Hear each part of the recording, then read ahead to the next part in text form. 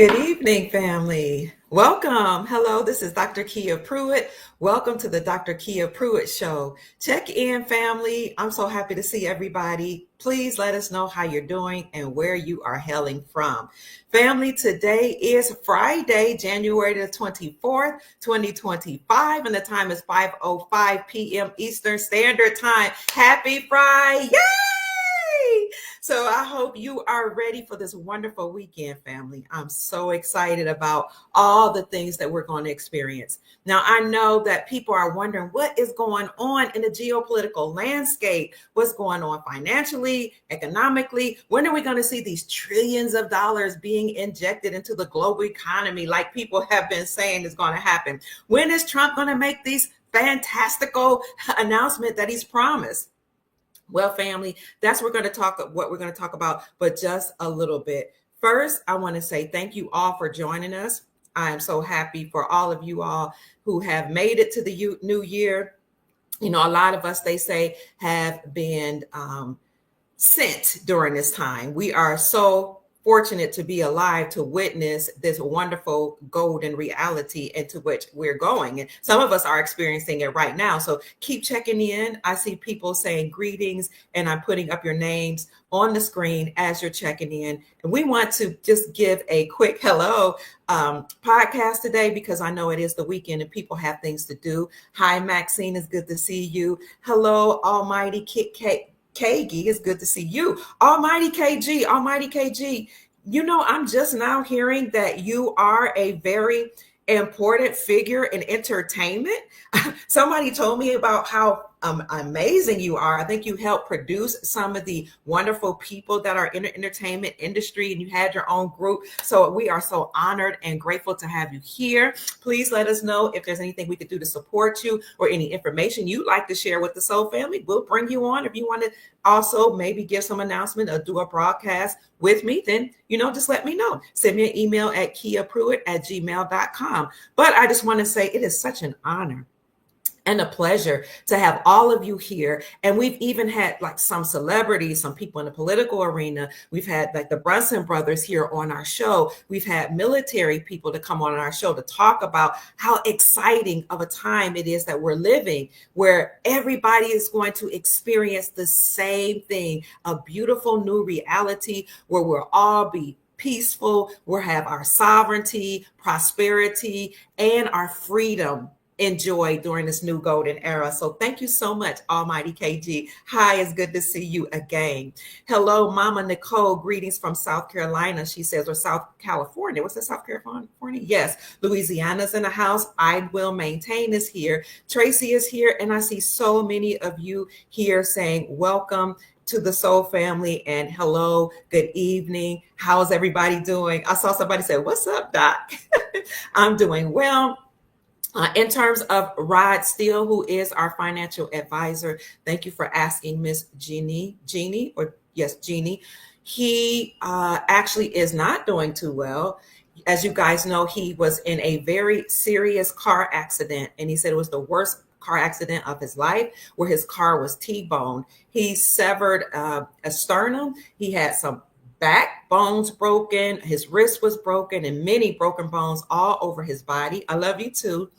And as such, he has been in the hospital since that car accident last week. He's had one major surgery that he had to have the day after the car accident, and then he has to have several more surgeries. Then after he has those surgeries, he has to go into a rehabilitation facility because he has to learn how to walk again. So it's very, very hard for him to come back on, but he wants you all to know that he appreciates your prayers. And he also says, if you have set up for him to do a consultation for him or with him, then please send him a direct message on his Twitter account. And as soon as he is able, he'll get back to those direct messages. Now, he did say it might be a little hard for him to do the consultation while he is on his convalescing bed, trying to get better, but he'll do what he can.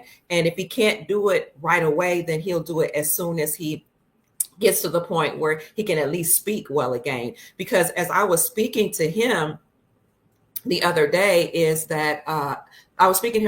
he was telling me that it was very difficult for him to speak, and I could hear it in his voice. So please pray for Patriot Rod Steele, that he gets well and he gets well soon, and that he'll be back to business. He has suffered from cancer, and we'll talk a little bit about cancer, just a little bit, because some of you are worried or concerned about the cancer mRNA vaccines, about which President Trump has been speaking. But he was dealing with cancer, Patriot Rod Steele, and thanks to people like you and the Soul family who were able to contribute to his treatments, he was able to completely get rid of cancer from his body. So that's wonderful. But what that did, the cancer treatments really just made it difficult for him in terms of it depleted his testosterone. And now he has to have this testosterone levels to come back up. So we are praying for the med beds. And I don't know what his diet is like, but he's doing all he can with what he has. So thank you so much for saying that I am a phenomenal woman. I appreciate that. Somebody just said that. And I will get to your questions in a few minutes. But before we do that, I just want to say I appreciate all of you who have sent me blessings. Some of you have sent Cash App blessings. Some of you have sent me PayPal blessings. I appreciate that. Some of you have sent super chats and super stickers. And so I am very, very grateful, because I know everybody is going through a time right now, or most people are going through a time right now, where they are trying to live within their budget and not give out too much. You have to take care of yourself first and your family first, and then you give from your abundance. So a lot of people say you're supposed to, give from your cup. But if you remember, the scripture that talks about my cup being running over doesn't mean necessarily that you're supposed to pour all of that out of the cup. The scripture in Psalms is David as actually singing a song, and he's saying, my cup runneth over, like with your blessings. So when the Almighty Source, the Creator, God, the ancestors pour into your proverbial cup so that it can be full, please understand and understand that what's in that cup is for you. The overflow, the abundance is for everybody else. And that's not being selfish. As I heard one prominent speaker say before, it's being self-full. So sometimes you just want to be self-full often, because the scripture also says, and I'm not trying to offend anybody, it's not a Christian, because, I have studied all religions, but it also says that you love your neighbor as yourself. It's difficult to love your neighbor if you haven't learned how to completely love, fulfill, and nurture yourself. So my cup runneth over, but what's in the cup is first for me, and then the overflow or the abundance is for others. Now I'm going to speak to the ladies for a second. I know we ladies have a tendency to give, right? Because it's our nature, and we should do that. But please make sure you take some time first, ladies and gentlemen, to take care of, nurture, love on, and dote over your own self, and then give from the abundance. So what are we talking about today? Well, we are just coming off of 4 days of the inauguration, and people have been writing me, hello to all my Instagram family as well, and asking me, what do I think about the administration so far, how it's going. And I don't want to spend too much time on it, because what I try to do, honestly, is to keep my emotions in check. Even when I hear news that may be a little weird or a little different from what I anticipate, I try my best to keep my emotions balanced and hear everything and watch how everything plays out. Because who was it that told us this? Shakespeare told us that the world is a stage, right? So it's true. The world is a stage, and many people that are on the stage are actually actors. So why did I say that? I said that because I believe, or I know, and I think that it's important for us to understand or overstand that President Trump is actually the Trump card that's being used against the deep state. And as the Trump card, Trump is in his final phase of collapsing or totally destroying the deep state. President Trump, regardless of what people are saying behind the scenes or some of the gurus are saying, President Trump, as far as I can tell, is still the president and CEO of the United States corporation. Now, I know people are saying that can't be true because, He is supposed to be, the president that will usher in the SARA. And to your point, I would say he is the president that will usher in the National Economic Security and Reformation Act. He will usher in the global currency reset, the revaluation of currencies, the QFS or quantum financial system. But President Trump, being the CEO of the United States Incorporated, is again being used to take down the deep state. How can I say that so emphatically? Because we've not had constitutional or lawful elections yet. We haven't. We haven't had elections for our republic yet. The last elections we had were just, 2024. And those elections were still underneath United States Incorporated. So we have not yet had constitutional elections, which means that the republic is not in full effect publicly. So just for those who don't know, we have had two governments running side by side. The United States Incorporated, which is a group of bloodline families or people or families that usurped authority from our republic. So you had the United States Incorporated, bloodline families, and then you had our lawful government here, and we had a constitution for our republic.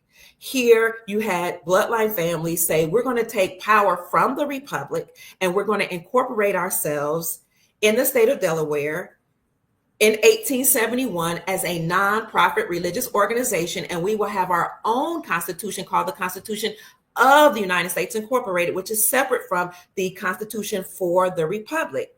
Remember, I said they were incorporated in 1871, but these two governments were working or operating concurrently side by side at the same time. And this is why some people weren't paying taxes and they weren't put in jail. Some people got around or circumvented the government because the government was fake. It's just bloodline families that took power from the republic, but the republic is still standing.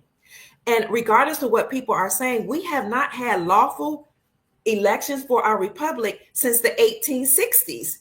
And I can say that assuredly because the United States incorporated themselves in 1871. They were able to do that because they stole power or stole authority from our republic. So again, President Trump is still the president of the United States Incorporated, and he is the last president. He is the transitional president that will transition us into the republic. So what he's doing now is he's using the tools of the deep state, of the cabal, of the United States Incorporated. Somebody said, is my camera blurry? He's using the tools of the United States. All right, is my camera, somebody said my camera is blurry. Thank you for that. To take down, let me use a little, the United States Incorporated. Excuse me, let me clean the screen. Oh, it's good now. What are the tools that President Trump is using to take down the deep state? Executive orders. We don't have executive orders under our republic. This is how I know that this is still a world stage upon which Trump is acting, or the Trump character or the Trump avatar. Now, somebody's asked me, why do you keep saying there were two Trumps? Because for those of you like KG, you probably remember, I know you remember Baba Dick Gregory. Dick Gregory, who we call Baba Dick Gregory. Baba means father, daddy in many languages, particularly African languages. In Tree, they talk about fathers being Baba in African language. So some of us call him Baba Dick Gregory. Dick Gregory was an entertainer and he was a comedian and he ran for presidency.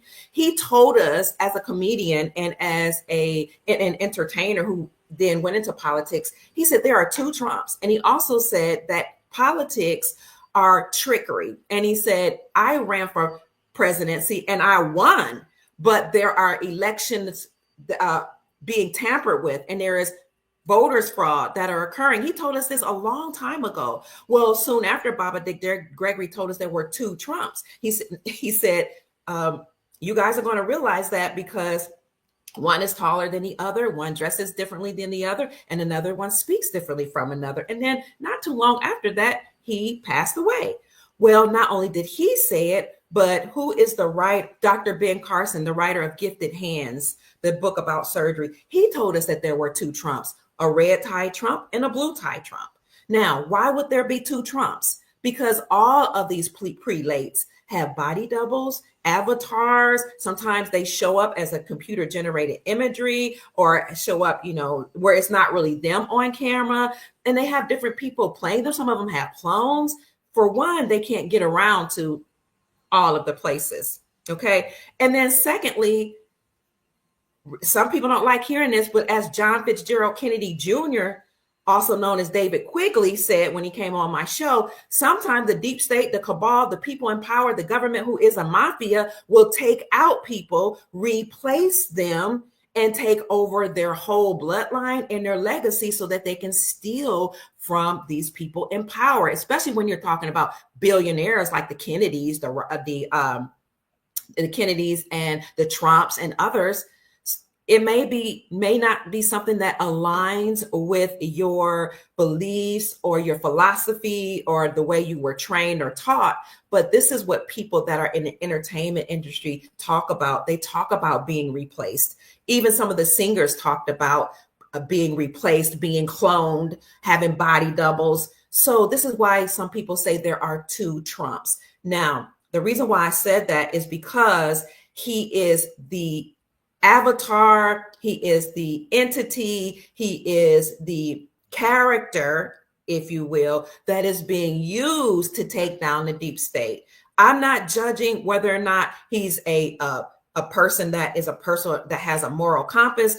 All I know for Dr. Kia Pruitt is I'm actually grateful that he is being used to take down the deep state. And he's doing some of this, by using their methods. Their method, again, is executive orders. Now, when you look up the executive orders that he is using to take down the deep state, he's doing or signing off on so many of them, it's hard to keep up. Even when you Google all of his executive orders that he's done within the last 72 hours, my gosh, it's so many of them.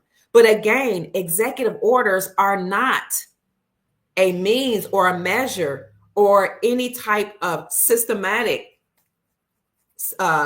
thing that you use for our republic, but he's using their own tool against them to destroy them and to bring them down. So there's no such thing as executive orders under our republic. And as I said before, the lawful republic elections does not occur until March the 4th. So there were times when March the 4th in our history landed on a Sunday. And when that happens, then you will have the lawful constitutional inauguration on March the 5th. So some people are saying just because it was historical doesn't mean that it's lawful. Well, it is historical and lawful for us to have the inaugurations on the 4th. So the fact that he had inaugurations or participated in the inaugurations, which actually looked like a funeral to me or a death of the United States Incorporated. That's just what I'm saying. The fact that he participated in that on January the 20th actually makes sense to me. Why would he not? What it actually says to me is he went along with the show, he went along with the program, and he did whatever it took to make sure that he actually was in alignment with what the people are used to. But again, it looked like a funeral to me. I can't say what it was exactly, but this particular image of him right here, and I'm showing him for you that are on my Instagram page, where he's signing executive orders and Melania Trump is dressed in all black with a black hat, standing within a military pose behind him. That kind of struck me as peculiar and odd, almost as if she was watching to ensure that it occurred. Now, some people say, well, she stood behind him to support him. There's a song that says, "Stand by your man." I don't know any real alpha male who would have his wife to stand behind him to protect him from any war criminals or any enemies that will try to attack him. And I know he's an alpha male. What I'm saying is I think there's something that's a little bit deeper here. When you look at Melania in this pose, in this position, standing behind her husband with her cap covering her eyes and the type of outfit, but people saying when her neckline is going in a V, like V for Vendetta, you can see that she has a military pose and she is basically, her posture is speaking for itself. It's actually saying that I'm about my business. This is serious business. We're ensuring that this gets done. It's almost giving not only military vibes, but it's giving, somebody said Palladian. It's giving, that's where I was going. It's giving extraterrestrial vibes. It's giving higher dimensional vibes, vibrations. And some people have said that she may be a Palladian or an interdimensional being, or it might not have even been her. So I don't know what character is playing her role during the inauguration, or was playing her role, and I don't know who was playing the Trump character while he was signing off on all of these executive orders. But that service had a lot going on, and it looked like a funeral to me. It looked very austere. It looked very serious. She was very somber. So whatever ceremony that was, it was, yes, that posture is a very masculine posture as well, which is why I said it was giving me military vibes. And somebody else said it was a posture of authority. Some people are saying that it was photoshopped. And I have to agree that many of the poses that I saw, many things that I saw that occurred at that inauguration looked photoshopped. Even when I saw Barron standing beside some people during the inauguration, where he looked somber, he looked sad, it looked like a green screen, honestly. And I took some flack for saying that on my Twitter account, but it really did. It looked like he wasn't even in the same room. That's why I said everything is a stage. All the world is a stage. We're looking at a show. President Trump, again, is being used to take down the deep state. He is still the president of the corporation, the United States Incorporated. Now, what we're waiting on is waiting for him to sign off on the final thing, the final document, whatever he needs to sign off on, that says, this is it. I've accomplished my goal.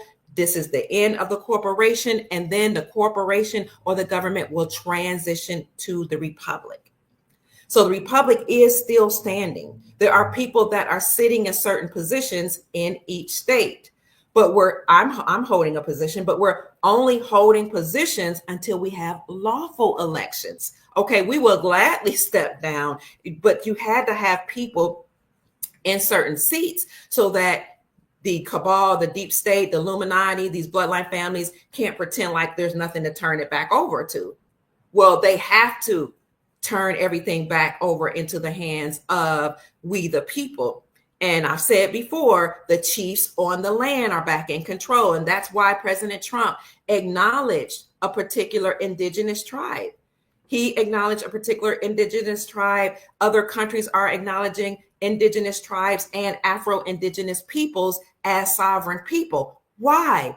Because before you had bloodline families to usurp authority from those countries, the Aboriginal or original people in those countries had a government.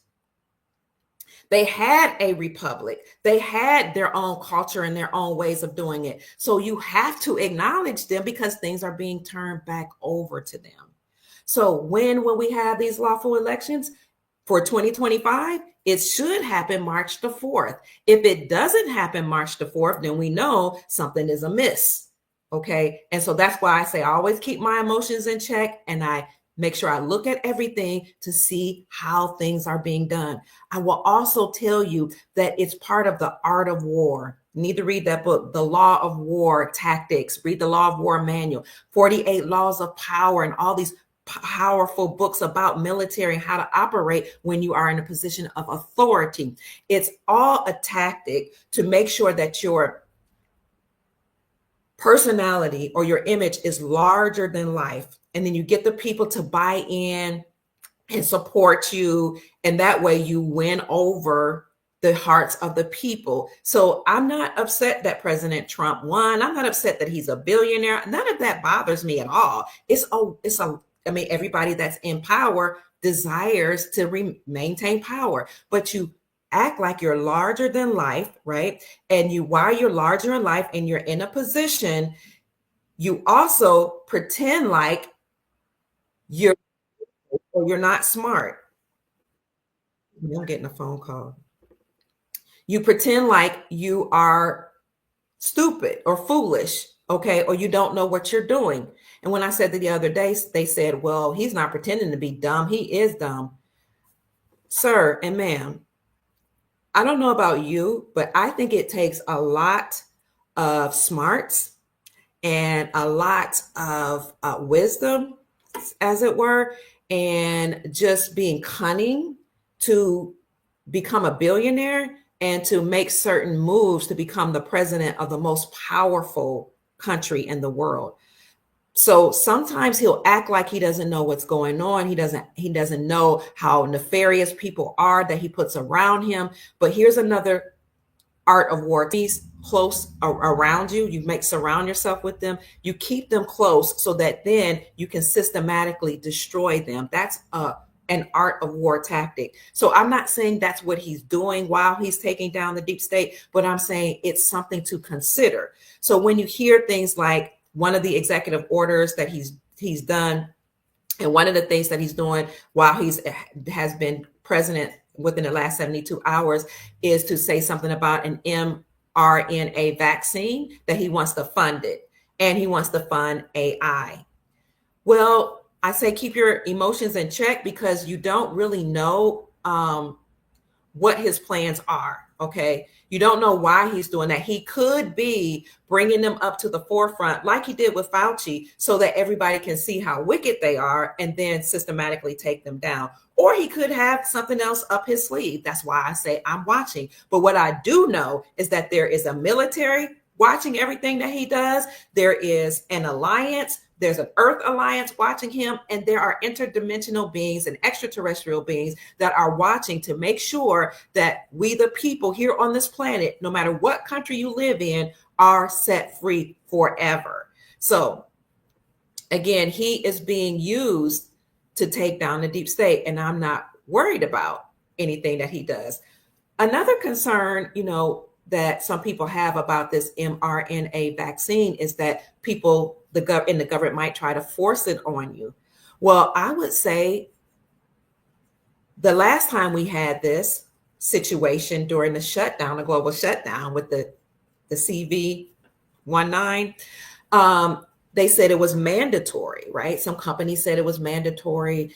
Some people in power said it was mandatory, but mandatory is not the same thing as law. Something that's mandatory or mandated is not equivalent to lawful. And it only becomes lawful for you if you consent. It only becomes something necessary or something that you must do if you consent. So all you have to do is say, I do not consent. Don't take it. It's really simple. Don't take it. So there's always been cures for cancers because anything that the deep state creates, they have a patent, they have a cure. Okay. It's just that they didn't want to use it. They've been talking about cancer cures all my life, and I'm several decades old.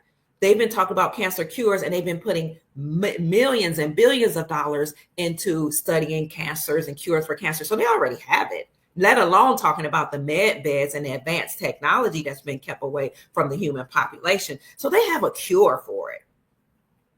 It's just that they never released it. So you don't have to take the mRNA vax.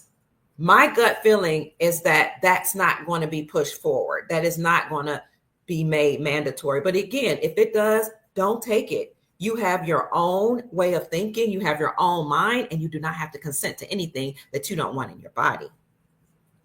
So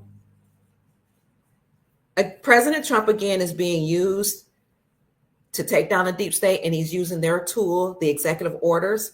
And again, we know that these executive orders do not exist under the republic, and we know that we need to have lawful elections for our republic. The lawful date is March the 4th. Again, we only have 2 more months, maybe a month and a half before we get to March the 4th. So we're looking to see if that happens. We have listened to, and some of the people that are working in the republic right now have spoken to military intel who are working to reestablish the republic or bring the republic into the forefront. And what they have said is that they have agreed that Trump is a transitional president. Trump has been talking about having elections. There was one statement that he made. Thank you for the Cash App blessing, Sister Monica.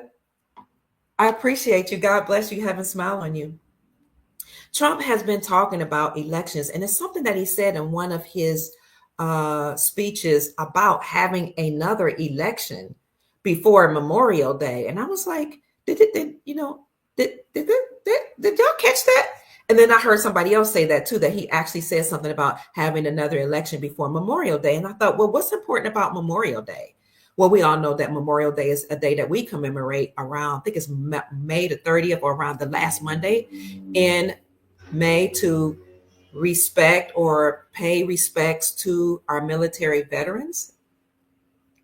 But Memorial Day in 2025 is also a day that President Trump has said before he even was inaugurated as a very important day. He said we're going to have a year-long celebration from Memorial Day 2025 through July 4th, 2026, and that this will be held at the Great American State Fair in the state of Iowa, at the Iowa State Fairgrounds, and they're preparing for that. Iowa's prelates and governors and people that are there working in the government or working in that particular state have been saying they're getting this fairgrounds ready now for this year-long celebration. So this celebration will commemorate the 250th anniversary of the country's signing of the Declaration. Is it possible that we will have some type of lawful inaugurations and the fake government being returned back to the Republic before or by Memorial Day? That is very, very possible. Let me know what your thoughts are in the comments section. So another reason why I know that inauguration that we had on January 20th was still under the deep state is because all of the people that were there, the Congress people that were there, some of the former presidents and prelates that were there, a lot of them should not have any type of dealings or should not even appear at the same place as a lawful president. You can't have the Republic and lawful people playing the same game at the same time. It doesn't work that way. It doesn't go together. You're lawful and you're a criminal. You're guilty by association. So when I look at the people that were there, whether they were justices or elected officials or Congress people, and they are nefarious, then I know this is not a lawful election. Because remember, many of them do not even have oath of office or proof of oath of office on file. I've shown you the documents that actually commented on the lawsuit that was brought against the Biden administration, all the elected officials. And in this lawsuit against them, the woman, her attorney actually who was representing her, asked for proof that any of those elected officials had sworn oath of office to the Constitution or had even promised to represent we the people. And when they made sure that they put that in place and they brought that lawsuit forward, most of the elected officials did not respond. And they could not prove that they had taken a sworn oath of office to even take that seat. And so those that tried to respond actually they presented something that was faulty or unlawful, or it wasn't, and it was something fabricated. So again, a lot of these Congress people, a lot of these esquires or these attorneys who are now serving as lawmakers, so-called lawyers and judges, will have to be removed because they never taken an oath of office and they have Esquire behind their name. And according to our republic, you may not have a title of nobility and serve for our republic. If you have Esquire behind your name, you are an attorney. You had to pass the bar exam, which is the British accredited registry, which means in essence that you represent the British crown or the Queen. You serve the best interest of the crown, the Queen, and not we the people. You serve the best interest of the corporation and not we the people. So that alone says to me that if you have Esquire behind your name and you pass the bar exam, that says to me that you're not operating lawfully according to our republic. And this is why Moving forward, once our republic is restored and we're returned back to constitutional law, any attorneys that are serving must be stripped of their credentials, or they just must step down, stand down, and then be retrained in constitutional law. So again, you may not be a lawmaker or a Congress, they call them congressmen, the con artists for our republic, really a lawmaker for our republic, and have a title of nobility. So all those people that were there have to come down. Some of them, people are saying, look like they were showing up on green screen. So maybe many of them have already been dealt with behind the scenes with at Guantanamo Bay. So it's not just that this woman brought up a lawsuit against those elected officials asking for their oath of office, and she couldn't find any because there was none on record, but also consider the Brunson brothers case. The Brunson brothers, talk about codes. The Brunson brothers are trumpet players. That's not a mere coincidence, not by happenstance. They do everything systematically. It's always some type of means or method behind their madness. So the trumpet players brought a lawsuit against Nancy Pelosi, Kamala Harris, Joe Biden, and 385 members of Congress. And they said that they had breached our security, that they were a security breach, that they were harmful to we the people, that they either participated in or knew about election fraud. And as such, that is committing treason. And we know the penalty for treason, you have to have all of your credentials stripped. And some high treason, you lose your life. So when that case was brought forward to the Supreme Court by the Trumpet brothers, the Supreme Court justices would not hear the case. So Lloyd Brunson, whom I have interviewed a couple times, took it upon himself to find a loophole in the law. And he discovered that anytime there is a serious case that's brought before the Supreme Court, such as this, stating that, the country was in danger because you allowed illegal aliens to vote and you allowed for election fraud to occur, then if that case of that magnitude is brought and you refuse to hear it, then the justices can be held for treason. And he brought that out.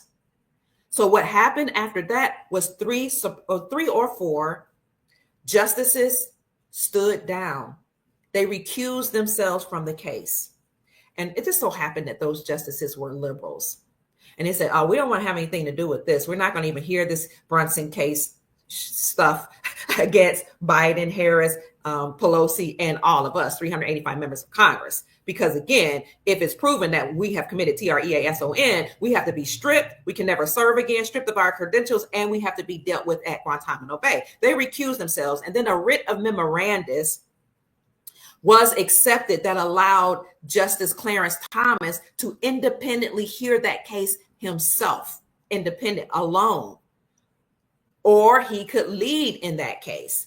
So that writ of memorandus was accepted. And then all of a sudden, I showed you an article where MSM or mainstream media has said, oh, wait, Clarence Thomas went missing. And what they were actually saying was he wasn't showing up for court hearings. This is under Biden's administration.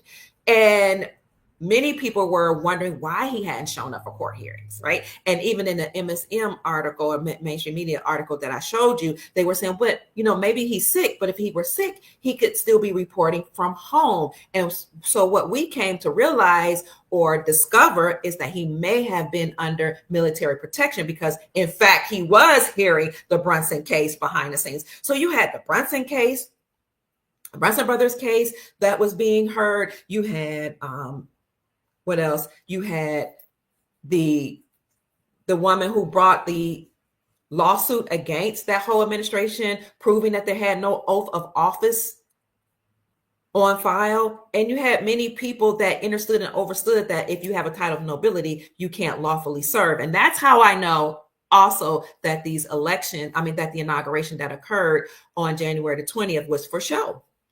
And I'm not offended by it because he's playing a role. Trump is playing a role. And so what we need to do, in my humble opinion, or my very strong opinion, is to be watchful, and prayerful that things will continue to move along as we anticipate them to. And we do know, again, that the military is in control behind the scenes, and that Earth Alliance is in control, and that we have some visitors that are here. That's why they keep talking about drones. Soon they're going to disclose that these drones that are the size of ships and automobiles are actually motherships or ships, or what they call them, UFOs, or some type of home or apparatus for those visitors that have come. And it's very, very peculiar to me that these visitors or these drones happen to be hovering around military bases. Perhaps they're hovering around military bases to ensure that nothing happens, nothing pops off like nuclear bombs or whatever. So the cabal, in essence, is hanging on by a string. That's what I want to bring to you. They're hanging on by a string, and President Trump is using their tools, executive orders, to dismantle them. And then he will step down as the CEO of the defunct, bankrupt, dissolved corporation. All he has to do is finish with those executive orders, completely, obliterate them, then make an announcement, covert or not, covert or overtly, that the cabal, the deep state, the United States Incorporation has been destroyed. And then that's when the republic steps forward, because they never went away. They never, dissipated. They just need to step forward. We need to step forward, we the people. And then after he makes that announcement and that the power transitions back to we the people, then we will have lawful elections. And again, it's supposed to occur on March the 4th, but definitely before, it looks like before Memorial Day, where we will have a great celebration. You can look it up. You can actually Google it, and I'll do that for you, where you can see that we're supposed to have a celebration, a year-long celebration for the United States' 250th birthday. Doesn't it make sense to have a celebration on the United States' 250th birthday this year, since it is the 250th birthday? And it would be nice to have lawful elections leading up to that or right before that time. Somebody's saying indeed. And don't forget Space Force. Absolutely. Space Force is actually, hi, Chief, actually taking care of things behind the scenes. And that's why President Trump said in 2020, when he had, it was 2019 or 2020, when we had a huge July 4th celebration, he said, we put a lot of money into the military, and we're doing our best to secure the skies. He even let us know he's putting money in the military and secret space program, and we're doing our best to secure the skies. They were securing the skies, securing the portals, to make sure that all of those energies and all of those nefarious beings that were here on the planet leave through those portals, and then those portals were being closed. Chief Rod Hayes is in the house, family, also known as Chief Pontiac. Chief Pontiac, if you want to come on and give your piece, we would be so blessed and honored to have you here with us. I will even send you a link. So everybody's saying hi to Chief Pontiac, Chief Rod Hayes, by the way, who is a very benevolent, well-respected gentleman in this community, who has given us so much information about how the land and the governments are being returned back to we the people. Thank you so much for the super sticker, Sister Rosemary Missy. I appreciate you. God bless you. Heaven smile on you is my prayer. May the Most High bless you with prosperity, abundance, peace, and long life. So what I'm going to do, since Chief Rod Hayes is on the live, is I'm going to send him a link. It's up to you, Chief, if you want to come on or not, but it would be an honor, and you don't have to stay long. If you want to give your thoughts about what's going on behind the scenes. So, family, let me show you right quick how we know there's going to be a year-long celebration. Chief, they're saying greetings to you. Okay. Chief Rod Hayes said, give me a few. I'll send it to your Facebook, my dear. And in the meantime, I want to read briefly this article, and not much of it though, that talks about how we're going to have a year-long celebration. You see this, Trump announces a year-long celebration for the United States 250th birthday. The United States Okay, that's the corporation. It's not the republic. We've always been here. Okay, remember when the people from Europe came here seeking refuge, from whatever was going on there in their country, they noted that there were people already here. Yes. So there was a government here, there were people here, the autogenous indigenous people were already here, and they had their own culture and their own way of life. So we're celebrating the United States' 250th year. We're commemorating them. Former President Trump on Thursday announced that he would organize a year-long celebration to mark the 250th anniversary of the United States and host a Great American State Fair in Iowa. 3 years from now, he said, that's when he made this announcement 3 years ago, the United States will celebrate the biggest and the most important milestone in our country's history, 250 years of American independence, in a video announcement. I mean, again, there's the United States Incorporated. There's even the colonies, the 13 colonies that were recognized as their own nation. And then there are the American peoples, or the people that were here before. The colonies that came here, most of them were in the, New England area, New England states. And if you recall, Trump has said this and Obama has said this. Morocco acknowledged us, or were the first to acknowledge us as our own nation, because they are a nation within the nation. The United States is not the same as America. The United States was the nation within America. Okay, we already had Aboriginal copper-colored people here, but the United States had their own nation, their own way of doing things, their own system, their own government, their own flag. They operated in commerce and everything, and they were recognized as such. And according to what many people say, we've had treaties between us. Let me get this link and send it to you. We've had treaties between the two, the United States and the United States and who else? And the American people that were here. The Treaty of Peace and Friendship, again, is one that's very commonly known. When you try to look for it, people will give you commentary on it, but you don't actually see the actual document. And that's because it is stored somewhere for protection. And my son told me where it was stored, but I don't remember what he said. So the United States, again, is its own nation, and they are celebrating. I can have Young Elder download it or repost to me. Sure. Sorry. I'm sorry. I'm trying to multitask. So yeah, they were recognized as their own nation. And then what happened was you had people to rise up.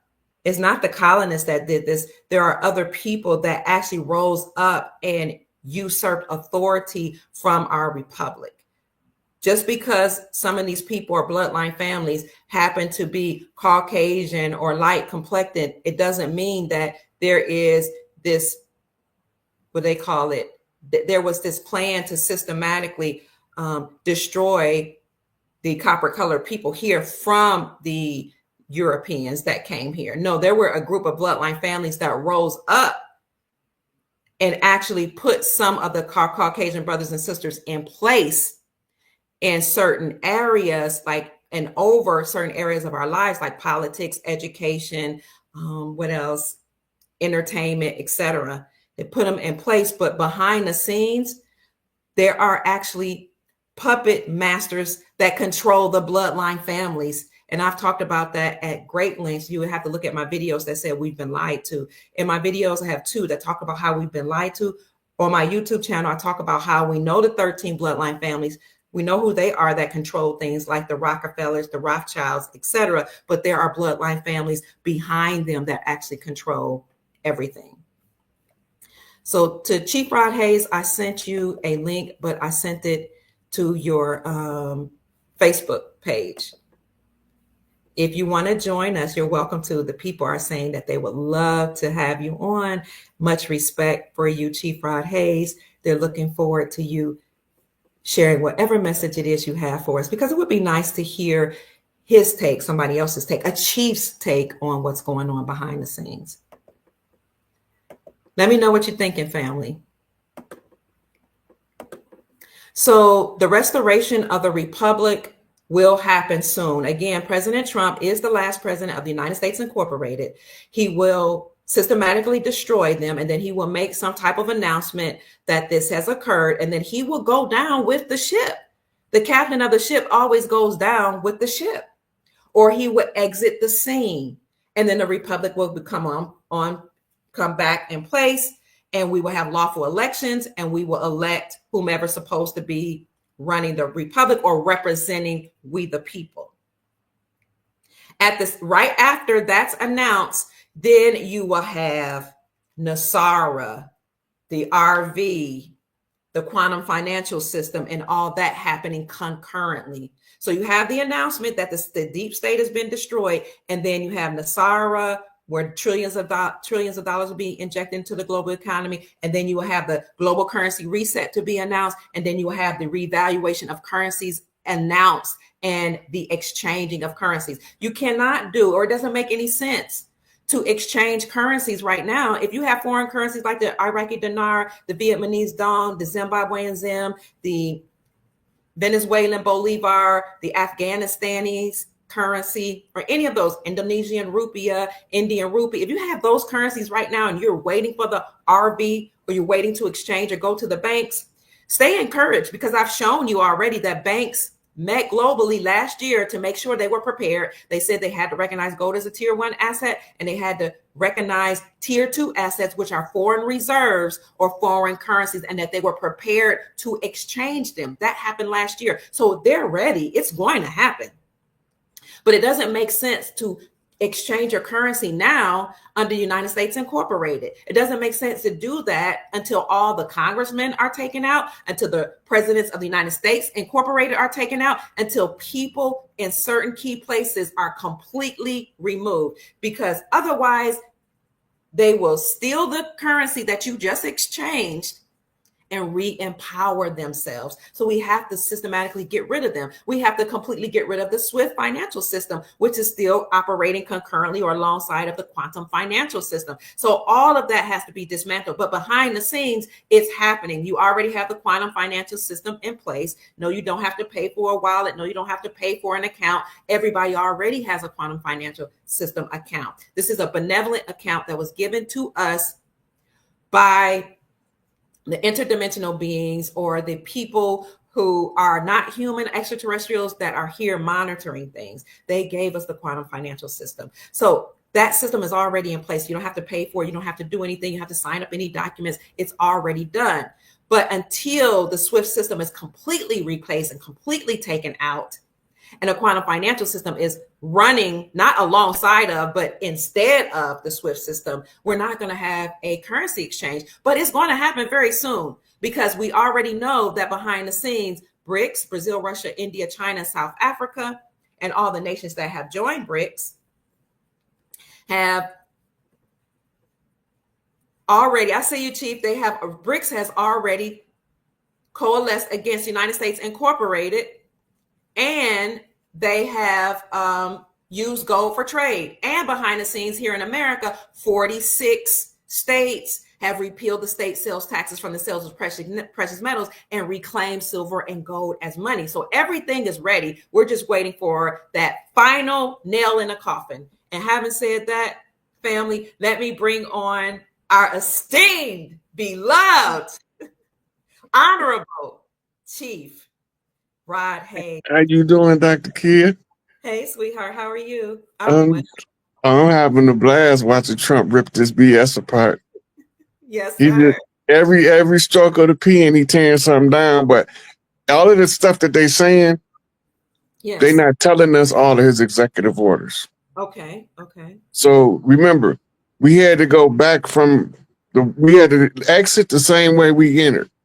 To change the condition, you have to reverse engineer it. Before we could get back to tribal jurisdiction, we had to get back to republic jurisdiction first. Okay. Because it went from tribes to republic to corporate. Now we just killed the corporation, right? Yes. Everybody's like, why Trump ain't put his hand on the Bible? He already been sworn in. He don't have to swear in twice, but he can put on a show for the people. Ooh-wee. Right? Yes. Yes, sir. Everybody focused on dying. They ain't even looking at Barron. Ah. Barron code flipping. He military code flipping. He telling y'all to listen to what's coming. You see him do this? I did see him do this. Yes. That's a tactical military sign to listen to something coming from the direction that his palm is. That's the receiving the sound, directing it to the ear. Wow. Right? Right. Matter of fact, I'm gonna send you the receipt so you can see. Okay. Why you doing that? Hold on, you know I love dropping receipts. You the receipt king. While you're doing that, family, if you're watching me on Instagram, I'm gonna have to turn off this live. Go to my YouTube channel at Dr. Kia Pruitt Official, or you can go to my Rumble page and join us in the conversation, because Chief Rod Hayes, also known as Chief Pontiac, is here, but you can't see him. So he's gonna bring the receipts, family. Join me and we'll see you there soon. Bye, Instagram. Everybody else, please stay on. Okay. Let me see. Where are you sending it to, Chief? To your messenger. Okay. I sent you 4 things. Okay. Yeah. One is the picture. One is the picture of Ben doing this. Ooh, I must. Okay, bring that up right now.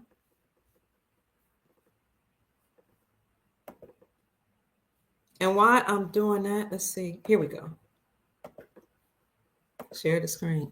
This is so exciting. Thank you for joining us. Wait. You know, I was going through my message and you was laughing. So let me see what Dr. Kia talking about, because I know a lot of stuff going on. Ooh-wee. I see. Look okay, now the next image, excuse me, the next image shows you what is the meaning of this hand sign. Okay, let me get off of that.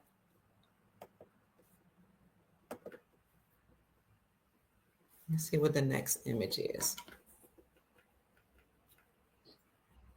Nope, I don't think that's it.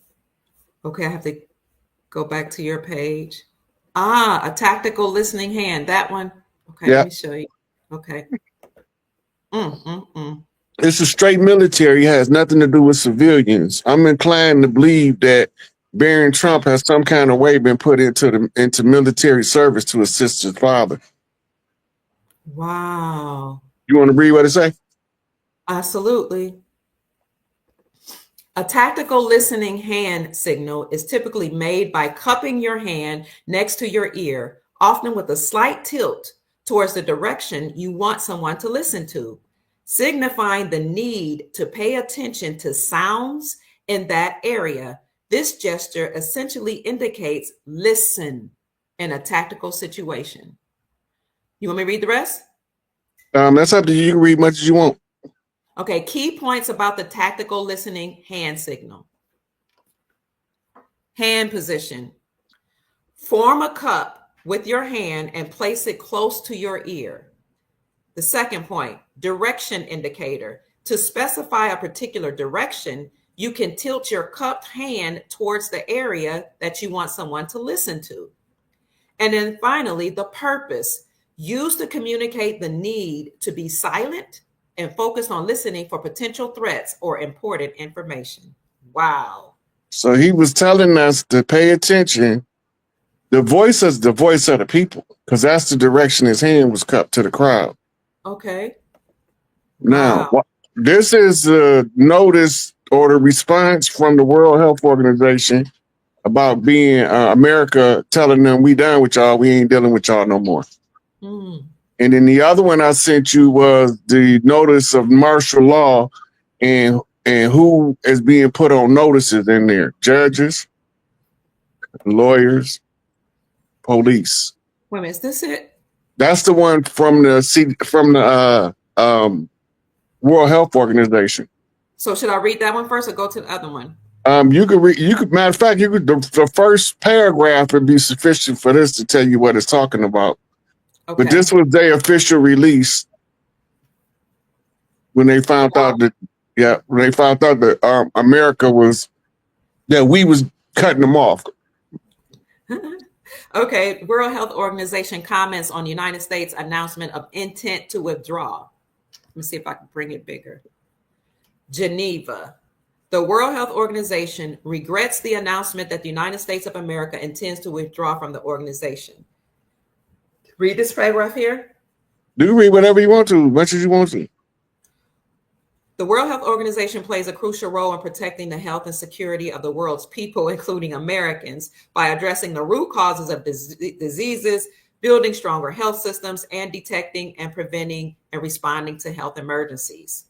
The United States was a founding member of WHO, or the World Health Organization, in 1948 and has participated in shaping and governing the World Health Organization's work ever since, alongside 193 other member states, including through its active participation in the World Health Assembly and Executive Board. For over 7 decades, the World Health Organization and the United States have saved countries' lives, or countless lives, and protected Americans and all people from health threats.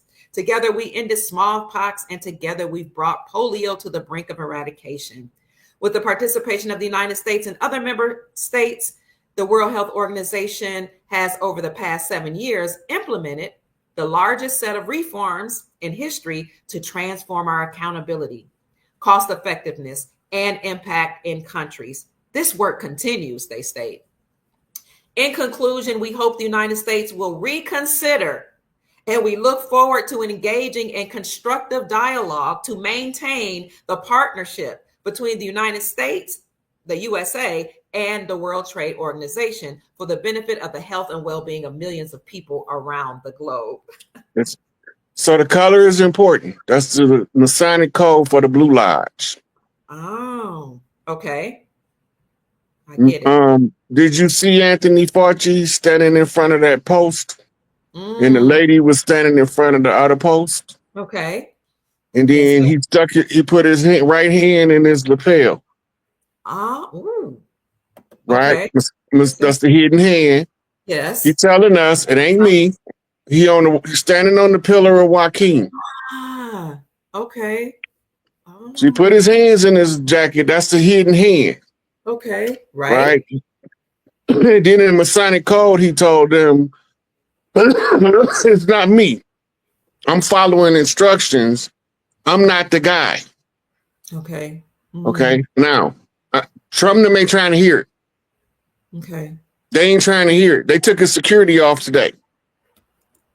They took Fauci's security, his government security, and they was asking Trump about it. And he was like, just because you work for the government don't mean you got lifetime security. But that's critical to know, because his security was rogue agents that would have had shootouts with federal officers trying to arrest him. They wasn't working for us. Wow. Okay, now, what else happened? So the lady was on the other side. She was flipping coals off the Red House. That's the pillar of Boaz. Right? Okay. The pillar of Boaz is the pillar of the sacred clown, Bozo the clown. Right? Okay. So from the Blue House, Fauci saying, look, don't punish me for what they making me do, because I don't have a choice in the matter. And the message from Trump is you had a choice. You should have took the other consequence instead of the one I'm about to give you. Oh. Right? So ain't none of this, they doing all this in our face, playing in our face like we some little kids, and they passing messages over our head by spelling out the words. Right. In this case, they flipping out the signs. Right? Also, the Biden administration tried to pardon people that's not been formally charged. You can't do that. Unless they willing to come forward and say what you pardoned them for, you can't do that. They gotta have a charge and a punishment liability attached to the charge. Okay. So you will see now that they have in certain ones under review, because he put people in there that haven't been charged with anything. You got to have a charging instrument to discharge the charge. Okay. The pardon is the discharging of the charge. It's saying this charge is complete and no liability remains. There's no skunk tail to follow. It's over with. But he can't do that if they haven't been charged. They have to be convicted of something that was belligerent to the state that he's pardoning them from. And also, if you are under suspicion of treason as the head of the state, and you try to pardon somebody for the same treason you under investigation for, that furthers the conspiracy, right? Okay. One of the conspiracy's elements is called overt acts. And so you aware of a criminal activity. It's all a stage show though. Yeah. But for the ones who they trying to wake up, this is what they telling them in their face, behind their back. They telling them, okay, I'm pardoning all of these people that haven't been charged because I know they did some dirt. Okay. He's just shining the spotlight on them to let you know they need to be investigated. Yes, I'm with that. Right? Yes. Now remember, we still waiting on Clarence Thomas ruling on the Brunson case to be released. Yes, sir. And the only ones don't have oath of office is actors from Central Casting. All of the ones that was about what's right that been fighting the fight, and they thought they was up against an undefeatable juggernaut, they not charged with nothing. They don't have any complaints against them in the Brunson case because they named all of the ones don't have an oath of office. Yes, they do. Okay, now remember, they right before the new year, they issued they put a bill on the Senate floor, which is all fictional, because if you go look at Senate hearings from the 90s and the 80s and look at ones from the 2020s, they do not look the same. They're not in the same location. Okay. Okay. So in the process that's taking place, they showing us, it's put the bill in front of the Senate saying that continuity of office if 100 or more congressmen and senators are absent for whatever reason. Why did they put that there? Why haven't it already been there? Nobody ain't never expect that it to be 100 or more senators and congressmen suddenly unable to perform their duties in DC. Why is it 100 and something? Well, it's 300 and something people on the Brunson list. Yeah, 385. And the bill says 100 or more. So this is how they letting you know that all of the actors, the people that they portraying, they not really there. See, I see that. Yes. Right. And they telling you that it's going to be over 100 of them that's going to be rolling out on what I call it Gitmo TV or Tribunal TV. Now, all of a sudden, you got this specialty reporter. She been following the Q movement and all that for the longest. She ain't always been reporting on Trump. Like she wasn't always in favor of Trump, I should say. But now all of a sudden, she's doing this thing in Gitmo because she say it's a whole lot of activity about to start happening in Guantanamo Bay. Who told her? Right. Right. How did she already have a passport to go to Cuba? Right. So they telling us everything, and now they showing us what they've been telling us. And you mentioned the year-long celebration. I've been telling people since 2019 it's called the year-long Mardi Gras. I call it Mardi Gras. I've been calling it the year-long Mardi Gras celebration because it's the only thing that you could give the people a visual from the land where that they can relate this type of celebration to is Mardi Gras. Or Brazil's Los Carnaval, or the Carnival of all of the islands. They all got one. Yeah, they do. They tried to take it from our culture in New Orleans and it didn't go too well. That's why you still got Mardi Gras. You can look it up. They tried to shut Mardi Gras down. Then they tried to replace us in Mardi Gras. And so you had the palm colored folks doing Mardi Gras in one area and we doing on our own in our hood. That's how we got to be the second lane. So it's certain stuff that the culture will not permit anybody from stopping. It's a couple things you can't stop us from tribing up. Right. You can label it gang banging. You can label it organized crime, whatever you're not going to stop us from tribing up. That's our nature. Right? So you can mislabel the tribes as gangs, criminal elements. You can punish them under RICO, take all of their assets, but you still can't stop us from tribing up. We still going to tribe up, and sooner or later, somebody going to see that there's an active interference with the tribes reconstituting on the land. And then they're going to start looking for that unseen hand. So they're going to follow the fingerprints. They're going to backtrack it. Right? We started with George Washington. And we ended with George Herbert Walker Bush with the Garden Plot. Okay. And Operation Evergreen. Evergreen is the CIA code name for Hillary Clinton. Right. It's all right there. Right. And I forgot the snowman is Bill Clinton. They made a movie in the early 80s called The Falcon and the Snowman. Right. It was about CIA. It was about spy operatives exchanging information, basically. Okay. Iran Contra blew up. Clinton was well insulated because he was under the George Herbert Walker Bush umbrella of CIA special ops, deep state actors to assume political hierarchy. He arranged the marriage between Hillary and Bill. Okay. All right.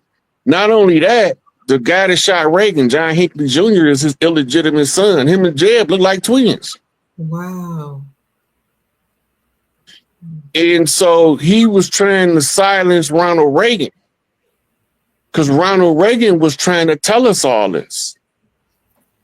He tried to give us disclosure in what's called Operation Star Wars speech. We don't remember that. Most of us don't remember that. He gave a whole speech about unifying the world off of an alien threat approaching the planet. Wow. And they was putting up what they call Star Wars satellites. Okay. This is long before Elon Musk had any juice. Right? Today it's called Starlink. Right? So they had to take it out of the hands of the corporations. In the corporations, everything is for sale.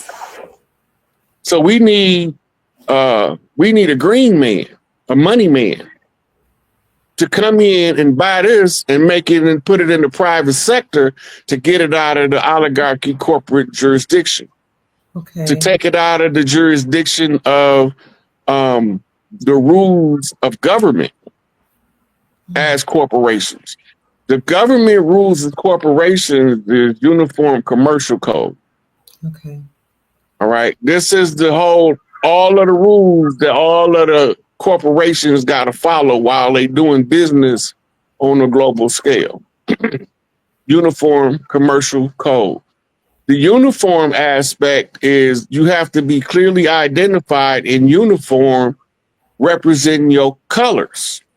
Sound like gangbanging to me. Oh, yes. Represent your colors. Yes. Right. But this is how it's written in the manuals.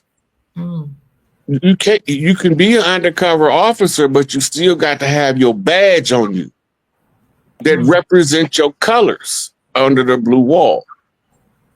If an officer try to arrest you and he don't have a badge, his jurisdiction is defunct. So he can't assume the jurisdiction under the color of law without his badge. He need the badge in order to color him under colorable law. Wow. Right? Right. The colorable law comes out of something called the Blue Book. It's a law enforcement manual printed out of London, England. This is where all of the police belong to London, except for Interpol. Interpol used to belong to London, But some people called the Space Force and the Earth Alliance went in there and took them over. Mm. Right? They can Right. operate everywhere in the world but the United States. Okay. Now, the reason that's important because Interpol was notified of the judges, the judges, the police, and the lawyers being kicked off the land. Excuse me, 1 second, Dr. Kidd. And while you're taking a break, I just want to say that for all of you that enjoy our chief, I'm going to put up his. I like to do this for you guys know I like to do this for any of our guests to show our appreciation. If you want to contribute to his work or show your appreciation, this is his information here. Cash App is $sick8. Oop, I did that wrong. It's $SIK8. Yeah, this is good. He's giving more than what I was going to talk about, family. Somebody says y'all look good together. Thank you. That's very kind of you. Chief Pontiac's information is $SIKAPE for those of you who are interested. And I will thank you. Look at some of your comments here. Let us know what you think about this information so far. Oh, yeah. You've been watching Barron. Sister Felicia said, I've been watching Barron. Come on, Dick Gregory. I know, right? That's who he reminds you of. Barron Trump, like he looks like he's military, and he's always looking very austere and serious. Like, he's not there to laugh around, joke, or play games and nothing. So something is up with him. I do have a picture of him on my Facebook page, a still of him at the place. What do you call it? At the inauguration, wherever he was.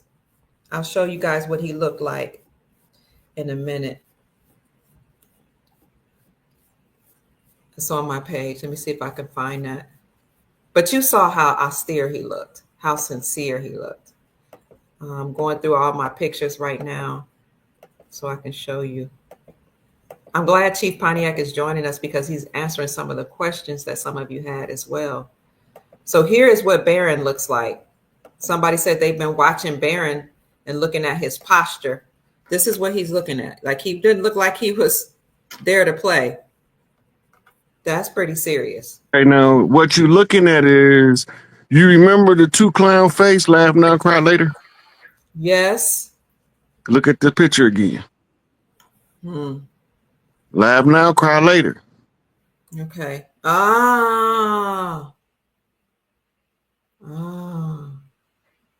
Okay. Everybody's smiling and laughing, but not Barron, because Barron is the representation of the ones who was laughing back then is frowning now. Okay. This is why Elon gave the Roman salute. The whole Roman government is the continuation of ancient Babylon through some people who call themselves jewelry. I'm going to spin the word. They jewelry. They're jewelry. Right. So the jewelry, they turned around and set up Rome. Rome continued Babylonian Empire that's described in the book of Daniel. The book of Daniel tell you the empires of the Babylonian empires by the statue. Yeah. Is this what you're talking about? Yep. That's a Roman salute. Everybody think it's Nazi, but it was before. Remember, the Third Reich was the Nazi regime. The Fourth Reich was formed under Operation Paperclip. Do the math. Where's the First Reich and where's the Second Reich? Okay. The Second Reich was under Otto von Bismarck, a donut maker. They call GD's glazed donuts in Chicago. The Vice Lords and the Stones do. Okay. All right. But this is relevant. Right? Okay, now, the First Reich, or Reich, because Reich is German for right. And the first right was the Holy Roman Empire. Okay. Now, the Holy Roman Empire became known as the Vatican by usurping the sacerdotal seat of the Great Mother and putting Elizabeth in the basement, pretending she was on top of the world when she was underground. Mm. But she looked like a man anatomically. So she can't sit on Big Mama's seat because she looked too much like a man. Mm. Right? Okay. Yes. Okay, now, when Rome fall, they was the ones laughing back then, and we was the ones crying. Right. The turnaround is our turn to laugh, but we gonna show them we mean business. We ain't smiling. Wow. Barron Trump is a whole. Remember, the book about the last president was The Adventures of Barron Trump. Right. Right. Right.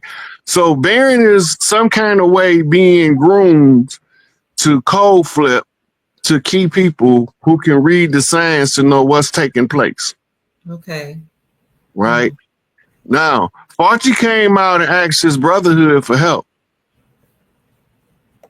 Apparently, they ain't nothing they can do for him. Right. Because he ain't got no security no more. Mm. I'm going to recommend that he take a stroll through South Central or O Block or Brooklyn. I'm going to recommend that he go where we at to see how we feel about him for real. And why everybody's cameras all of a sudden don't work when he come up MIA. Even the government cameras won't work. They just found him laying there. But he ain't going to do that. So I'm just wishing. I'm wishing he walked down my block. Ain't no cameras on my. It's a couple ring door cameras, but if you get in front of my house, I can disable mine. Oh. Can I ask you something? Speaking of, who's in control and Barron possibly being military, is this here that you showed me? What does this mean here? This military is the. Law. Yeah, that's the martial law notice. It's probably not clear enough for you to read it, but they got a full version of it on TikTok. I see it. Yeah, and it's just telling them that the police, like I've been saying all the time, when they start arresting these judges, then y'all gonna know that we really done took over. Military laws now active. Woo! Ooh, I got chills. Woo! Yes. Okay. Yeah, it tell you why it's active. It tell you exactly what it is, what they did wrong, and who's sitting in the United States Supreme Court issued the warrant. Right. So we know what's going on. We ain't sleep. We ain't, Yeah, it says the United States Supreme Court of Justice has issued a high court warrant in response to serious criminal activities associated with the corporation. The only way that the Supreme Court can issue a warrant from that high up, high crimes and misdemeanors are directly taken to the Supreme Court when it involves high government officials, people in prominent places of power. The following crimes have been charged: Umanhay African Tray, fraud, rug dray smuggling, breach of oath, corruption, and high treason.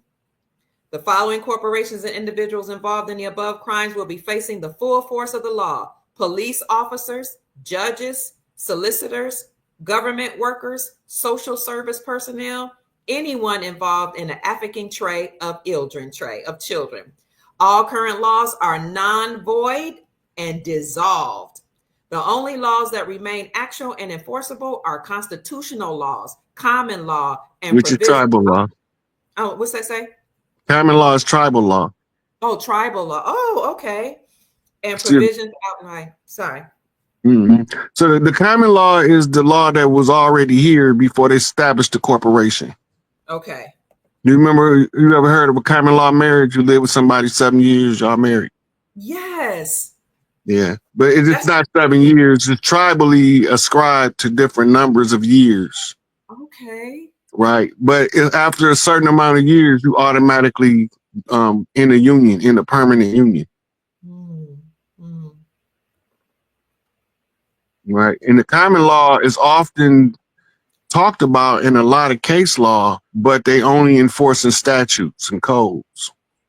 They're mm. not enforcing any of the common law because Okay. a lot of the stuff that they classified as illegal is not illegal under the common law, like fishing. Right. How do we know fishing is illegal? Because you need a license. What is a license? Permission to do something that's illegal under the controlling interest or the controlling prevailing government. Speaking of the licenses, when you say that with the overturning of the Chevron doctrine, all those licenses will cease to exist? Those agencies will be repurposed because they can be used for something else, but Mm, they won't be able to enforce it as it was before. okay. Right? That's like you're not finna give me no $500 fine for catching the fish. Mm, We supposed to go fishing. We supposed to be able to feed ourselves. right. These laws restricting us from hunting and gathering on the land. You know, farms, they had something called the Beautification Act, American Beautification Act. This is why, because everybody had gardens in their front yard. We ain't had no grass. The front yard was for the garden, right? And then, like, the Oh, children outside playing, they go grab a tomato, a cucumber out of anybody's yard. Ain't nobody gonna say nothing, but don't take too many, right. Right. right? Remember, other people got to come get some too. That's the only thing they'll say to you. That my grandma, Big Mama, it was like Mhm. that at her house. Mm-hmm. Yeah. Mm-hmm. See, then now we starting to slowly creep up on them and take our stuff back step Okay. by step. Mm, Now they starting to reveal y'all all of the stuff that was going on in y'all face behind y'all back. It was mm, open in the public, but you ain't know what it meant. okay. That's why, as a responsible adult, if you get to be adult and you can't read, you don't have no excuse in this era because you can have your phone read it for you. That's true. So anybody ignorant in this time frame choose to be ignorant. Mm, If you don't know how to work your phone, you can call your grandbaby in there. I need you to put this book on my phone, baby, and turn it on so my grandma can hear it now. Because you know I'm getting old and I can't see too good no more, and I don't really know how to work all these electronics.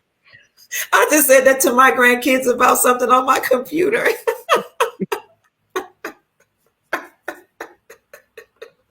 You are hilarious. And this here, baby, now you know us old folk don't know about them computers like y'all young folks. Y'all been doing that y'all whole life. We ain't seen them until we was already old. That's so true. Oh. Family, if you are enjoying this commentary by Chief Rod Hayes, Chief Pontiac, then please hit the like button, subscribe to the channel, share the video, and send him a Cash App blessing just to let him know that you appreciate him at the $ SICAPE. That's $ SIKAPE. Before you go on, there's a question. Well, go ahead. I'll get to the question. Go ahead. Let's do the next question.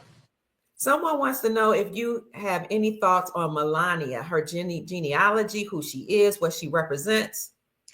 So Trump got his name is on the Epstein log for a reason. Okay. She was a victim of child trafficking through a modeling agency. Okay. He knew her first as a young model. Mm. When he discovered that she was being trafficked, he went into overdrive to make sure she stayed safe while she was there by paying extra amount of money to make sure that her chastity was intact. Then he told her, learn everything you can about all of their signs. Mm. And this is why you see him in pictures with Epstein. Wow. So Okay. she learned all of their secret codes. Then Mm. she married Donald J. So now Howard the Duck got his crazy ass wife with him while they tearing up DC. Mm. She is one of his, just like Ronald Reagan is his motivator to overthrow the political establishment for the attempted assassination of Ronald Reagan and the assassination of John and Robert Kennedy and Martin Luther King, Yes. right? Mm-hmm. The human trafficking, she's his motivation. Mm. Mm. She's not only his motivation, she's also his source of intelligence. She know all their codes. Wow. I see. So she was already prepped as a young model that was being absorbed into human trafficking to look for everything. You watch everything they do. Mm. Everything, every time you see a sign and they repeating it, figure out what it means. Mm. And now she gets delegated. So they can't touch her now because she got too much money tied up in her being kept untouched. And they rather get the money because they can get a whole bunch of her in their mind. That's how they look at it. Oh, I can get 1,000 of her, but he want this one. Oh, okay. Right. So she get all of their code systems and give it to the white hats. So it make it easier for them to crack all their codes. Mm. Then you see, remember the 5th of November. She dressed like V at the inauguration. Mm. Right? Yeah. Go back to watch the movie V for Vendetta and listen to why he's telling you to remember the 5th of November. Mm. Right? Because that was the bomb blast that nobody heard. It came out as the Schumann resonance spike. Right? So she's telling us that this is here, it's Vendetta is here. V is here. Right? And the V for Vendetta is to strike back at somebody who first struck you. Mm. Oh, I see. Right? Mm. So now all hands on deck. You see all of the children came out. Right? He got a daughter named Tiffany. The new WWE Women's Champion is Tiffany Stratton because it's Tiffy time. Mm. This ain't a coincidence. Remember, Trump got trained as a bad guy by Vincent Kennedy McMahon. Right? Then he became the apprentice to try out what he learned, to determine if he can be enough of an asshole in order to make people take him serious, because he was too nice when he was. They don't look like Indians to me, and they don't look like Indians to enemy. And all of your divine wisdom, sir, they don't look like Indians to me, and they don't look like Indians to Indians. Right? So he was too nice back then. He was too cordial. Go look back at the first inauguration. Matter of fact, the debates when he roasting Hillary Clinton, telling her all of the dirt she did, and she's standing there looking like, I can't believe my cousin telling on me. I just had to show that. You know, it's a post that go with that that's really good. Okay. On your page? It might be this post because the picture. Okay. Yep. Yep, that's it. Should I read it? Oh, yeah, that's some good stuff right there. The Silent Warrior, a symbolic reflection. In this image, we see Melania Trump depicted as a warrior cloaked in mystery, her eyes obscured beneath the brim of a wide hat. The air is thick with mist, the background shadowed in an eerie haze, yet her stance is one of absolute poise, precision, and power. There's no passive figure, nor is she an individual easily swayed by the chaos of the world. Instead, she is an enigma, a force operating beyond the surface level of things. Much more like the unseen hands of destiny itself. The symbolism here is profound. The hat obscuring her eyes speak of the power of silence, of seeing beyond the illusion without revealing one's full awareness to the world. She is neither reactive nor reckless. Rather, she moves with intention, embodying the principle of controlled action. This aligns with the Hermetic principle of rhythm and polarity, understanding the flow of energy, choosing when to engage and when to remain still. Her martial stance suggests discipline, balance, and readiness, not for blind aggression, but for strategic movement when necessary. This, should I keep going? This echoes the path of the mystic warrior, the one who does not fight for mere victory, but for a greater cause, standing firm in integrity. The mist surrounding her represents the fog of illusion, the veil cast over the world by deception, manipulation, and control. But she does not seem lost in it. Thank you for the blessing. She doesn't seem lost in it. Rather, she moves through it undeterred, aware that clarity lies beyond. This is reminiscent of the wise who navigate the illusions of this world with discernment, refusing to be ensnared by them. The black and gold attire evokes alchemical transformation. Gold represents spiritual enlightenment, the purified self that emerges after trials, while black is the void, the unknown, the primordial mystery from which all things arise. She exists at the intersection of both, embodying the paradox of strength and elegance, of force and restraint. In many ways, this image could represent the archetype of the hidden hand, the veiled force, a reminder that true power often operates in silence. The most formidable warriors are not those who shout the loudest, but those who move unseen, shaping the world in ways most will never fully comprehend. Perhaps in this era of deception and upheaval, this image calls upon us to embrace our own inner warrior, to move with wisdom, to see beyond the mist, and to understand that the greatest battles are often those waged in the unseen realms of the mind, the spirit, and the heart. Move in silence, act in purpose. The storm will pass, but the warrior remains. Woo! Told you that was a powerful post. It was.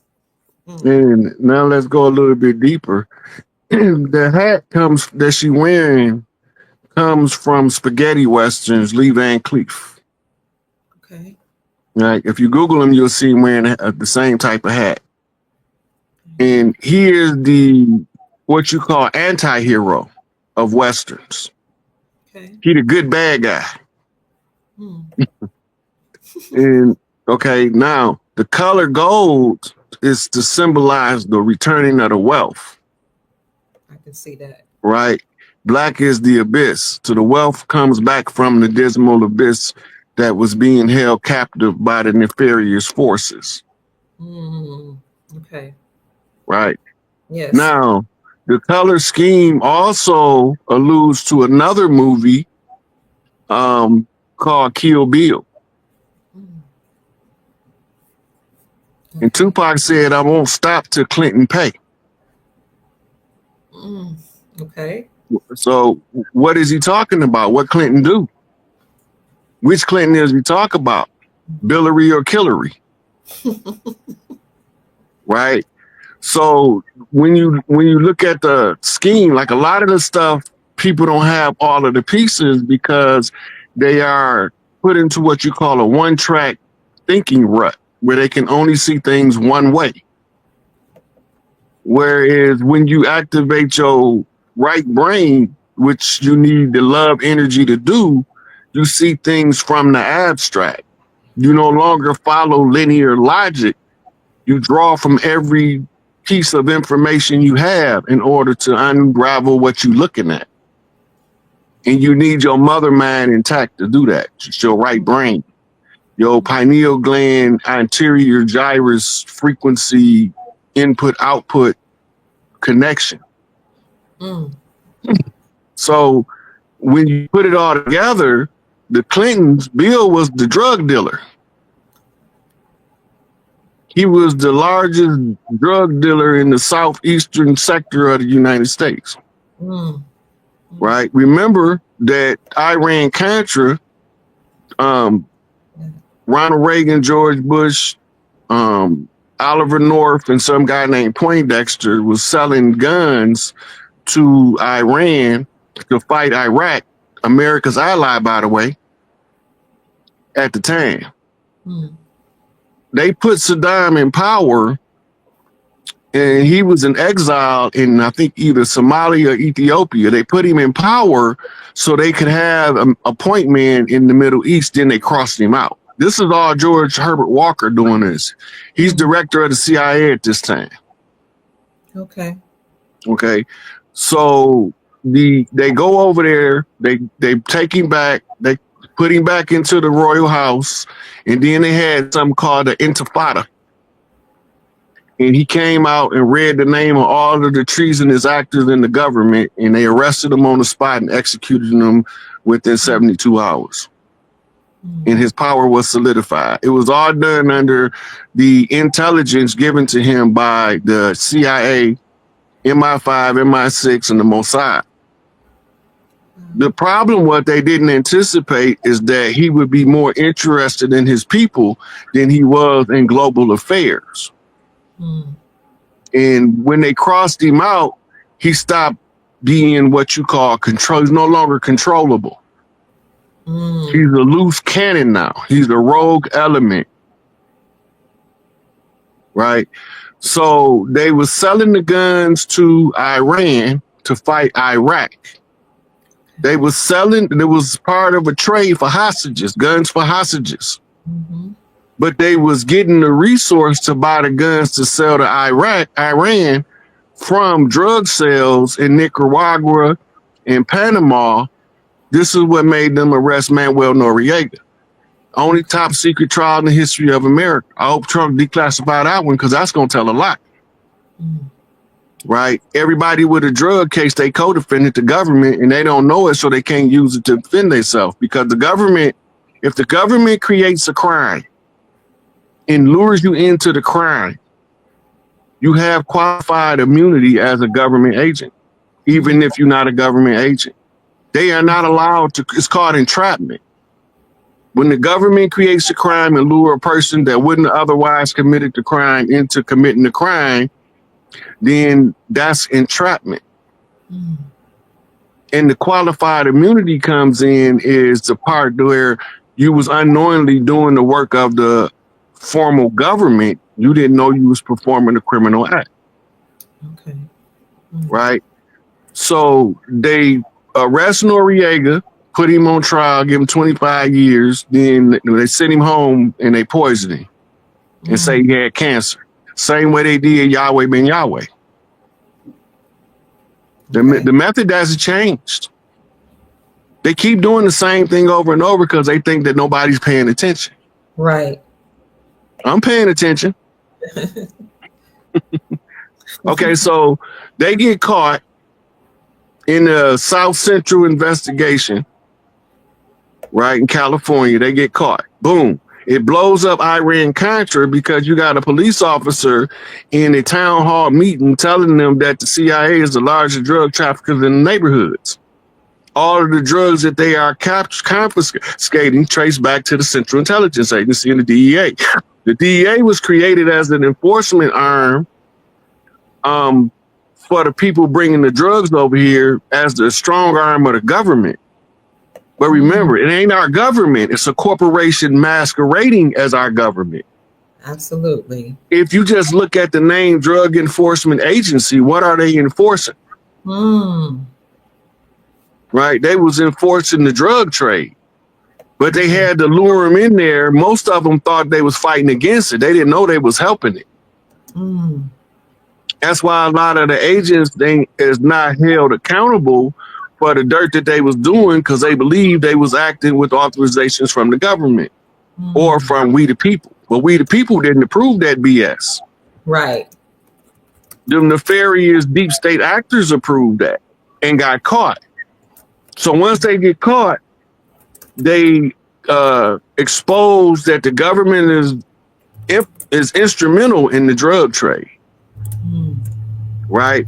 Yes. So they go, I think Oliver North got 1 day suspended sentence and a year probation.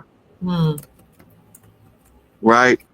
Then they indicted a whole bunch of people in all of the hoods for drug conspiracy cases, giving them life. When the people they got the drugs with got suspended 1 day sentence and a year probation. Right? So we ain't watching that because we don't know what it means. Because we only looking at things from a 6 o'clock news perspective. That's true. Yes. Right? So if it didn't come on the 6 o'clock, like even that was on the news back then, but most people don't even remember it. People my age don't remember to watch. I watched the Iran-Contra hearings. Then when I came home from prison, I watched them again because I was like, I couldn't have been what I thought I saw because I must have been young and naive. Right. But as soon as I watched them again, that's exactly what I thought I saw.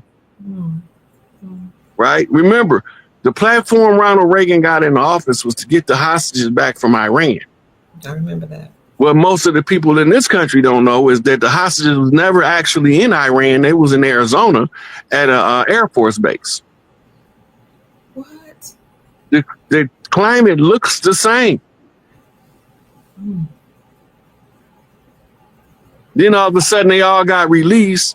Now remember, they flying them in from Iran, but they end up in Texas some damn where. It's a short flight.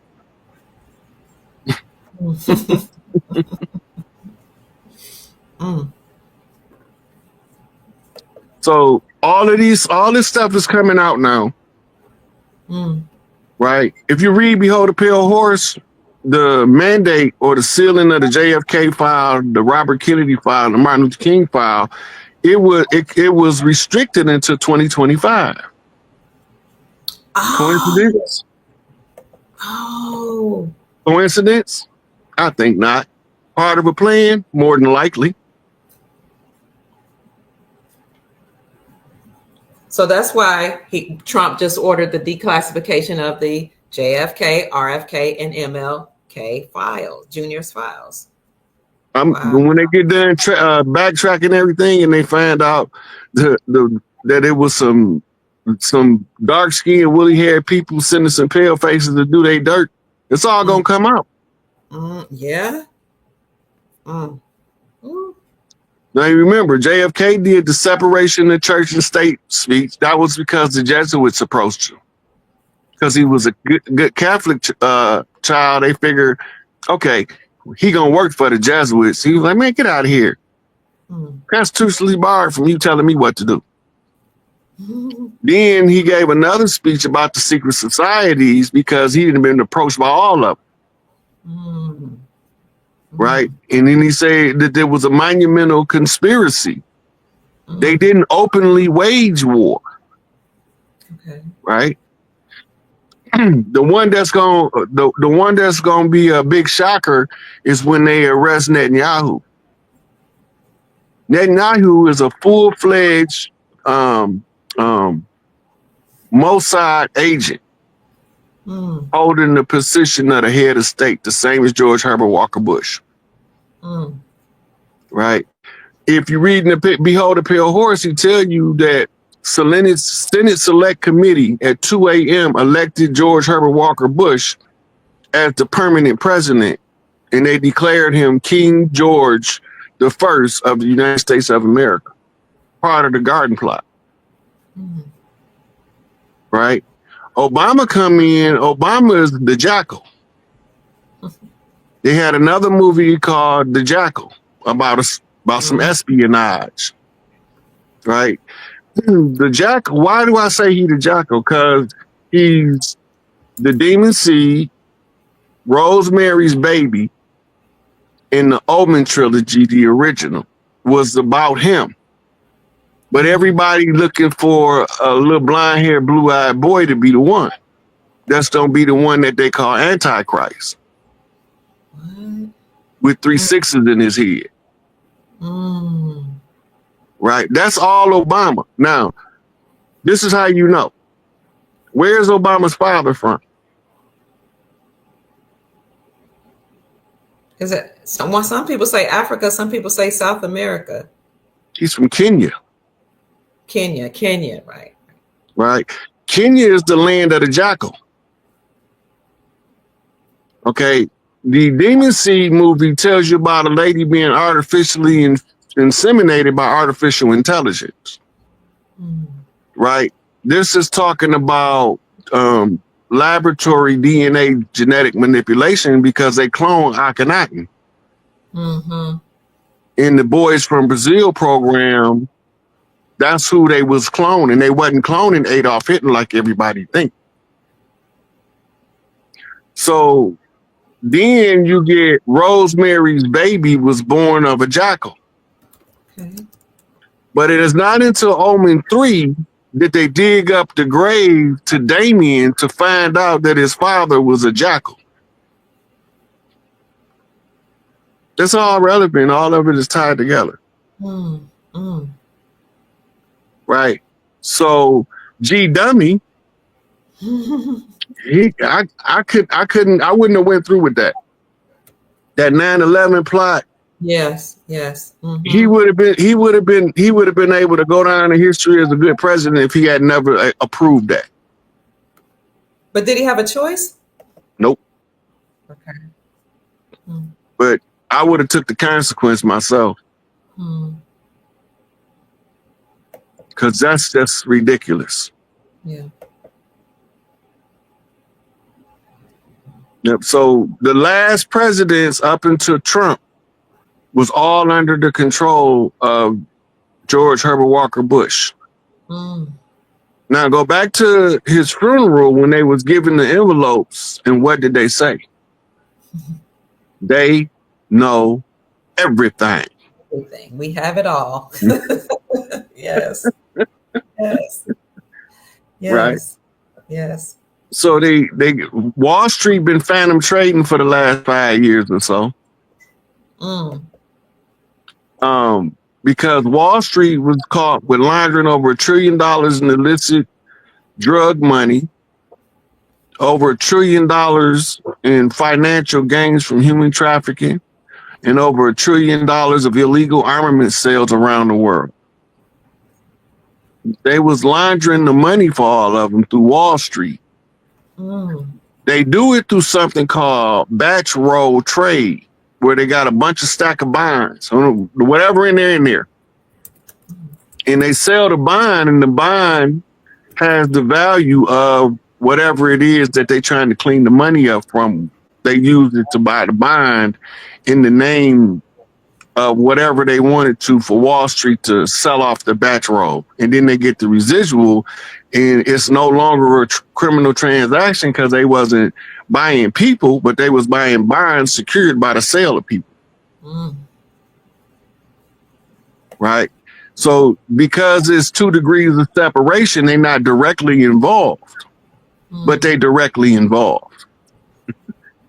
But the appearance, remember, when they separated the Democrats and the Republicans, because it used to be called the Democratic Republic Party, when they separated them, they told us that the reason they separated them was to maintain the appearance of an adversarial system.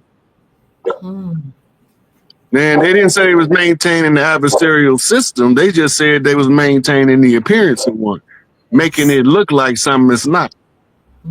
Left wing, right wing, one bird.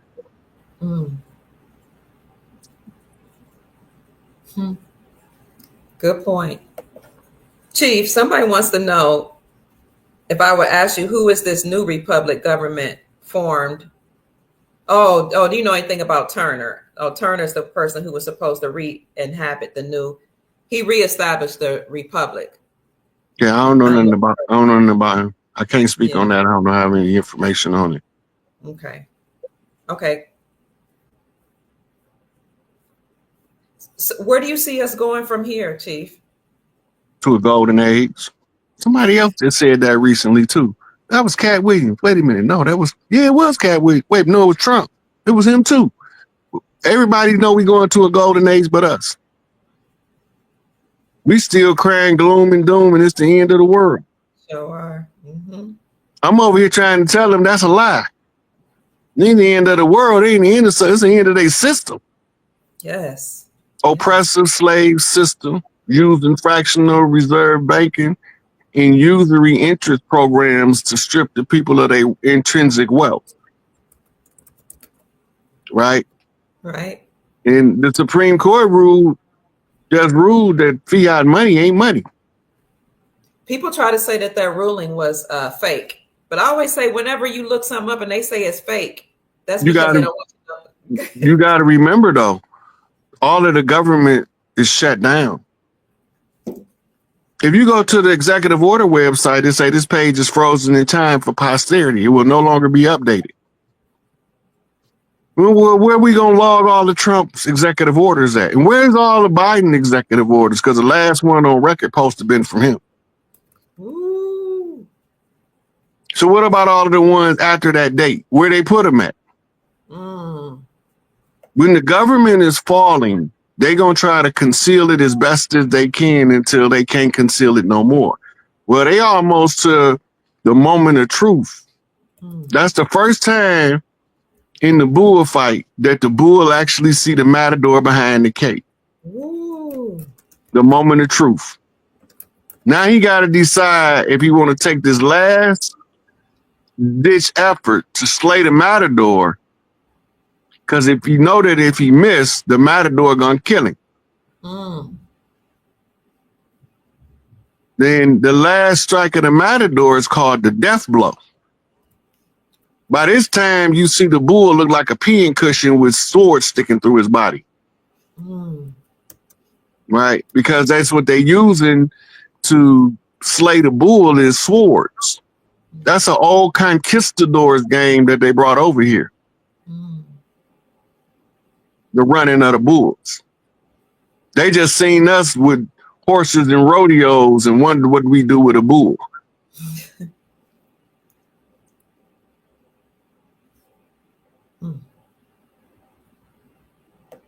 So we're going to the golden age, and you talked about Wall Street earlier. My overstanding is that the stock market will collapse and it won't come back.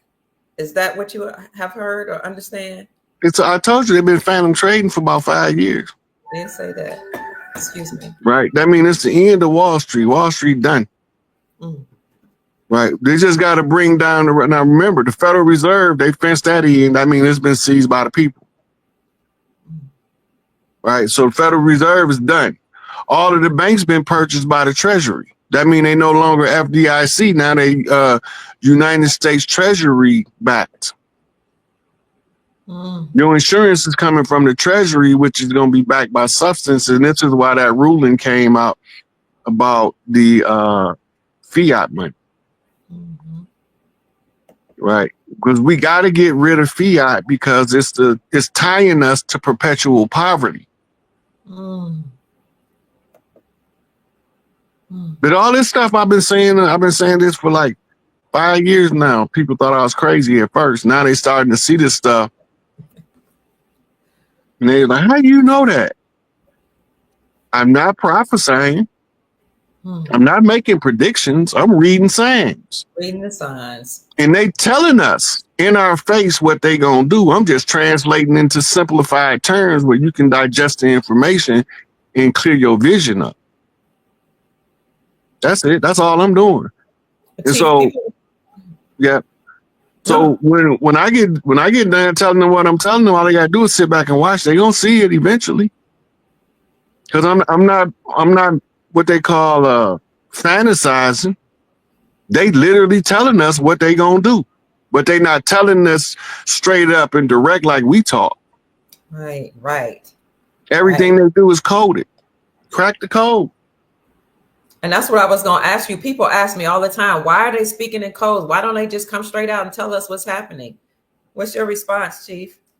The reason they use codes is because what you don't know can be used against you. But once you know it, you can defend yourself from it. And we didn't know we was under a corporation for the last 250 years. We didn't know. So we couldn't do nothing about it. Right. But once you know, all you got to do is say something. The Patriots will get it from there. You just put it out there so that they can understand what you're saying. And they don't look, we ain't gotta do nothing. We got some rednecks and hillbillies that'll straighten this out for us if we get out their way. And I didn't talk to plenty of them, and they all agree with me. They've been the ones that's been saying, stock up, we defending our country. We gonna take this stuff back over. And people were laughing at them, calling them racist, and they were saying, we taking back our country. They've been more.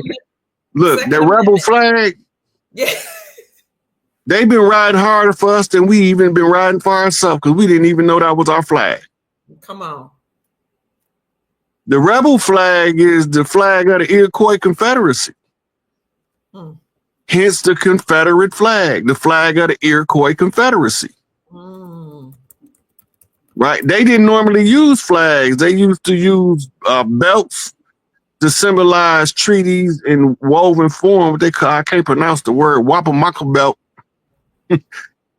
but they used to use those like it's the seal for the tribal nations that made the agreement, right?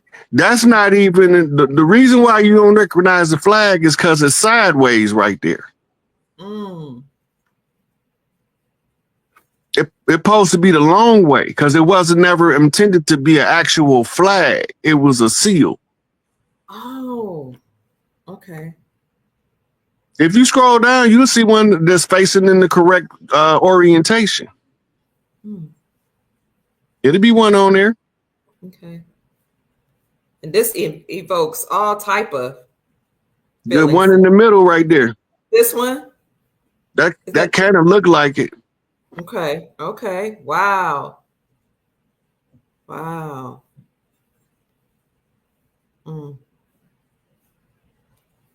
Here's one.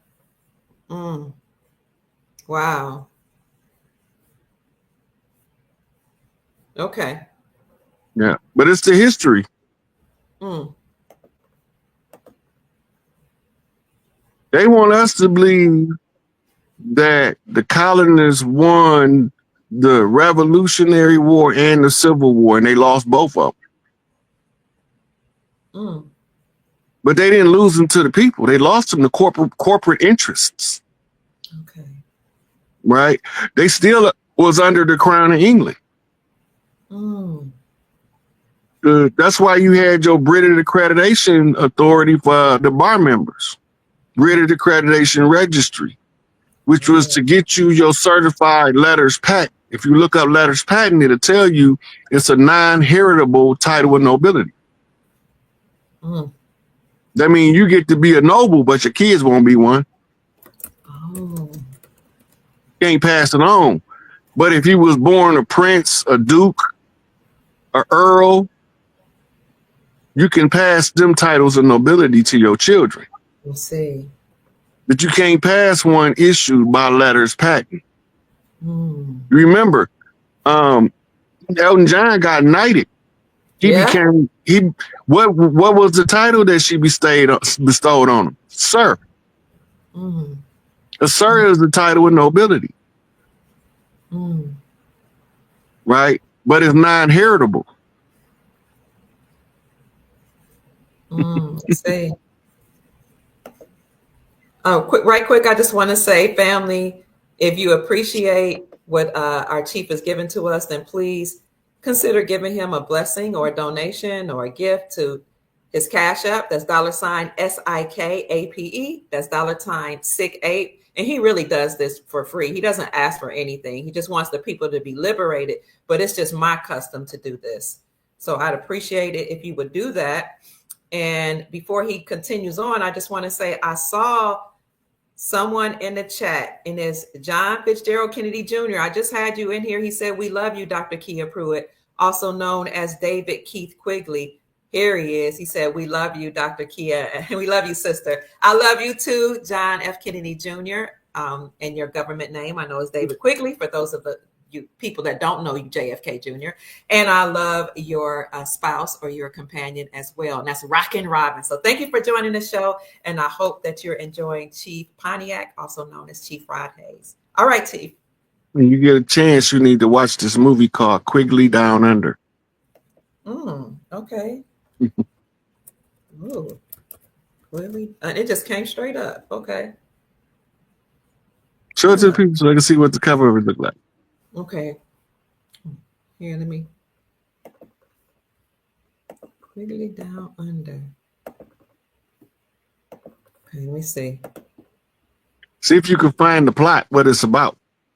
Okay. Quickly down under plot.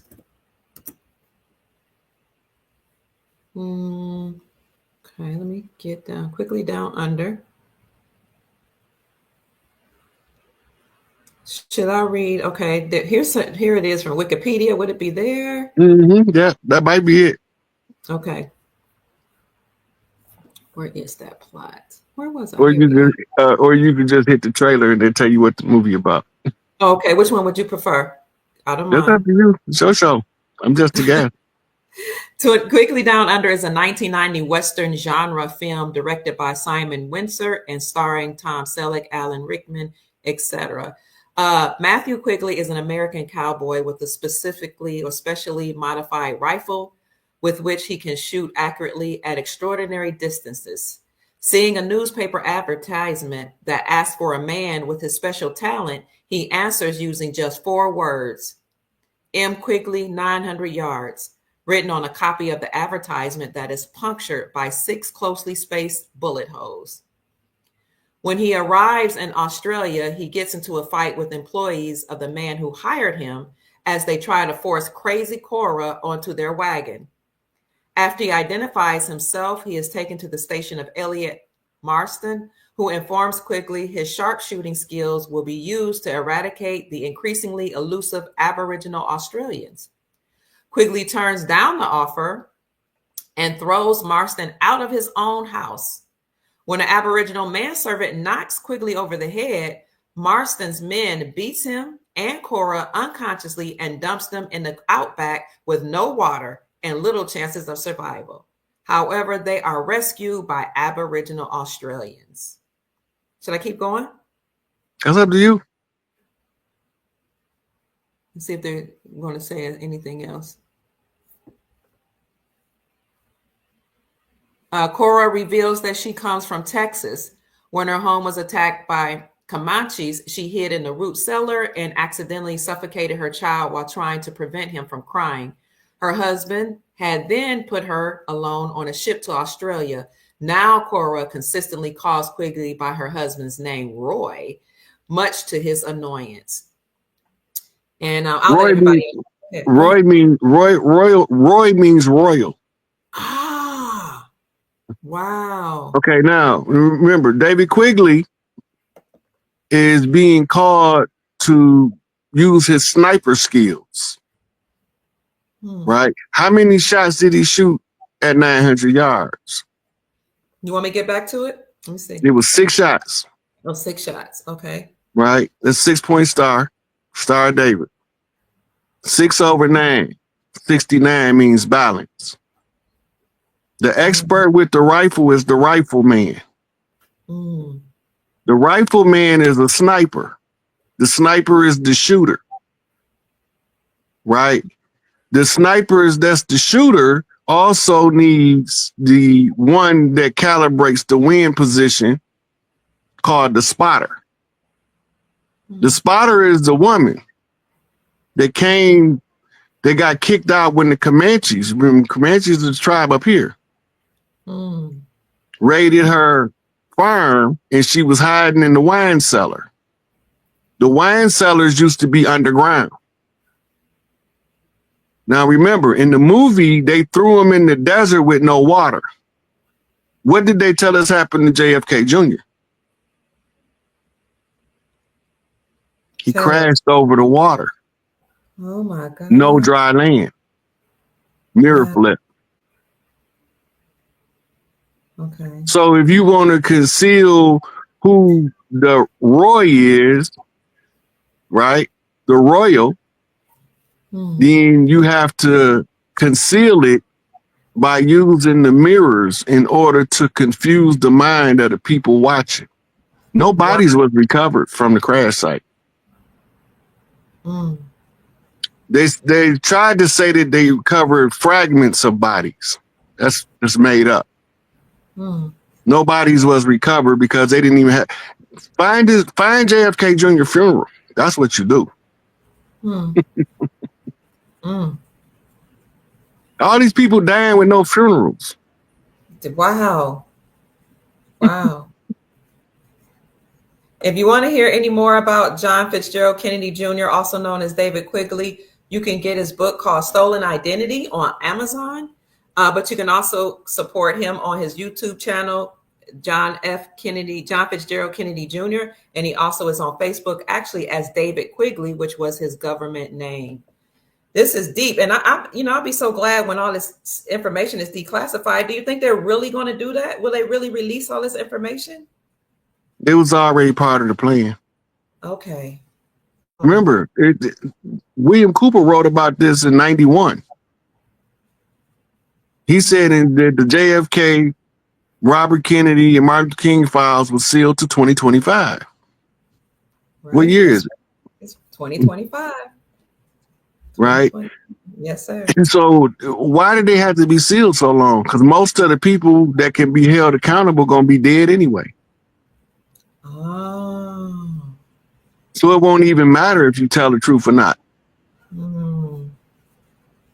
And, certain people going to be wheelchair bound and don't know if they on this world or a different world. Right. Right. But it all comes out. Mm-hmm. It got to come out.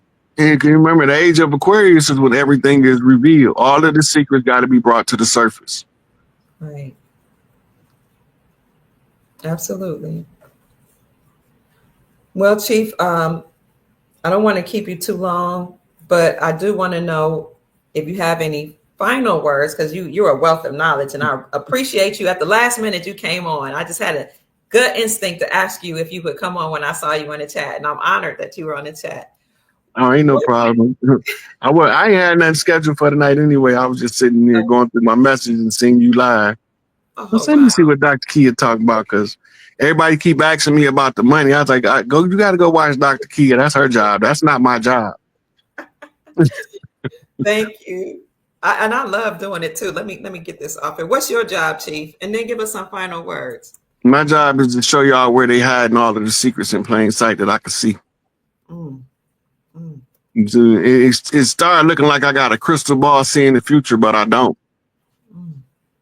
I'm just seeing them telling us what they doing. So everything is aligned to biblical prophecy. Biblical prophecy is not a prophecy, it's the plan. Ooh.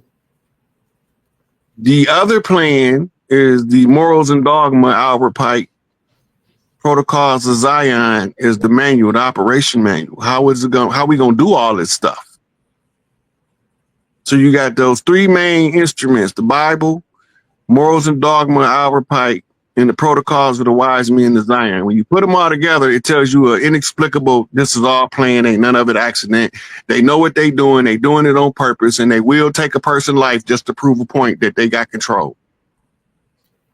David Quigley came on my show, also known as John Fitzgerald Kennedy Jr., and he's come on a few times, and he says all the time, the government will take out a whole family and take their place and pretend like, it's business as usual. And that was like so hard to accept. I was like, what about those that are in protective custody? He said, it's still the cabal. It's still the mafia. I was like, oh my God. Crazy. Yeah, well, you got to remember, protective custody is the easiest way to get rid of you in silence. Oh. If you in protective custody and they really want to get rid of you, now you just somebody in the neighborhood that had a car accident or slipped on some ice and busted your head, and you just a regular civilian. That's why all of the whistleblowers say, tell as many people as you can, put it in as many places as you can. So if something happened to you, we know who did it. Ooh, okay. All of the whistleblowers say the same thing. Where did they learn it? The first whistleblower. Most people don't know that the first conspiracy theorist, whistleblower on record is guy out of California, Helter Skelter Charles Manson. Oh, wow. He been telling us about fluoridated water before we even knew what fluoride was. They didn't have no fluoride commercials on when he was telling the family about fluoridated water in mind control. But the question is, who told him? Right. Right. Now, the guy that was his handler was also the handler of another guy named Joseph Senku, Symbionese Liberation Army. Remember Patty Hearst? Yes, I sure do. They was both trained by the same guy in mind control techniques. Charles Manson and Joseph Senku, and they was given a task. They was assigned a task that both of them went rogue. They told Charles Manson to get an army of middle-class white kids, arm them to the teeth, and they were supposed to go to war with before it wasn't called the Symbionese Liberation Army, it was the Army of Calvin DeFries, which was his name before he changed his name to Senku. Right after the Amistad. So he was supposed to get an army of lower class so-called blacks, gangbangers, to go in and fight against Charles Manson's family. Okay. They were supposed to be the two generals that lead the race war that put us all in helter skelter. Total chaos, anarchy. Instead of doing what they was instructed to do, Charles Manson told on them. I see. So they had to get rid of him. Right? And then Joseph Senku did exactly the opposite of what they told him. He went about following what they told Charles Manson. So they said, right, well, how did this dude get to them? They both was in San Quentin. And the guy was a CIA agent, but he was working as a sociologist in San Quentin. Okay. He was also the best friend of a guy that we know as Jim Jones. Now, when you go look at the pictures of Jim Jones, you will see the guy, but they will never put his name under the picture. So he'd be in the picture with 4 people and it got 3 names, but that guy name ain't on there. Because he's a CIA asset. It can't tell you his name. Okay. Right? But it's too late to get the picture out of the public. They just don't put his name to it. So now he's what you call a spook. But he's the spook in the house. He ain't the spook by the door. Right? In spy lingo, a spook is an unidentified operative. Okay. Right? And spook by the door is the operative that none of the ones on the inside trusted. So they kept him at bay as he began to use his skill set to train the gangbangers in the inner city. Wasn't that a book? There was a book and a movie. That's what I thought. I thought I heard about that. Okay. Spook by the door. Okay. Yeah. He was supposed to be under the what's that the term they use for hiring people? Affirmative action. He was supposed to be the first melanated affirmative action hire of the Central Intelligence Agency. Okay. In the book, he learned everything he can from the agency and start organizing gangbangers in Chicago. Why they pick gangbangers? Why he just wasn't organizing the people in Chicago? Why they had to be gangbangers? Right. They not telling you he was organizing tribes. Wow. They're not gangbangers.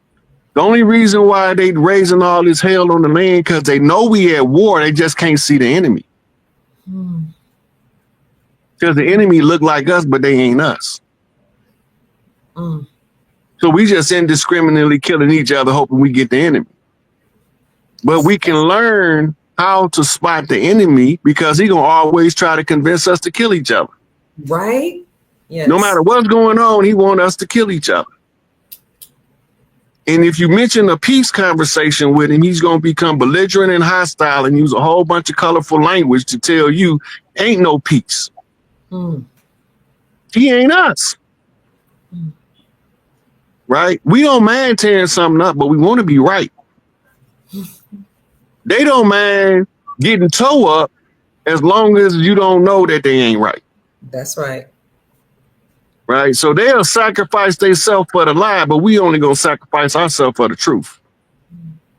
And self-sacrifice is the highest form of sacrifice. If you look at all of our struggles, more of our struggles has been stopped by people that look like us than by people that don't. Give us an example. Denmark Vesey. Denmark Vesey was told on by a nigga. Gabrielle Prosser was told on by a nigga. Either one of them would have reclaimed the land. Even in the fictitious story of Nat Turner, they tell you right on the book that this is a fiction, but everybody believed he was a real person. But even in that book, Nat Turner was betrayed by a nigga. They told him where his location was. That's the same thing Jomo Kenyatta told the British how to bomb the Mau Mau in the woods. Right? Look at Noble Drew Ali had a mufti staff. The only thing we have today that can remind you of it is the FOI. So how did they get their hands on it? He had to be betrayed by somebody in his ranks. Right. Because we wasn't listening to the police in his day. We knew the police was the enemy in 1920. It wasn't no mistake about it. We knew they was the enemy. Right? We didn't start the serve and protect motto that came about. That's the 60s, the late 60s and the 70s. But to this day, you can't tell the people in California that they ain't the enemy. They remember the chokeholds with the batons that was killing us, the shootings in the back because we was running from them. That was all slave instructions for slave catchers on catching slaves they was following. If the slave run, you shoot his ass in the back. Just don't let him get away. Right? It go. Somebody said free Dr. Malachi. Dr. Malachi, you got a book called The Light. I'm gonna send you this so in case you want to post it. Oh, but yeah, he said that his biggest problem that he was faced with was the black devil. Where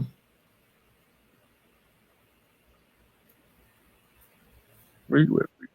Here we go. Okay, you sent it? I hear it. So we've been thinking that we was fighting pale faces the whole time. We fighting some European or Negropeans. Look, they said that the Moors taught the Europeans how to wipe their ass and take a bath. Ain't that what they told us? Yes, sir.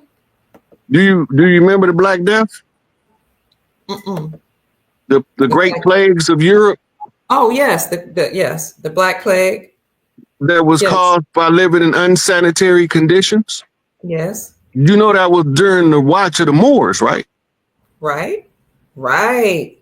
But when the Egyptians settled Greece, you didn't have that issue. Ooh. So this is the book.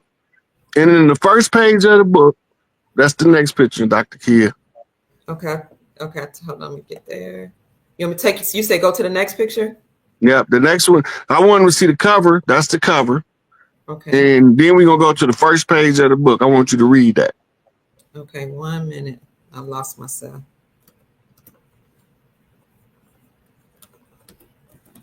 Hold on.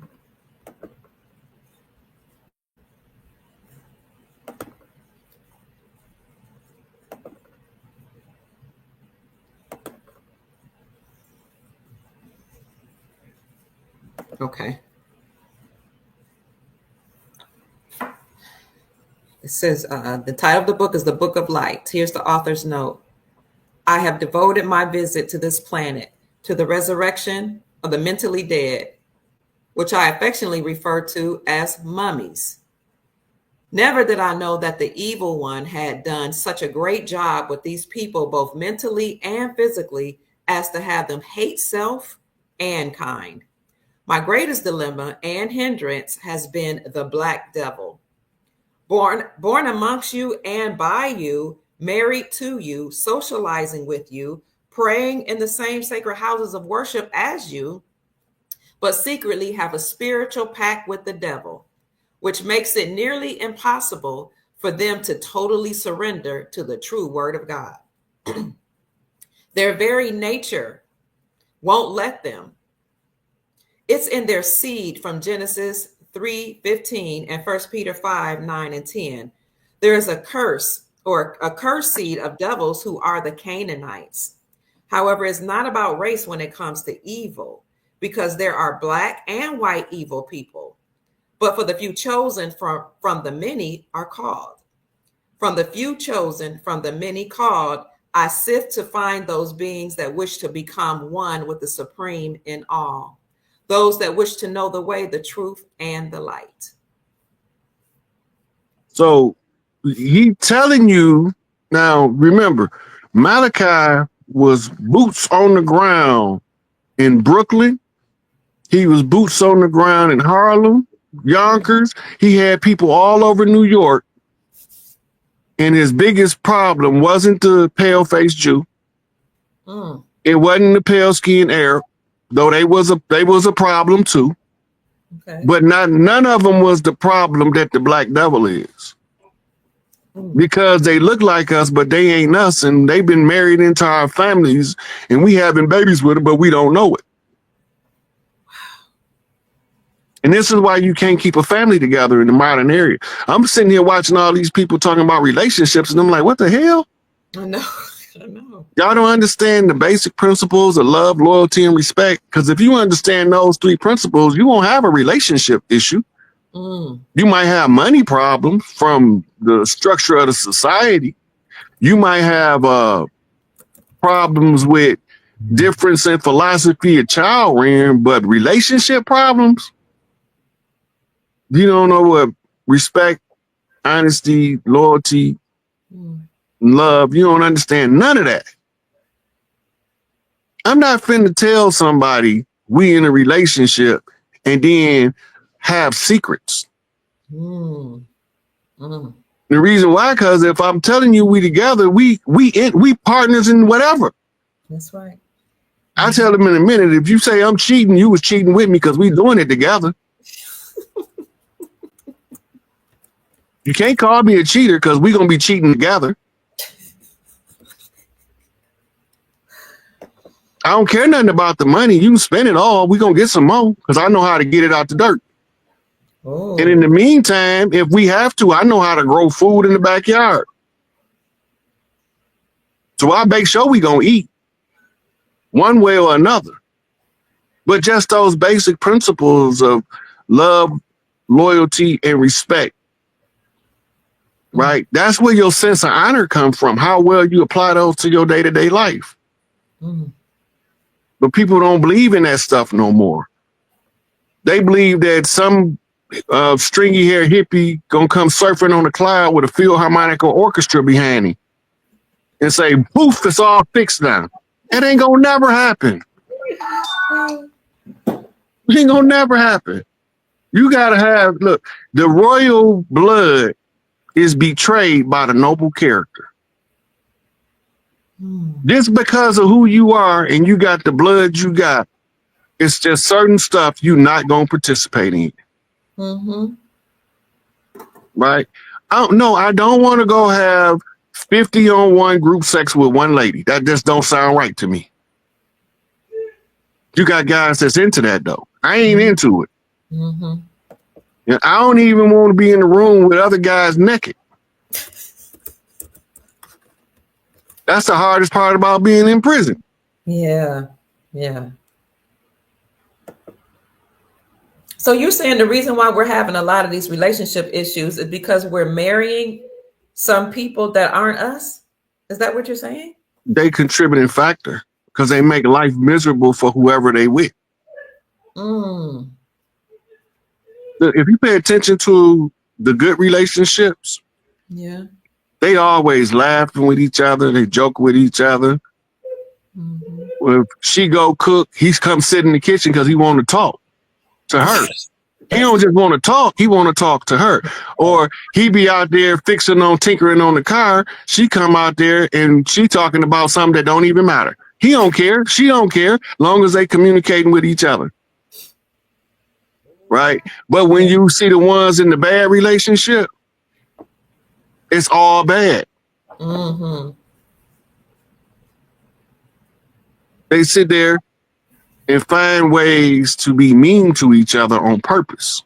Yeah, I noticed that. They can even look like you. They can be from the same race, but it just seems like you're an adversary, constantly going at each other. Most of the time, they're the same skin color. Mm. We more likely to marry somebody from our own similar phenotype, Mm-hmm. right? Because that's your tribal nature activated, right? But when you're on a higher frequency, you don't see phenotype no more. You see what's in a person's heart. You can either work with them or you can't. That's true. They so busy trying to own somebody and push this slave driver mentality in a relationship that is tearing the relationship up. Wow. The ones that look like us that ain't us, they have no respect of a person's personal space. They have no respect of a person's personal opinion. You don't have no right to no personal opinion. If me and you in this relationship, I own you now. Do you hear me? She's got papers on me. I remember that. Slave papers. Look, them slave papers. This ability to be able to keep and maintain the slave. You licensed.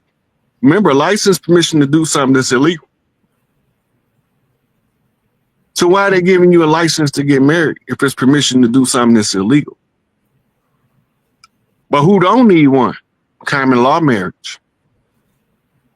Well, why they don't need no license?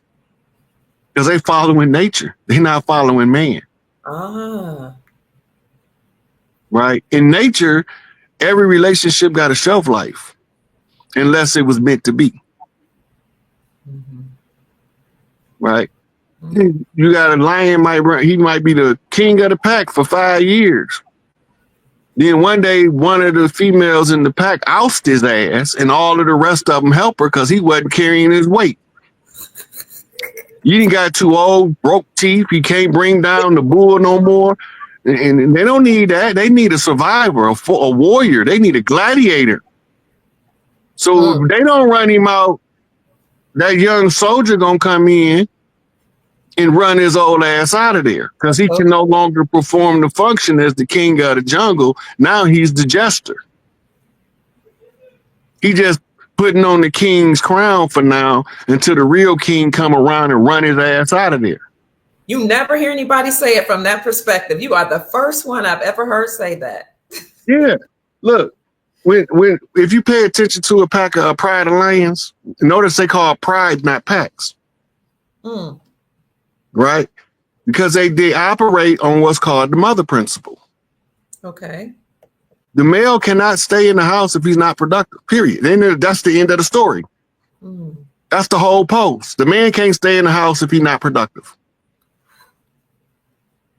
And if the other male lions won't come get rid of this mother, the sisters click up, run his ass out of town.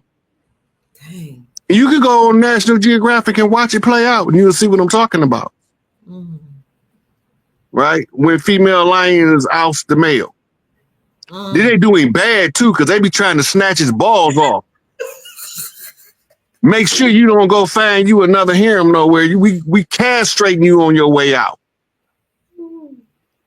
They show it. It's not a secret. Like, they show this on... I've been watching... That's my favorite stuff to watch is the wild. The animals in the wild. Right? But even the silverback gorilla. The silverback gorilla is the quintessential patriarch. But when he get too old to perform his function, And the old matriarch, she gonna go wire up a young male,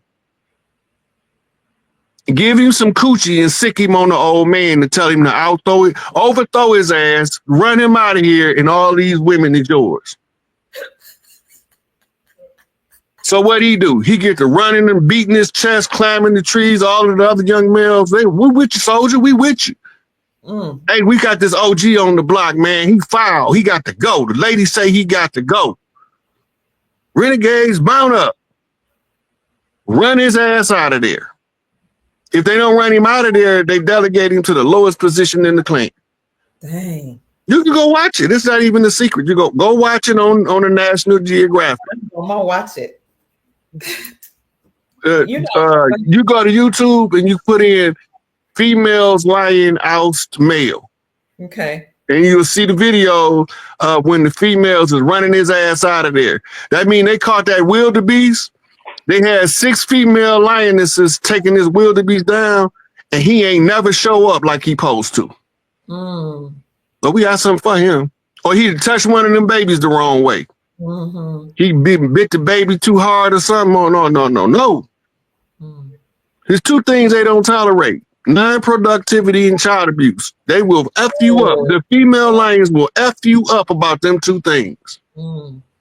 It's the same thing in reverse in the gorilla clan. The silverback will snatch your head off about the women and the babies. Ain't nothing to talk about. But you can't hardly get him to fight his own until it's time for him to show that he still got what it takes to run the house. Every now and then, a young buck might rise up on his own. The females watching. They ain't saying nothing. They sitting there eating their bamboo shoots. If this nigga show any sign of weakness, though, and one of them females get up and go to screaming with that young male, all of the young males gonna oust his old ass. They gonna form a alliance to get rid of him or relegate him to the lowest rank of the clan. Turn off his coochie rights. Catch you trying to get some coochie over here, then you're gonna be gone for real.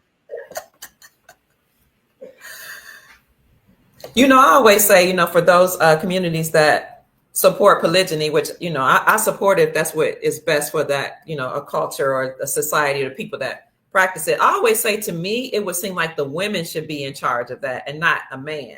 That's who's supposed to control it. It makes sense. It makes sense. Look, if a woman if she's sending a female for her significant other, she got to be able to get along with her. While he out fighting wars, hunting dragons, or whatever he doing, she don't want to be sitting in no house with some miserable slut she can't get along with. And he a damn fool to bring one in his house. Right. But you see a whole bunch of damn fools. They lose the best woman they ever had for a piece of trash off the street. Yeah. That's counterproductive. That's not progress. It's not. Right. But if they could get along, now he understand what he doing. Like, everybody talk bad about the pimps, but ain't nobody asking, how did he get all these women to even get along, let alone sell their body and give him the proceeds? What is he doing? And every pimp will tell you, you ain't no pimp unless you got a bottom hoe. Why? Because she's really the pimp. He just the protection. Madam so-and-so. Yeah. And he's the gun that protects that. And that's why he got to have the ends through a woman. He can't just come in. You can't just get up and say, "Yeah, I think I'm gonna go be a pimp." No, it don't work like that. You got to be conditioned, trained, and cultivated by women to hold that position. You ain't finna just go out there and start pimping. You're going to end up being called a rogue. You're going to get ran off the block by the other pimps. Your girls ain't going to be able to work because the girls out there going to say, who you with? But see, we don't understand the street life, so we'll never know that. The average person will never know that. I see. Because they don't understand the street life. They trying to live as a functional corporate entity working for the system. And the system say if you follow this pattern, work 20 years, then you can retire. But you can't get in no trouble while you working. Right? If you change jobs too many times, then you got to wait till you 62. Yeah. Right? So they got the structure in place that the majority follow. But the majority ain't always right. Right? And when you understand that all of these situations require you to give up something to fit in. I don't want to give up nothing. I just want to be me. I can't be less of me because you want me to work here. Right. Right. The reason why I decided to leave GM is because I was tired of watching them misuse and abuse people and then lowball them on contract negotiations. I'm going to say something. I'm going to be the squeaky wheel, and in the position I was in, it was counterproductive anyway, because most of the people didn't understand that the contract, they was being sold out. Literally, not figuratively. So I can't stand there and just watch you do what you want to do to people, ruining people's lives because you call yourself the supervisor. Man been working here 30 years and all of a sudden you want to fire him because you don't like the way he wear his shirt. But you won't tell nobody the real problem that you got is how he wear his shirt. You start making up excuses to write him up. Right? That's not how this supposed to go. So whether it's your work family or your home family, if you're going to be straight up, be straight up. Right? And sometimes being straight up, it's not going to be comfortable. That's true. Anybody tell you it's going to be comfortable, going to be lying to you. It's going to be very uncomfortable. But once you realize that what you're doing and why you're doing it, you don't even care about the discomfort no more. Because the cause is bigger than the person. And the one who's given the instructions to follow the path, he don't got no choice. Even when he think he doing wrong, he's still doing right, following his path. Because the wrong stuff you do is what is needed to knock your ass back right. Wow. In the end, we all got to bump straight. Stop taking sides in other people's BS. Right? That's how we got caught up in this corporate government oligarchy, because we fought for it. We fought to be put under the bondage, the yoke of bondage of this system. You mean the civil rights movement? Before that, it go all the way back to the 1800s. You got to remember, before it was the civil rights movement, before Garvey ever came, it was the 1800s Liberia movement back to Africa. Oh, yes. Right? You got to remember, we was barred from all institutions. It wasn't until Prince Hall figured out from being an apprentice to a pale face what it was that they was doing. They was using our conjures against us, telling us they was evil. So now we ain't doing no protection magic. We wide open in the name of Jesus in the Bible. And they doing all of our ritual, cultural protections, but they using them nefariously against us. Instead of them using them for our protection, they use it to undermine us financially, economically, socially, politically, to disenfranchise us permanently. We just in the new era now, and the ones that's from what they call Generation X. Yeah, we don't want none of that. We ain't Martin Luther King turn the other cheek, right? And we will be peaceful until you disturb our peace, and then we gonna wreak the wrath of righteousness on you. If we can figure out how to do it without having to shed all of their blood, we're gonna do it that way. Because that's who we are. But the people we fighting, if they see you making headway, they coming for you. Believe me, I know from experience. I don't know from supposition. I know from experience that they didn't came at me. I done seen people walk up to me in prison. I don't know them from Iraq and Iraq and tell me no matter what you do, y'all ain't gonna win. Wait, what the fuck is you talking about? I ain't even asked you nothing. You know what I'm talking about, cause you the one. What I do? Wow. Right? Them dirty Moors talking to me, telling me we ain't gonna win. I'm laughing because they think they can beat God.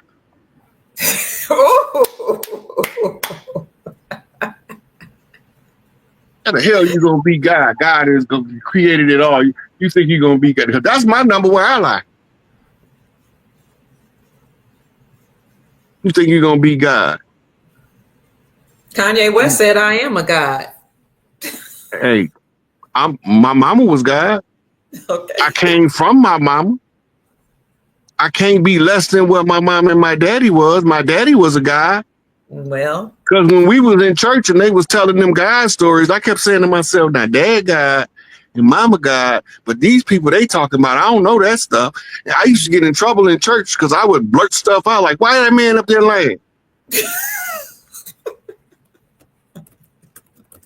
Well, one time, look, we was at Pastor Avenue Church in Grand Rapids, Michigan. Everybody know Pastor Avenue, but they don't know they know him.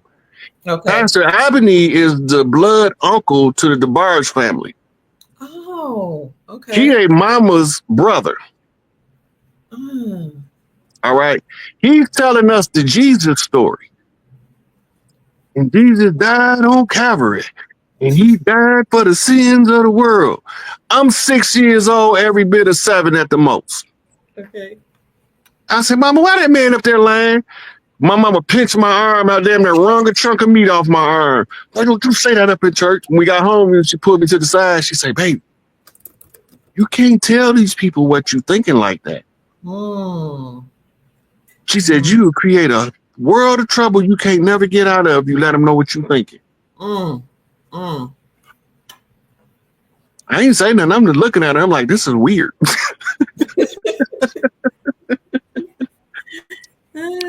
But she knew I was seeing something, but she couldn't feed it. Because, you know, babies will tell it all.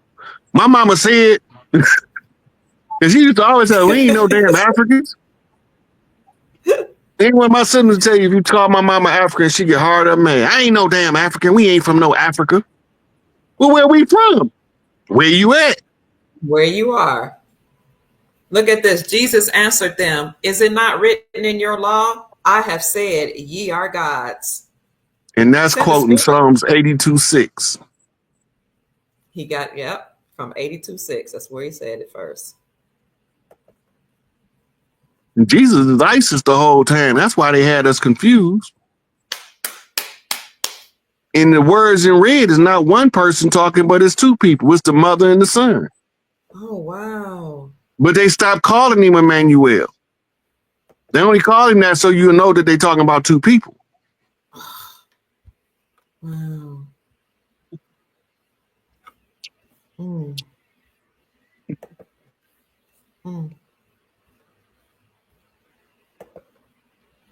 You got any more questions, Dr. G? You want to take some questions? I mean, Dr. Kia, before we go, take a couple questions from the crowd. Okay, I'm just want to show them that is from Psalms 82:6. I said, you are gods. You are all sons of the Most High.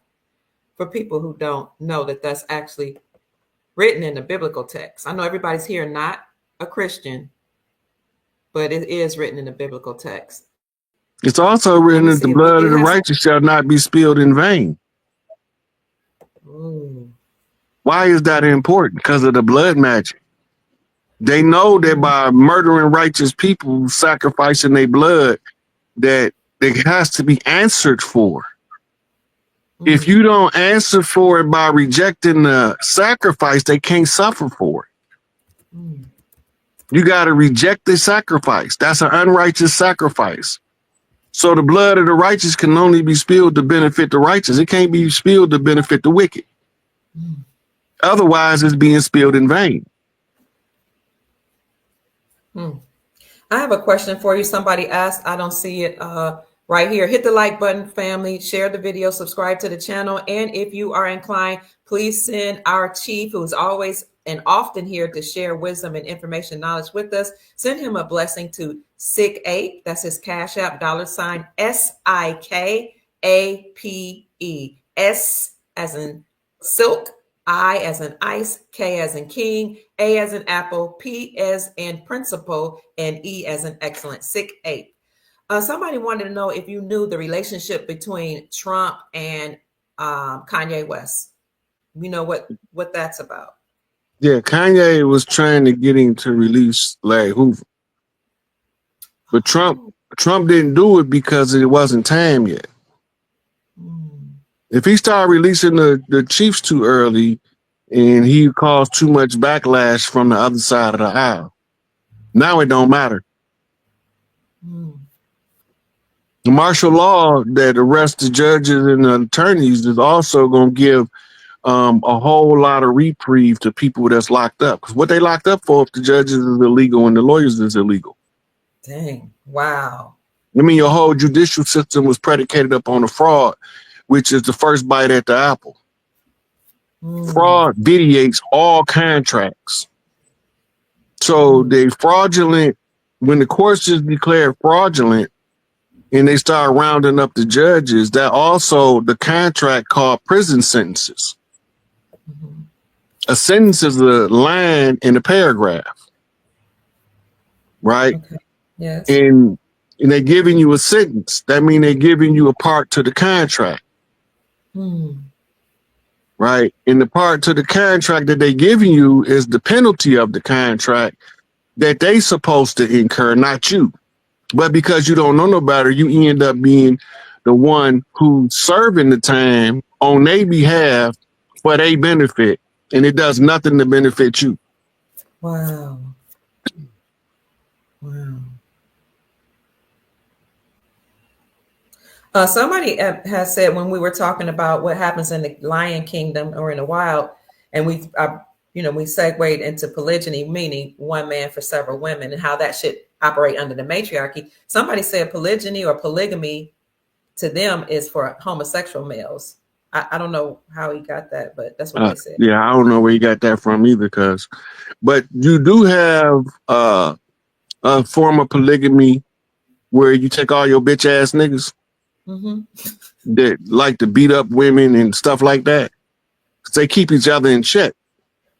And now you got this madam over them, right? And she and you can't leave that situation until you get that lesson that this is not a boxing match between you and your counterpart. I call domestic violence a hostage crisis disguised as a love affair. Stockholm Syndrome 101. Beautiful. Hey, Dr. Kia, I seen the clip.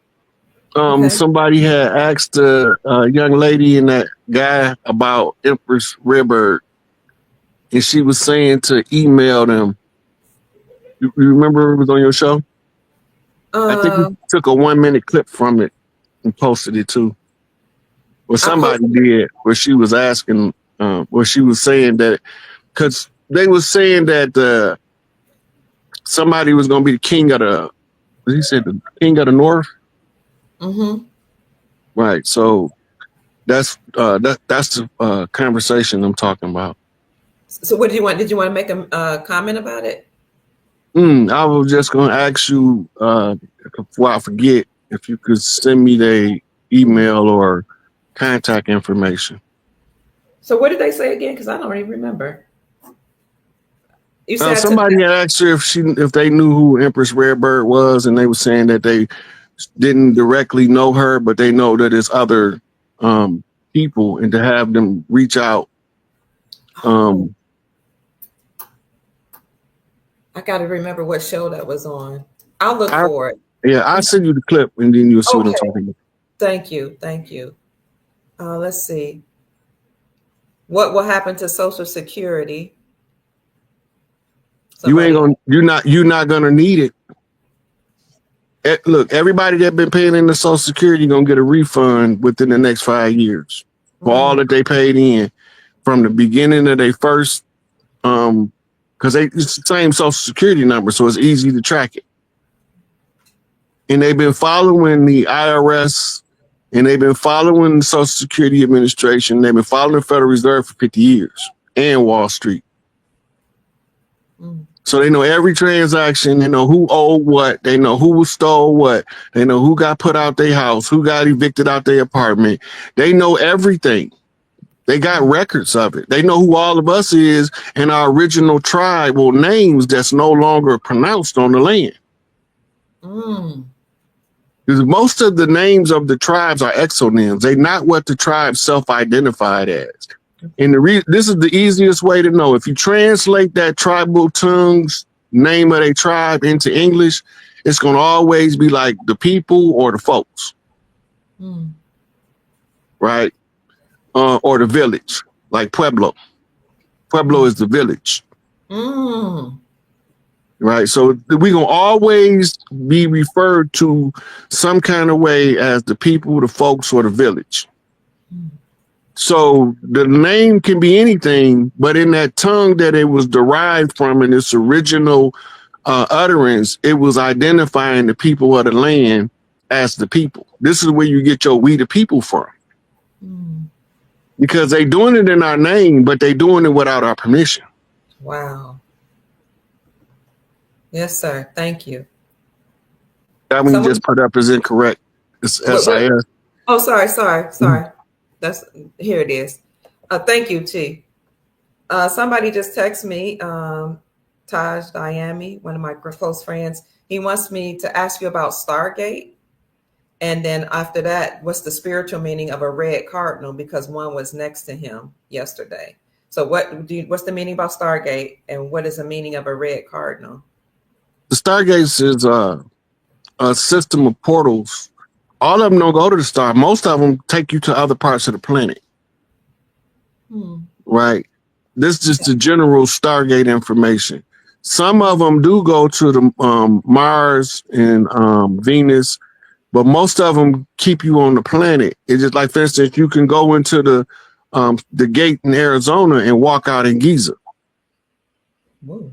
Okay. You go in the one in Arizona, you can come out in the Himalayas, you can come out in Australia, you come out in Hawaii. They got wherever they had the priest temples at. They all on ley lines. They had a complex in Alaska. If you go back to the beginning of the pandemic, the La Palma was threatening a volcanic explosion. And then they kept seeing what I call them the backblast, because they had to create space for the lava to flow. So they was blowing holes to backfill it. But they had a gate, and the gate had a opening in Alaska. And then they was trying to locate the third gate. So it took me about 2 weeks before I located the third gate. Was on the west side of Mexico, in the Pacific. So once they had identified the gate, the jumper ship, right? That was what they call the vril hive ship. The vril is the worms that go in your eyes, but they was brought here by people, or what looked like people, who was already infused with a vril. Okay. When they put them in the portal, then they blew the lava into the portal with them and closed all 3 stargates at the same time while they was jumping between stargates. And that's why La Palma never blew, causing the tsunami on the East Coast.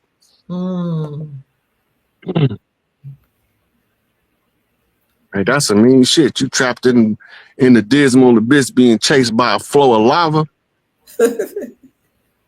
That's hell for you. Sure enough. And can you answer the second question? Do you know if there's any symbolic meaning of a message if you see a red cardinal, if it's standing beside you? The cardinal is normally a message from an ancestor. Normally it's a father or grandfather that's the cardinal. Wow. And the cardinal is also a high priest in the Catholic Church, Mm-hmm. right? Which means that in the family, the person was a priest, a family priest, but he didn't know he was. You come back as a cardinal. The soldiers, the warriors come back as the crow or the raven, Okay. right? Right. And when you see the eagles are the chiefs when they soaring, Mm-hmm. right? When they perch, they the chief holding the post. Mm-hmm. The same with hawks and falcons, they are all different levels of chiefs. Wow. And then you got the cleanup crew. When you see the vultures on the ground with their wings open and it's a whole bunch of them, they Mm-hmm. telling you that it's a cleanup crew of originals from the land cleaning up some dirt somewhere. Mm. And if you count them, you'll know how many in the cleanup crew that's at work. Mm. Wow. Oh, he said you're talking about his daddy. His dad just recently passed. He That's him got a talking to him. sad face. Oh, wow. He's got a sad face. Oh, I'm sorry. That's why he sent the cardinal was to tell you not to be sad. That he Mm. can hear you, he can communicate with you. Now you have to recognize it, and then the communication will start to get clearer and clearer. My mama talked to me like I'm talking to you, and she ain't physically here. Dang. Wow. Mm. Thank you, family. Thank you for the Cash App blessing. Thank you, Monica Prosperous. Thank you, Harshonda Logan. Wow, Tristan Early, Delilah N. Smith. Thank you, family. I appreciate you. I'm so grateful that you appreciate us bringing on Chief Pontiac. And also, if you would like to send him a blessing, then you can send him a blessing to SIKAPE. You know, our family is so great, so gracious. You know, they appreciate information and they want to reciprocate, as you would say, and Mm-hmm. show their gratitude. I really appreciate that. Yeah, that's taking the culture all the way back to before priest in charge, Mm. and then ask for offerings. They put a box in the front of the building. If you left something, you left something. If you didn't, you didn't. Mm. It's not because you got to put value on what you receive from a person in order for you to adjust your donation. Mm. It ain't for the person that's delivering to tell you the value. You have to assess the value to the self. Ooh. If Okay. you got something that you consider a value and you reciprocate, that's a gratitude expanding the frequency of the channel. Wow. Right. So if you let it go, it come back in Mm. increments of 10. Mm. Yep. Thank you. It's That's all why the church.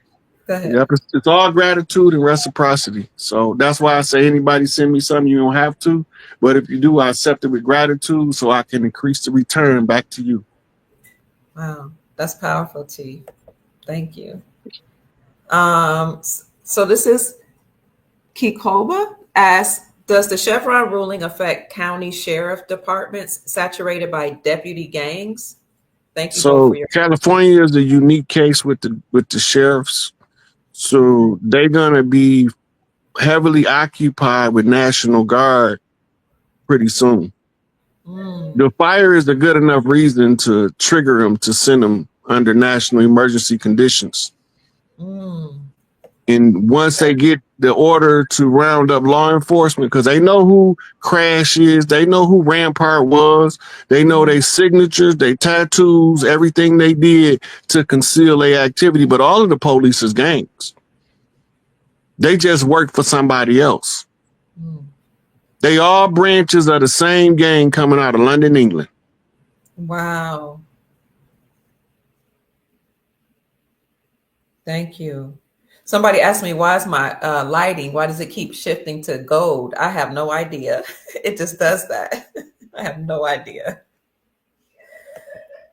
Um, Chief Faya Wata asks, she says, they make sure that our women are medicated and too busy working or programmed in the church. Ooh, okay. And that speaks for itself. It really does. Let's see. Medicated don't always mean medicine. Okay. Medicated is also Novocaine brain. brain numb. You can't process. Oh, okay. Paralysis of analysis, Dr. Ray Hagen say. Yeah. Y'all pray for Dr. Ray Hagens, by the way. He's sick. He has kidney problems. He's been on dialysis. He has had blood clots. So he's back home from the hospital, but please keep him in your thoughts and send high vibrations to him. He's actually a personal friend of mine. I haven't seen him in a few years, but he's a good man. Trump just blocked all Nigerian politicians from entering America for any reason. I didn't know that. I don't know what that's about. I do. What's it? Do you care to share? It's just cradle of dirty Moors in Nigeria in the upper echelons of government. Oh.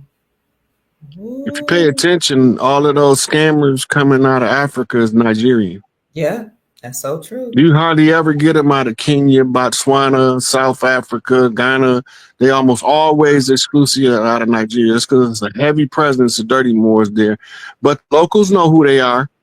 Okay. And when Ibrahim Traore get done putting together the rest of the clans to come together, they going in there last. Nigeria gonna get towed the F up. But it ain't gonna get towed up by no outsiders. It's gonna be Africans tearing it up because they're going to get all that. Because they know who they is. Oh, they do. Okay. They know who they is. It ain't no secret to them over there. They live with them. Right. They know who they are. And all I can say is, God curse you because the devil gonna eat you. Because they getting everything they got coming. You reap what you sow. The scripture says, be not deceived. God is not mocked. Whatsoever a man soweth, that shall he also reap. Yeah. And my mom used to say, baby, be careful what you do because what goes around comes around. If you don't catch it in the wash, you're going to sure catch it in the rinse. Absolutely. Ocean 239 says, Unc, I'm about to send you something. Okay. Where do I need to look? Where does he need to look, Ocean? Probably in your Cash App. He's going to send me some information. Oh, he's going to send you some information. Oh, if y'all want to find Chief Pontiac or Rod Hayes, you can find him. One place is Facebook. Is that okay for them to go to Facebook, or where should they find you? Facebook or Instagram, either one. Okay. So on Facebook, he is Rod Hayes, and I'll show you this right quick. And on Instagram, are you Sick Ape? Yeah, The Sick Ape on Instagram. The Sick Ape. Okay. So this is his page right here on Facebook. He posts pretty often here, pretty regularly. And he drops all type of information there. And then on Instagram is the THE Sick Ape. THESIKAPE. Okay, I see you now. I'm gonna let everybody know. What is the symbology of the ape with you? I know you like the ape. What's that? That's my tribal totem. Your tribal what? Oh, totem. Oh, okay. And the ape represents what? Father figure, protection, stability of character. I thought I followed you there. I gotta follow you. Let me see. Let me do that now. Okay. Now here's an interesting question. Oh, hold on. People have asked me this numerous times, and I tell them they have to ask you, and that is, but Sister Melissa is asking, are you single? Right now I am, but I ain't got time for no relationship right now for the simple fact is I got to get this work done. Right now I'm not in the mental space to focus on relationship maintenance. Yeah. I've heard, a few men say that. A few chiefs, actually. That's interesting, that have said, I'm not in the mental space right now. I'm not looking for relationships. I got to take care of my business. That's interesting. A lot of women think that men aren't disciplined. I don't know where we get that from. Think that men aren't disciplined and men are just out here slinging pee around, phalluses around. Narcs and Jezebel energy. Okay, let's see. That's based on old stereotypes. Yeah. Those stereotypes was created to villainize us, so our Mm. women don't want us to make us available for other women. Oh. Oh. And you mentioned this earlier. I noticed there's so much arguing and bantering back and forth in our community on social media and, in your personal life, all over the place. You hear people complaining, you know, men aren't this, men are that. I'm gonna stay single. I'm not gonna have any children. I can do it all by my own. I'm a boss chick. I don't need a man. It actually breaks my heart. It does. And the biggest lie ever told wasn't that the woman wasn't powerful. The biggest lie ever told is the woman wasn't God. Ooh. You gotta remember. And when you go back, okay, remember, time only 6,000 years old. Mm-hmm. Before that, it was called the forever time. Okay. Right? That's when women was parthogenically reproducing, living 2,000-3,000 years easy. Right? Mm-hmm. And the historical paradigm is trapped in a time lock. Okay. It's called the infinity loop. The Mm. infinity loop is what kept us reincarnating into the same cycles over and over again, because most people can't see the pattern. They can't flip out of the cycle because our ages has been drastically reduced. We still toddlers at 50 years old, spiritually speaking. That's so true. You imagine if you're supposed to live to 200, you would be just now becoming an adult in your 40s. Which is why Now they you call got, it over the hill. When you reach 40, they call it over the hill. You finally becoming an adult. Okay. yeah. And that's why so many people have a hard time of life in their 20s and 30s. Mm. But they got teens thinking that they adults. That's a side effect of oppression. Mm. When women start having earlier and earlier menstrual cycles, as the oppression gets harder, especially when they're killing the leadership. Mm. When you're killing the leadership, the women go into hyperproduction because they got to replace the leaders. Oh my God. That's why every generation of us wired slightly different than the one before. This is why they say you got the baby boomer generation, Generation X, Generation Next, Generation Y. You got the millennials. All of those is to just tell you that their grip is getting weaker on our consciousness, because the children that's being born are starting, they got the information now. They got it now. The babies got it now. You can go to the TikTok, you can go to Instagram, you can go to Facebook, you can go to YouTube, and all of these youngsters know we know the truth now. Oh yeah. They sure do. They making songs about it. All of the new rappers, they ain't talking about trapping no more. The new guys, they ain't talking about trapping. They ain't talking about hustling. They talking about, I'm an Indian, I want my shit back. They sure are. They sure are. Look, go to YouTube, pull up God King Joshua. God King? Yep. God King Joshua. Okay. Oh, never heard of him. Okay, let me see. These youngsters ain't playing. They not playing at all. They don't have no retreat, backup, no off switch, or none of that. Dang. I see him. Click that first video and listen to about the first 30 seconds of what he's saying. The first one, The or very the one first here? one, that one right there. Okay. Can y'all see it on your end? Because I'm on another screen. Hold on. Okay, I'm gonna get through this commercial right quick. Yes, sir.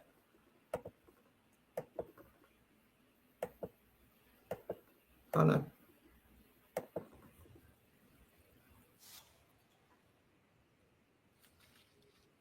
This is what I mean when I say the youth got it now. We can get our old ass out the way. It's their turn now. They coming. Boy, your mind gone. These people got you bent like your spine gone. Did you forget you a god? Get your grind on. They get wrong, we create a new crime zone. Boy, your mind gone. These people got you bent like your spine gone. Did you forget you a god? Get your grind on. They get wrong, we create a new crime zone. Boy, your mind gone. I'm really getting disgusted, can't believe the shit I see. These niggas only killing people, seem to look like me. Selected with your crazy, cause you ain't shooting at no police. You a monkey in that room, but King Kong up in these streets. You probably don't wanna hit us, but I'ma hit you with the truth. Downfall of every guy, it always started with a Jew, but they manipulate. I noticed he had a feather on his hat. Yeah. He ain't playing. Listen. Story, so the anger. Okay. Point at you and try to lock a real messiah so you never hear the truth. You got me fucked up. I'm a little Bama off the porch, but they let a nigga read and I discovered Dr. York. See, my mama got a message when she met the store. Tell you the mother, the messiah, your precious baby boy. See, you can't kill a true God, cause we can always bring it back. So they feed poison to our babies and call it Similac. They see the copper in our skin, but then they tell us that it's black, cause they know they took the land and hope that we won't take it back. See, they colonize the soil, then they push to the back, called it the land of the free. Man, what type of shit is that? They had us under a spell so nobody would attack, and kept their eyes on the babies that would bring the power back. They had us born in different cities similar to Iraq, but it's really Holy Land. They just spill blood on that. See, they put us in a trap, but didn't know we would adapt. And I only spit facts, ain't no cap in my rap. These people got you bent like your spine That's good. gone. That's good. You forget you a god, get your grind on. They get wrong, we create a new crime zone. Boy, your mind gone. Boy, your mind gone. Okay. Yeah, that's just one of the youngsters that's coming out. It's a whole bunch of them. Like the whole next wave of artists is not gonna be industry driven. They gonna be from the hood, from the block, talking just like that. No, they're not right? playing. Yeah. Right. So they know what's up. they know that they took the land and they hope we don't take it back. That's what he said. Yes. Yeah. When it's too late. They can't do nothing about it. We got the blood and the right. All they got is a piece of paper. Now we're going to see which is stronger, the blood and the right or the piece of paper with the ink. Is the pen mightier than the sword, but is the sword mightier than the blood? Ooh. It all turns around. Blood meaning that you're from the land? Mm-hmm. Okay. Yeah. Well, Chief, I don't see. Go ahead. We are mama's boys and mama's girls, and we love daddy, but mama told me don't let nobody take nothing from your brothers and sisters, so we here to get it all back. I take mine after they get theirs. I ain't greedy. So speaking of taking it all back, when the land is restored, how does that work for, all the people? Is everybody going to live in peace? All the different nations that are here in America. It's going to be way more peaceful than it is now. For one, in the hood where we at, we'll be remembering how to spot the black devil. Okay. We're going to be teaching them how to spot the black devil. So even if a black devil just so happened to be born in 60 years, he won't be able to act on them wicked impulses because he had too many checks and balances around him. Right. And you always gonna know him because he don't want you to tell him to do nothing right. But if you want him to come up with some dirt to do, he all for it. Oh. Well, speaking of that. Yep. No, go ahead, Chief. I said you always gonna know him because they always want to get into some dirt. Yes, sir. So righteous Moors is from the land, dirty Moors ain't. That's the difference. You got two groups of Moors because that's who really was fighting the war. The war was to educate yourself above the conditions so we don't have to resort to firearms and bloodshed. That's why you got two different groups of Moors. You got the righteous Moors, and then you got the dirty Moors. Right? And if you look, Garvey had a whole army behind him till he read the Masonic ledgers. You got to remember, he was a high-ranking Prince Hall with the blood right. So when he go in and read that we was under a 200-year conjure, that he can't break it because the blood of the righteous of Crispus Attucks should not be spilled in vain. That's what the secondary constitution, which is the constitution to the corporation, was written in his blood. So they had until 1976, but we went back to war with them in 1812, which gave them an extension to 2012. Right? And now we closing in and wrapping it all up in 2025 is the 9 year, which takes us back to the energy of the Ennead, the divine 9. That wasn't a haphazard when Biden say, I understand the power of the divine 9. He knew what he was saying. Wow. Well, he didn't, but his speechwriter did. Okay, right. Or the guy talking in his earpiece, whichever one it was, you know, he was a whole character, a group of characters, I should say. People keep asking about Moor versus Alliance. You touched on that already, but I see that. That was the first thing we went over. It is. Somebody actually asked, what does it mean when you see blue jays?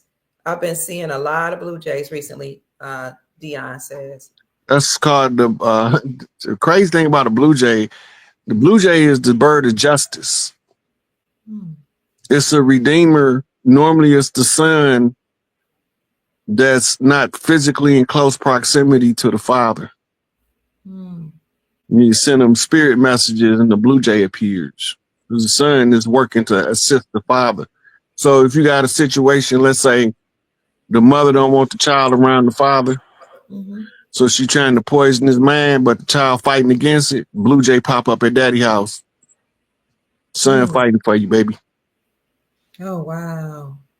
Wow. But it's normally justice in the situation is being, it depends on what the birds is doing too, but normally, especially if they singing, that means that they singing the old gospel spirituals of redemption and, recovery. That is so beautiful. I appreciate these questions, family. And I appreciate Chief having the wisdom to answer them. Me too. Chief, Kevin says, not all men, most of us are about getting the work done, getting it done. We were raised by awesome men and women. We were raised by awesome men, women, and grandparents. Because somebody in the comment section is saying, go ahead. Yeah, that's actually a true statement he's making, because all of us ain't the same. All of us ain't the same. And I keep hearing that over and over, men are no good, men do this and men do that. And I don't know if some people just have these talking points or if they're attracting certain men, I don't know what that's about, but it's disturbing to hear how disparagingly we speak against the men. Yeah. If you go to Neely Fuller, this is a good way to study that question. Okay. In the United Independent Compensatory Code, he tell you that when somebody tell you something like that, you supposed to ask them, well, if you saying that this is a bad man, show me a good man, and then explain to me the difference in the two. Okay. If you say that's a good man, show me a bad man, and then explain to me the difference in the two. The most of them is screaming bad man, but they don't even know what a good man is if he was sitting in their lap. Whoa. A bad man to most people is a man that stand on business. That's true. Because you can't push him around. He can't be swayed. My mama said, don't no woman want no henpeck man. Right? Yes. That's one of the greatest books ever written. Neely Fuller by Neely Fuller. And Dr. Francis Cress Wilson was his mentee, I believe, and she used to always speak about him and reference him in her work in the ISIS papers and during her speeches. Yeah. I talked to him on the phone. He gave me a whole lot of valuable information in about 15-minute phone call. Wow. And he's personable, approachable, talk to you. You don't got no, he getting old now. We need all of his wisdom we can get. And also they got a YouTube page that he's talking on. They do animations on his voiceovers. Oh, nice. Okay. Yeah. His name is Neely Fuller family. Let's see. Terry says, Chief, you rock. Love you. God making me blush. I'm trying not to blush. They say you got them receipts. Oh, and Chief Longwind says, Chief, you got my receipts. I sent this to you. I don't know what he sent. I'm not sure either. I have to look it up. Okay. But a lot of people send me receipts. They hear me talking about something. And I might not be going deep enough for them. And they go look it up and come back with some more stuff. And we pile it on. They're enjoying the work. They said they love you, Chief. This is great work. That's Rome. Hi, Rome Haywood. Rome says this is outstanding. Wow. Someone says we are the original people on the land. Is that true? Yeah, we from the land. We don't come. We ain't just plop. We came from the land. We emerged over here, like Africans emerged in Africa, Asians emerged in Asia, Aussies emerged in Australia. And they got histories. When somebody telling you their history traced back 30, 100,000 years, they original. Amen. Somebody said this is Enchanted Healer. TM says, I have yet to hear Dr. Kier say anything positive about the women that uplift our men. Well, a lot of times when I'm talking about families, the reason why I speak about how much more we should love our men or how we should do better is because that is what I see a lot is the shift in the family dynamics where the women, supported her husband in the Black community. I don't know about what everybody else. And I noticed that there's a shift towards feminism that tears down the men systematically and, do hurt their own babies, support, the unalivement of babies. And so oftentimes, like when you admonish or you talk about what's wrong in the community, it may look like I'm not uplifting the woman, but I also have videos where I'm teaching women on my channel how to be elegant, how to be graceful, how to be pleasant, how to be sweet, how to care for yourself, how to support your man. So I do try to do a balance, but I appreciate the feedback. Well, also the people that got it right, they don't need to be corrected. But the people that's out here screwing up, exception all twisted, them the ones need to be corrected. Don't nobody have to say nothing to the ones doing the right thing that they can get some accolades. Right. But while we problem solving phase, it ain't time to give out accolades yet. It's time to solve the problem. Yes, sir. Yes. Then when the problem is solved, we can go about giving the accolades. Because there's a lot of good people out here doing a lot of hard work to help the majority, but most of us don't see those people. True. Right. It's more people doing good that you don't see than it is that you do see. That's true. And they're usually quiet. They're not loud and abrasive. So if you go to my Rumble channel, you'll see, and you type in Dr. Kia Pruitt on rumble.com. I put how to be elegant in the search bar. You'll see I have here's a video, how to be graceful, top 10 traits of an elegant woman. Elegant ladies love men. And I talk there about how, there are women that love men and this is how they typically behave. Be exclusive, how you're supposed to preserve your energy as a high class woman. I talk about how to exude and accentuate elegance, how to manifest using sigils, how you can live your best life. And I have other things on here. Oh, how to become a wife of noble character. I have been a wife, and I took care of my husband till he passed away in 2022. How to thrive. I have lots. From Mistress to Housewife is about how I took the mistresses that were a part of my life and actually took them in. Everybody can't do this, and train them how to become good, noble women, and how to spring from this position in which they worked. I taught them how to treat a man. I taught them how to be kind, how to raise their children. They went back to school. The ones that wanted to go to school, I trained them how to be a noble woman. And I'm telling the truth. And their children have come to love me, and they call me mama. And I taught them how to go on from their situation and actually marry men. And my brother-in-law, God rest his soul, Dexter, who recently passed, used to tell me, I don't know how you did it. How is it that you knew that, there were other women and you were able to, understand who you were with and what came along with that? And instead of being, first I was angry, but instead of being like a tyrant, you said, you know what, I'm going to use this situation to my advantage and I'm going to groom them. Everybody can't do it. And we're going to raise these children together. That's why I say I have 8 children. I have more than 8 because my husband had 2 sets. I'm talking about the husband of my youth.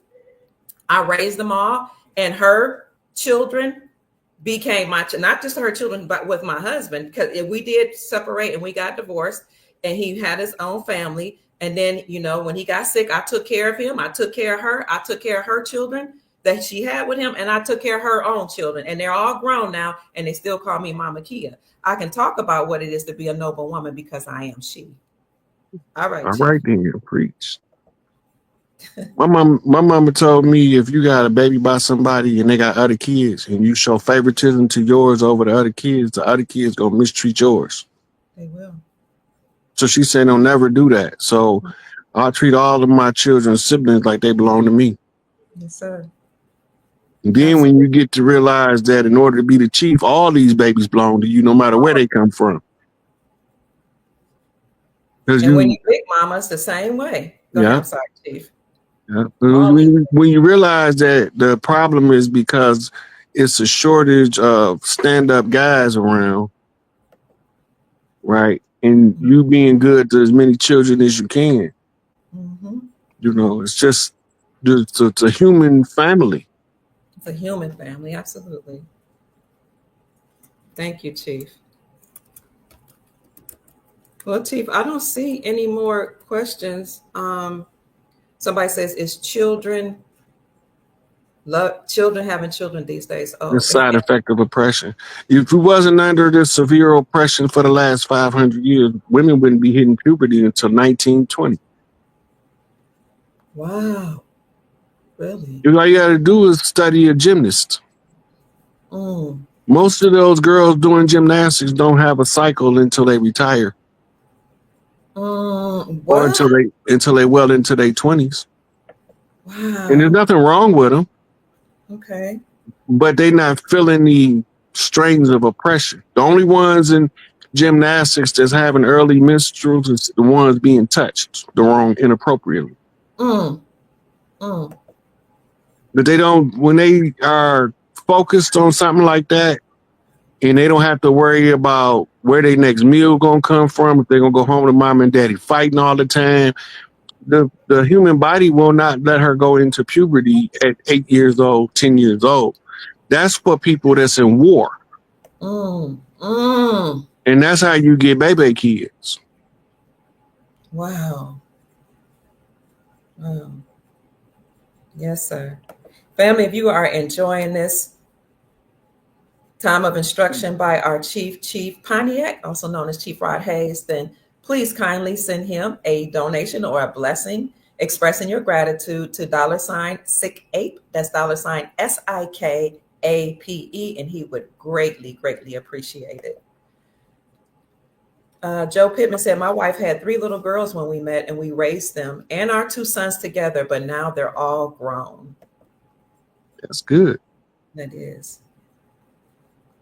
Pittman is a big clan out of Mississippi. They all over the place now, Pittmans. Oh, okay. Yeah. Wow. I got a local Pittman Big Mama over here in Pontiac. Mama Pittman, she got a big old clan. You think you run up on one of them, they're going to come from everywhere. It's a whole bunch of them. Chief Oaks wants to know, how will the tribes on the land and the republic coexist moving forward? That's a great question.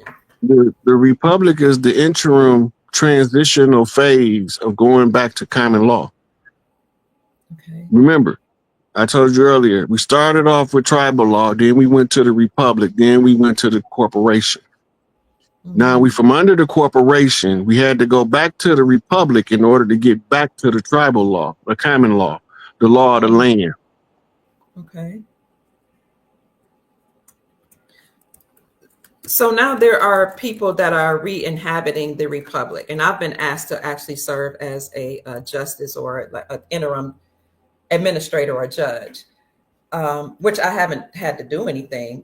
But so you have people that are volunteering to just hold the place, to just sit in a seat for the republic. But we don't know how that's going to look, that transition from Trump, because we know he's dismantling the corporation, to the republic. And then to that question, I'm wondering, so does that republic then run or represent everybody, or then does the republic turn over to the Aboriginal indigenous people on the land?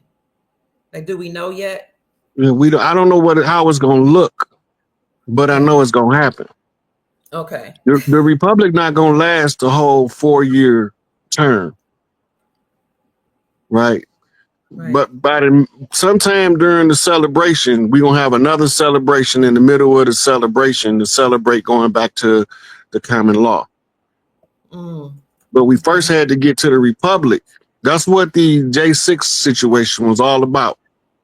Putting the law of the land behind the Admiralty flag to reclaim the jurisdiction from the law of the seas in order to go back to the law of the land, which puts us under the first republic.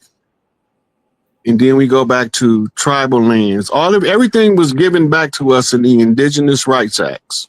There's two versions. It's a United States version and it's a UN version.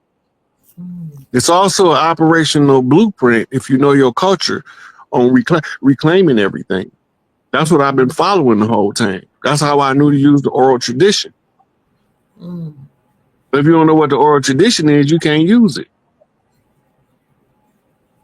Right? But everything I do is public notice. Notice to agent is notice to principal. When I get done talking, they either know or they should have knew. They know I'm a war chief. They know I inherited the responsibility of Chief Pontiac, and his final conflict was with the French. That was the Louisiana Territory. The same with Tucson. They lose 2 battles, they out of the war, because you got 2 out of 3. Right? And so they lost to Tucson and Bookman in Haiti, and then they lost to Chief Pontiac and this team of chiefs because he wasn't by himself. Right? He was the one that they sent out front to do the talking. Okay. So I'm just the one they sent out to do the talking. I'm the brain banger out of the gangbangers. They told me I can't be in the street fighting no more. I got to go hit the books. So get in the library. That was a direct order from Larry Hoover. Wow. He didn't know which one of his soldiers was going to be in the library, but he knew one of them, but one of us going to listen. One of us is more interested in seeing him free than working at Nordstrom for $100,000 a year. I could have been working anywhere. I got the skills to pay the bills wherever I'm at. But they got me on here as the one that's following the oral tradition, showing the people who did it, why they done it, where they done it, how they done it, and who they done it to. So when you get done going through the who, what, when, where, and why, and how, we know everything that they did. They told us. They don't mean I'm smarter than nobody. It just means that I'm just have more information available to me than the average Joe. And since I had more information and I was able to put it all into a comprehensive format where I could tell it to the regular people, At first they gonna say that nigga crazy. So they told me that nigga crazy. But then after they listened for him and said, wait a minute, he ain't crazy as I thought he was, because he got a good point right there. Mm. And then that's gonna trigger them. And then when they get triggered, they gonna trigger somebody else. And so on, like we do in a hair commercial. Mm. And she told 2 friends, and he told 2 friends, and so on and so on and so on. Each one teach one. We all gonna reach some. Right. I'm just trying to let as many of us know what's going on in real time as possible, just by reading their signs, not prophesying.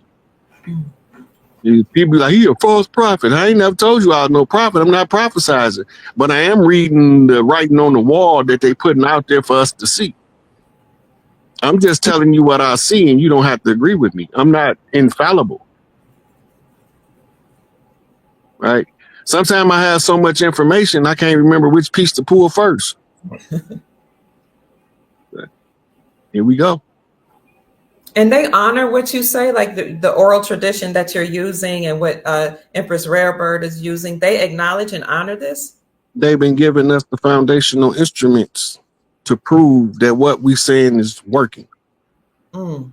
But I'm not the only one doing certain stuff. For instance, I'm not the one who told the Pope that he was on notice in the public domain. That was a different tribe in Canada, but we all working toward the same goal. Okay. Right?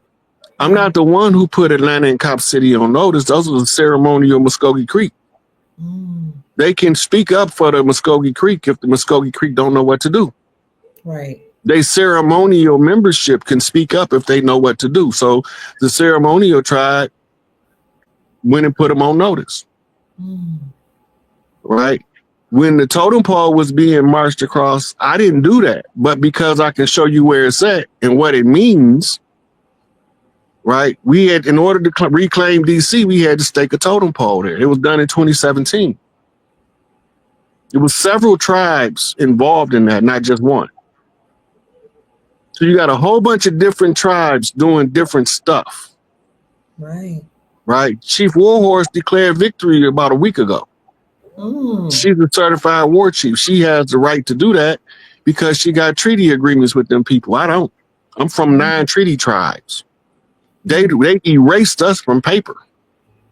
Whoa. So I can use the treaty tribe to prove a point to the 9 treaty tribes as long as we carry in tribal tradition forward. And all we have to do is put it in the public domain. We ain't got to prove nothing to nobody. When she put it in the public domain, it's on her channel, Cooking with Chief. They was setting up a memorial for one of her family members. Mm-hmm. And they had a meeting in this circle, and she came with the wreath to declare the peace and told you all the symbolism of the wreath. That's on her channel, Cooking with Chief Warhorse. Right? But that was instrumental for the rest of the tribes because it ties into what the collective is doing. And I've been telling people for 3.5 years now, she's the big deal chief because she the one got to declare victory. Wow, I see her. Mm-hmm. Scroll down, let me show you the video. Okay. Let me go to her videos. Yeah. Go to the lives. It should be under lives. Okay. Cooking with Chief, serving up history, update, birth of a nation, Columbus discovered America, Columbus discovered part 2. It was about a week ago, so it wouldn't be down this far. Okay, these are the lives. Okay. A week ago, the only live that comes up right here is Cooking with Chief, serving up history. Yeah, that's it right there. That's the one right there. Okay. You see where it say Banfuka? Said, oh yes, from Banfuka, yes. Yeah. So in her speech, she tell you about they being recognized by the federal government as being a separate tribe. Their tribe had dual citizenship. Okay. And then she got a politician on here. He goes through the verification of her credentials. And then they tell you that she separated from New Orleans. That was a critical piece right there. New Orleans is the corporation. Oh. So her parish is separate from, they can get their own resources allocated to them. But before that, just like with Empress Bertiasi, the corporate governments was blocking them. Right? The term in law is estoppel. Right? That sounds a whole lot like Gestapo, don't it? It does. I was going to ask you about Empress Verdiasi, Gaston L. Turner Bay. If you knew about her and if you knew that she had taken the United States Incorporated to court. Mm-hmm. If you knew. Okay. Well, they got a lot of infight in her clan, and when she left, it left them in disarray. Oh. Okay. But she never stopped fighting her whole life. And she got people in her family that's never stopped fighting. They have what's called a living record because it goes back to the beginning of the corporation and the struggle for autonomous rights.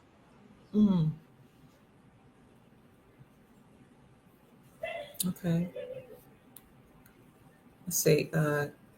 Rod was talking about Queen Elizabeth and Alfred earlier. I don't think you were. Did you? You didn't mention Queen Elizabeth. I don't know if they're talking. They say you were speaking about Queen Elizabeth and Alfred. Queen Elizabeth is the woman I had on my show, Princess Elizabeth. I think that's who they're talking about being from the yeah. I think that is her name. Oh, see, okay. it's 13 major women on the planet. Thank you. And they all have a region they're responsible for. Okay. The 13th seat is the sacerdotal seat that feeds the other 12 seats. Okay. It comes from the zodiac wheel in the temple of Dendera, where Tawaret is centered as the big mama in the middle of the imagery. As above, so below. And then your Egyptian pantheon is actually the steps that you take by embodying certain energy as you move to your position from Heru to Usir, from the son to the father, from the heir to the ruler. And the person that's the heir is called the pretender to the throne. And the pretender to the throne has to be able to have a means to claim the throne. The father can't claim his throne unless he first cleared a way for his big mama to claim her throne. Oh. That's the Osirian resurrection, what they call the holy drama. It's the blueprint. It's the roadmap. It's the instructions for the pretender to the throne to seize the throne and put everybody where they're supposed to be. The matriarchy is not ran like patriarchy. Okay. Feminism is not matriarchy. Feminism was formed by a bunch of drag queens masquerading as women to convince women to be unruly with their husbands at home. If you follow feminism, you following cross-dressers. But if you follow the matriarchy, you part of the sisterhood. Now, which one of them sound better? Sisterhood or the other stuff? Right. The elemental Q stuff. Sisterhood. I prefer the sisterhood. I did a live with Rising Phoenix yesterday, and she asked what happened to the sisterhood, and she had to give her the step-by-step breakdown. That's on my Instagram. Okay. On your you put up that live on your channel, or is it on hers? It's on hers, but I shared it to mine, so it should come up on either one of them. Okay. Let me see. What happened to the sisterhood? That's not the name of it. I'm gonna tell you the name of it in a second. Okay. See, that question came up in our live.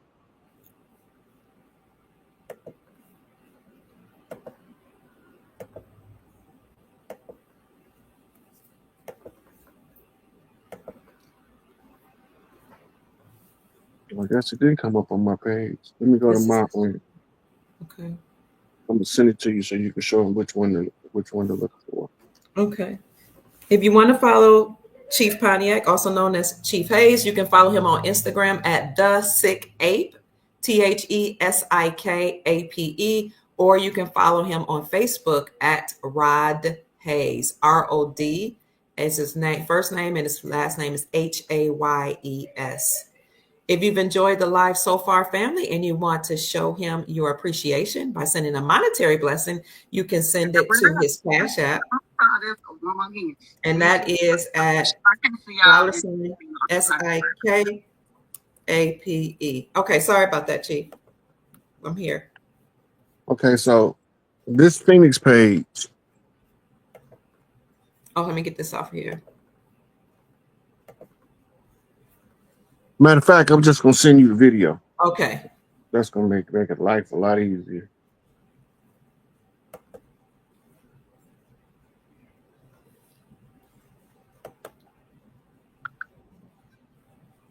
Okay, I heard it somewhere.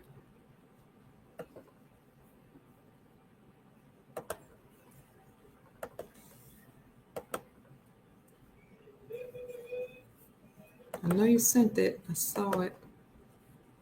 Let me just go to your messages. Okay. I'm going to click on the link. And, oh, okay.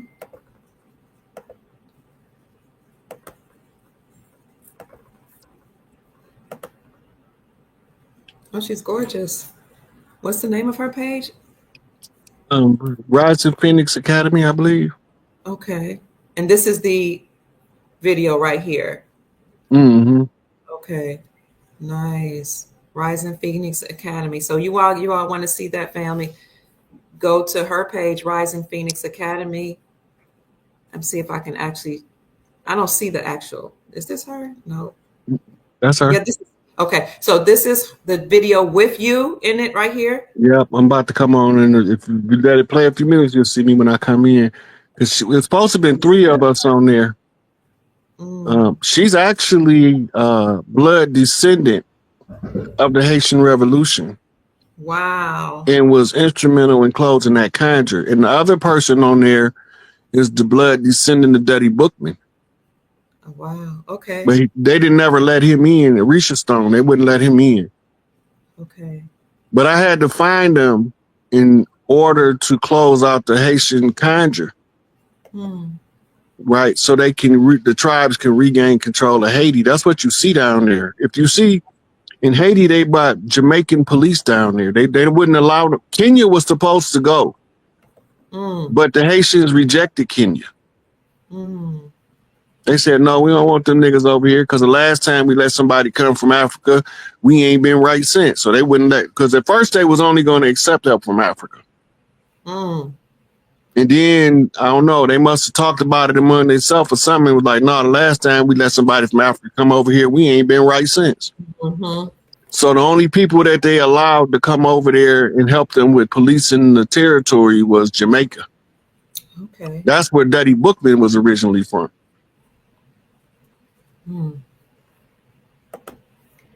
Phoenix Rising Temple University is where you can find a very important video that Chief Rod Hayes did about the sisterhood family. Yeah, we talked about a lot of stuff, but it's a nice little piece in there just about what happened to the sisterhood. Because when the women is like in their natural energy, Earth is heaven. Ain't nowhere like it. But when they in their war, Sekhmet, Kalima, raging energy, it's the miserablest place to be. Because they not gonna act right until everything is set right. And this is the truth at the root of all of the relationship issues. The women stuck in war mode because these dudes is some broads. Men don't want to stand up no more. They want to sit down and pee now. They got whole instructional videos on men sitting down to pee now. Well, no way. No. Coming up with all kind of pseudoscience to justify men squatting to pee.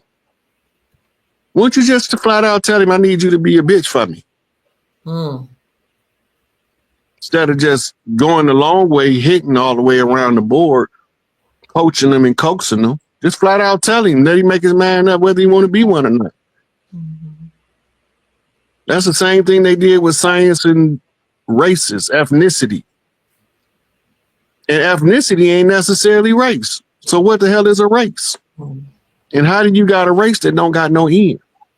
And what is the end to the race war? I can tell you what my son, who is an economist, told me. He told me they always tell you in the School of Economics and Business what they mean in their coded language. He told me when he was in college, he said, race is really about a race to resources. It has nothing to do with skin complexion. I was like, what? He said, yeah, they teach us this. Mm-hmm. He said, that's why I infiltrated the business school and went into economics, because you don't see a lot of people look like us, he was telling me, that's in economics. He said, that's where they show you all the secrets. I was like, oh. Presidents are economists. Presidents of universities are economists. Presidents of the countries, they study economics. Well, you look at Trump. Yes, sir. Yes, sir. But not only that, when you look at the economics and the resources, it take you back to that speech that that MLK gave about undergirding the European peasantry with resource, mechanizing their farms. Okay. Right. So he's telling you, right, the race war. And the race had nothing to do with skin color. The illusion was painted as a chess turn. On the chessboard, white is the attacker, black is the defender. Right. That's why free white persons in law identify clearly Moors of Spain. In France, and a couple more places, and they clearly say they're not Caucasian. You showed us the receipts on that before. They're not Caucasian. They look like us, but they're not us. They're melanated, though. Yeah. So as long as we think that the white man is pale-faced, then we already mixed up. You remember they used to say pale-face speak with forked tongue? You know what that means? No. He come with his own agenda, but his agenda is following somebody else's agenda. Oh, okay. So when they talking to the chief, the conversation goes something like this. Yeah, I came over here to offer you a treaty for a piece of land. Chief said, we don't sell land. Right? But before we do negotiations on any business, you got to smoke the peace pipe. Yes. Right? The reason why they smoke the peace pipe, because they can detect a lie. Oh. Right? So they get him smoke the peace pipe. Then he say, what's your agenda? What do you want for yourself and your family and the ones you loved? And he'll tell them. Then he'll say, okay, who sent you and what do they want? And then he'll tell them. So now those two agendas don't always go together. Right? It's the same with the Mongolians and the Huns that was the slaves to the Moors when they came here. Okay. They switched us out on the Trail of Tears. They wasn't marching us nowhere. We was already there. We was already in Alabama, Georgia, Mississippi, Tennessee, Kentucky, Louisiana, Missouri, Illinois. We was already there.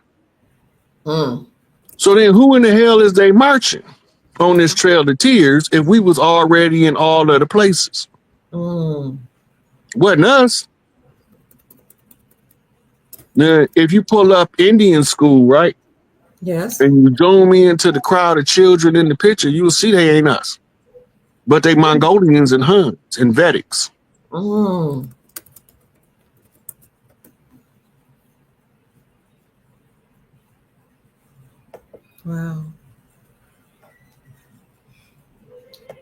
Another question somebody has me, asked me, I didn't see it here, is can you speak on why Trump mentioned cryptocurrencies being, go ahead. We're going to be going to some kind of digital format for banking. But whatever digital format it is not going to matter because we're going to be backed by a security. A security is the gold certificate, silver certificate notes, We move up in money, you're going to be dealing with what's called platinum certificates. Mm. Then you're going to go from the notes to white diamonds. Ooh. So instead of getting a stack of paper, you're going to get a stack of substance. Wow. It's my first time hearing this. Mm-hmm. Well, you know, all of the precious metals is that's the stablest currency for collapsing and rising governments.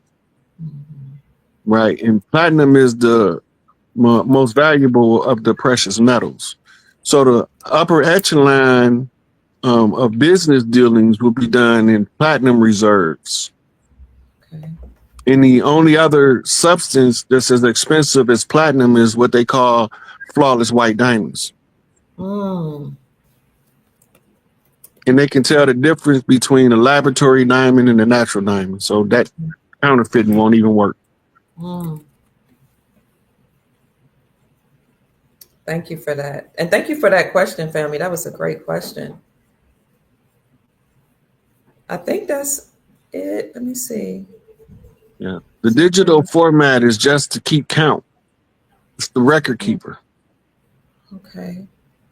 Wow. Someone, yes, Brian Williams, crypto. Digital backed by gold, silver certificate notes, platinum, from platinum to white diamonds. I think somebody's taking notes of what you said. Yeah. Gold, silver, other metals are real money. Wow. The family is saying this is wisdom. They appreciate you. Someone says they're looking forward to Mardi Gras. Man, I can't wait. I want to see these because, you know, we don't see it right now, but in different places on the land, you got the people making their costumes, just like the Mardi Gras Indians do. Mm. They make their own costumes and then they come out and they parade in their costume. There's going to be some pretty beautifully elaborate ones. Same with Les Carnival. If you want to know what it's going to look like, go watch an episode of Les Carnival from Brazil, because Brazil do it bigger than everybody else. The only thing that I know there would be some question. Oh, family, you asked me to pin up the young lady's Instagram with whom Chief Pontiac had done a live, and this is her Instagram. I also put it in the chat. My son went to, well, his wife is Brazilian, and he's traveled to the Caribbean, you know, because he had, my son is world travel, and the ladies love him. But anyway, now he's married. But anyway, he was telling me that the only issue he had with Mardi Gras and some of the festivities is, you know, the things that happen there that may not necessarily be moral. And he said, I like the celebration, but it was too much debauchery, you know, that he thought needs to be checked. Well, that's the Brazilians' responsibility is to clean it up. True. Right. But remember, let's go back to Bobby Hemmett. We don't care about no moralism because they use moralism to put us in boxes. So a lot of us openly defy the moralist doctrines just to not fit into their box. But then you got the ones just naturally depraved that take it too far. Right.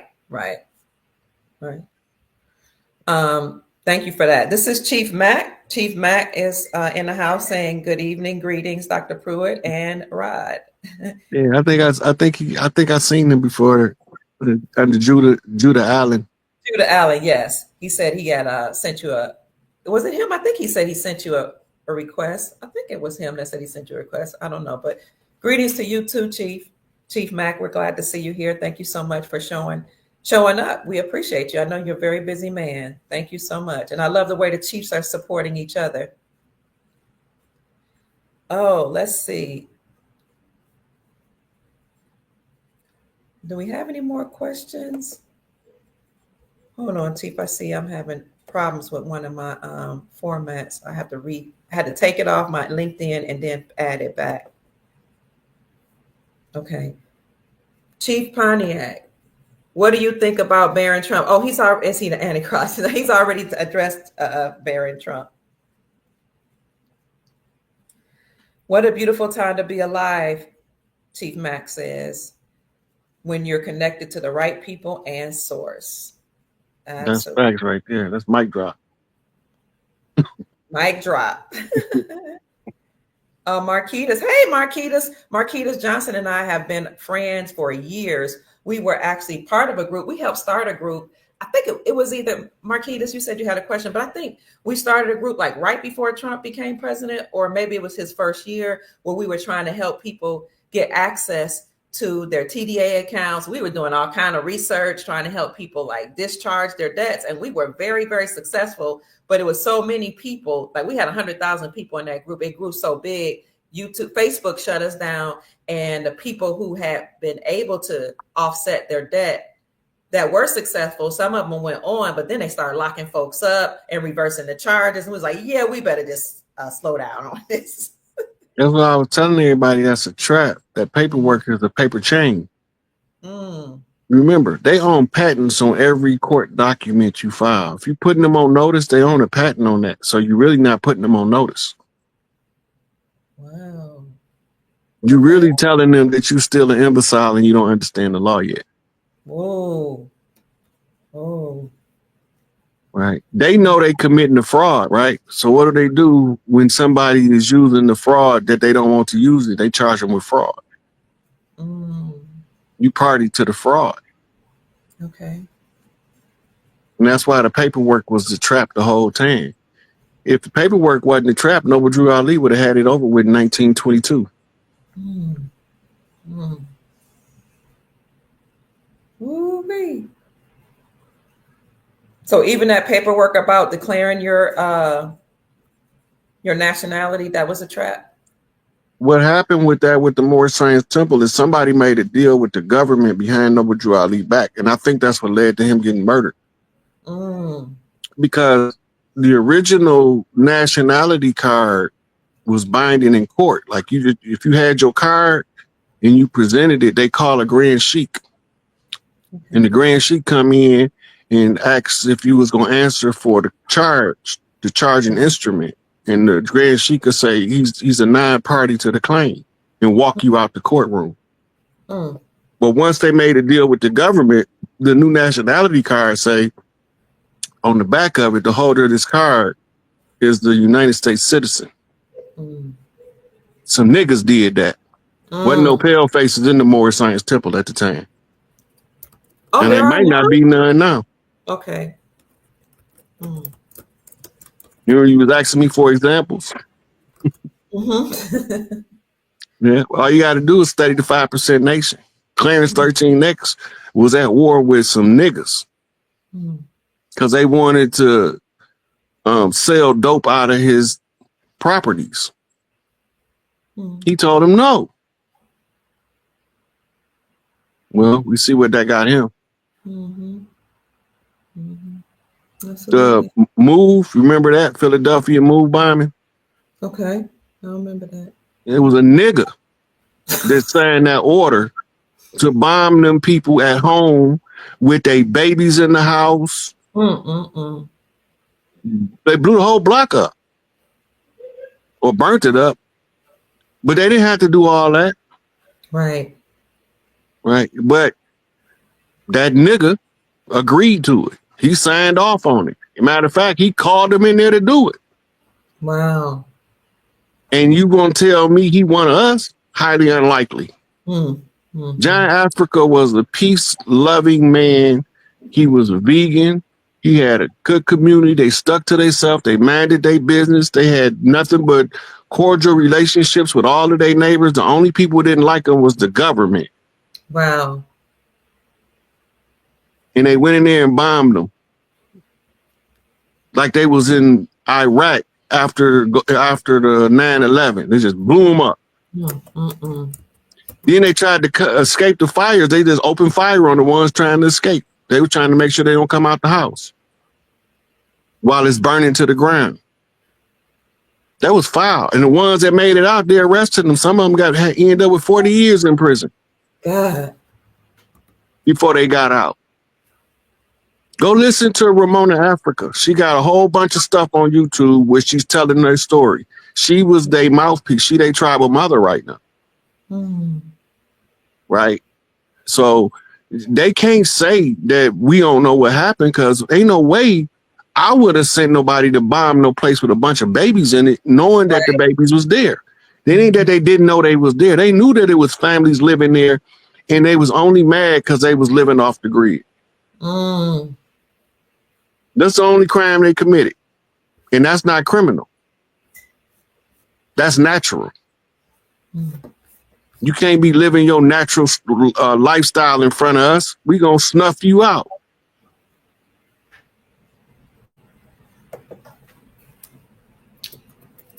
Thank you. What Marquitas wanted to know, Chief, is Melania Palladian? I asked her, is Melania? I want to know if Melania is Palladian. It's a good probability. She got that. That's how they look kind of like her. I can't say for sure, but she have that look. She really does. There's something very peculiar and strong about her. Like she just doesn't look like your average human. You know that the Pleiadians, okay, it's the 7 sisters, the 7 stars in the Pleiades, and they all got different looking people. Okay. But they all are very, very attractive. Some of them are melanated, some of them not. And then you got the spectrum in the middle. But you normally can tell them because they have what's called a very peaceful disposition, and they try to solve any problem before it gets to conflict. But if you take it to conflict, I'm gonna tell you myself, you on your own, because I'm not coming. They the wrong ones. They control light magic. And the 7 sisters is the 7 rays of the light spectrum. Okay. And where everybody think is the dome is the Van Allen belt. It's a radiation barrier, which is the Pleiadian light lock conjure to conceal the warring factions within inside a confined space, because they was disturbing the other people somewhere else with their wars. And that was the catalyst to the formation of the Galactic Council. Somebody got to do something, because these people they just going crazy. Okay. So the Pleiadians are actually here, it seemed like, to help us, the humans. They are. They part of the Galactic Alliance to... Okay, so the issue is a sibling rivalry from Nibiru. Okay. Did they call it in your Bible the war in heaven? The war in heaven was between Michael and Satan. And what? Michael, the archangel? Yeah, that's what remember, Michael and his angels fought the dragon as his angels, and then they cast the dragon to the earth. Right. That means the war in heaven landed on earth. Oh my gosh. But nobody never tell you that the war was over.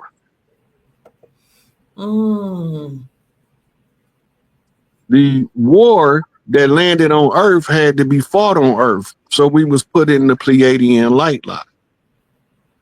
A heavy radiation barrier.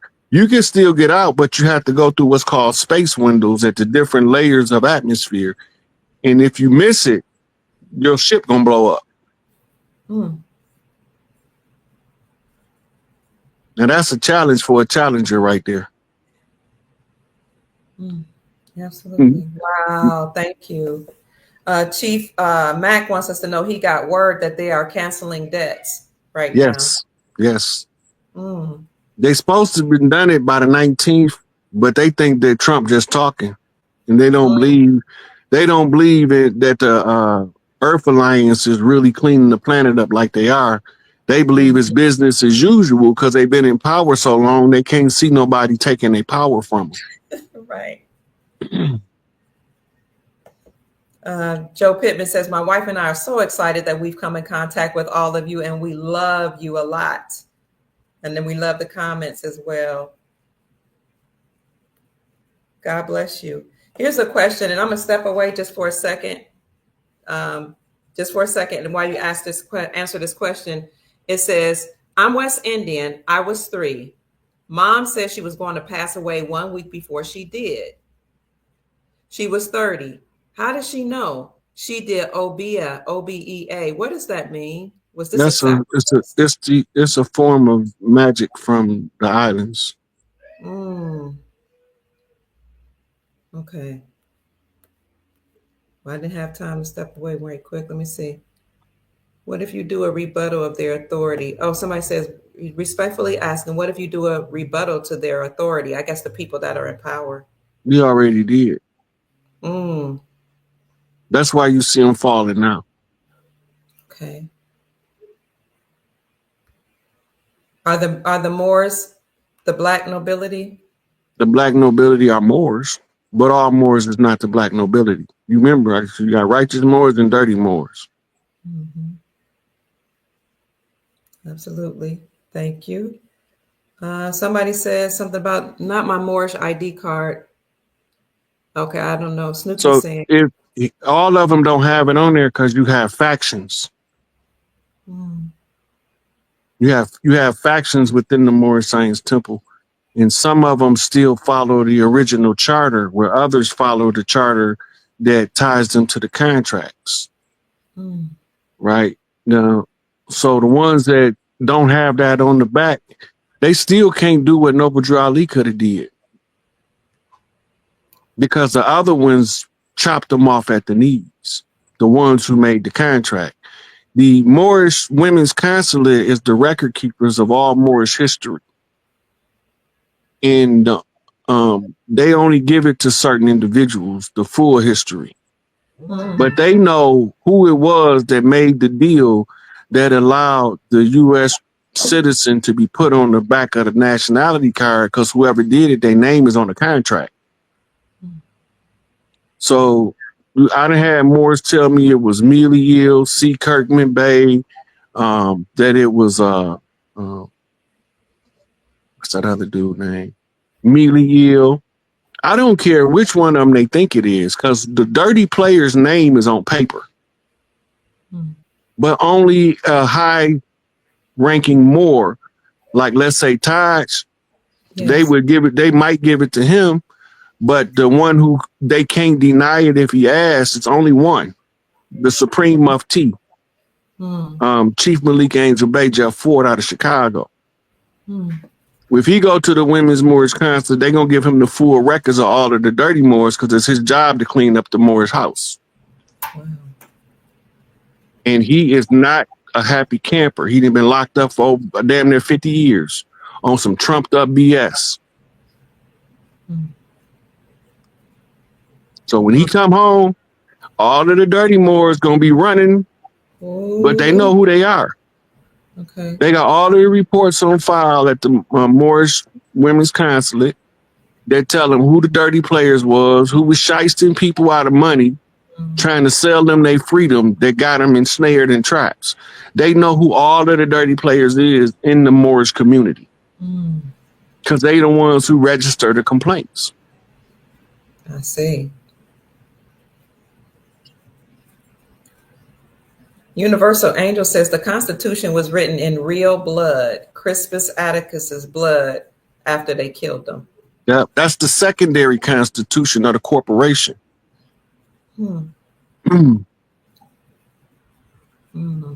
That's when they moved the capital from Philadelphia to DC. I think that was 1781 or 1783, something like that. Okay. Oh, they can literally sign something in real blood? They wrote the whole thing in blood. It was called a blood oath contract. I did a thing on B-Dell where we were showing people about the blood oaths. We was going through all of the blood oaths and stuff. Yes. Yeah. So it's showing you how it works. Because once you understand how it works, the spell is no longer enforced on you. Plus, the blood is fading, which means the contract is losing its power. Where can we find that video? on BDL on YouTube. YouTube. I'm gonna look for. Okay, I'll look for that family, and because I need to learn. I need to understand it because I hear you talk about blood contracts a lot. That's what they use to ensnare us. Mm.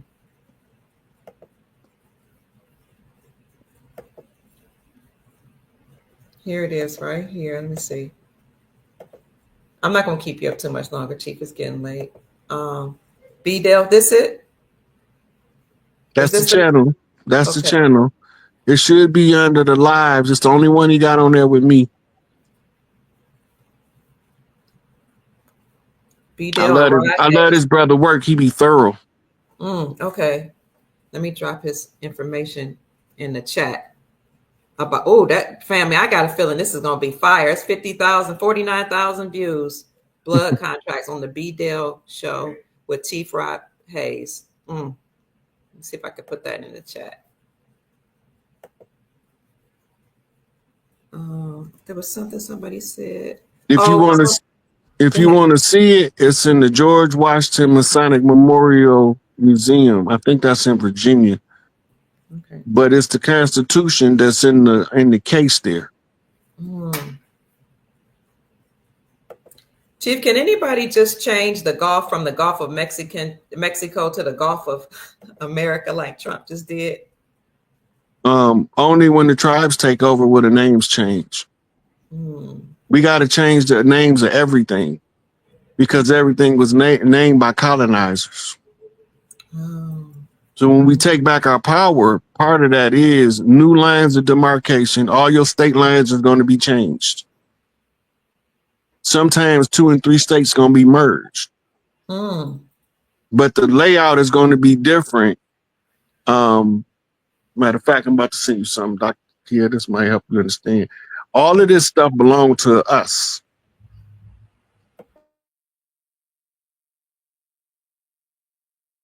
Keep talking, Chief. I'm gonna look for it in 1 second. Yeah, I'm looking for the map of where they was taking everything and renaming it, and so you're gonna go through phases. You're gonna have an interim term, and then in the interim is when you reorganize, and then you rename everything and reestablish government. Where is that dog?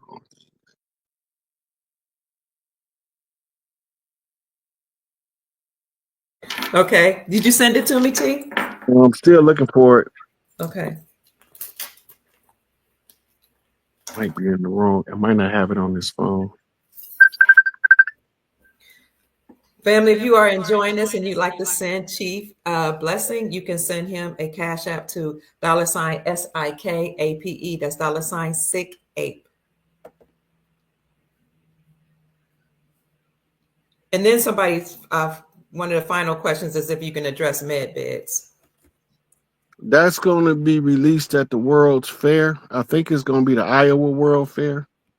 In Iowa, yes. And not only that, it's so much technology that's going to be released over the next couple of years, but the big dump, the first dump of technology is going to be at the World Fair. It's part of the year-long celebration.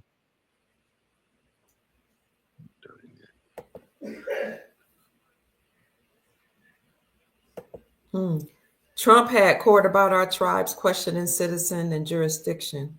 Okay.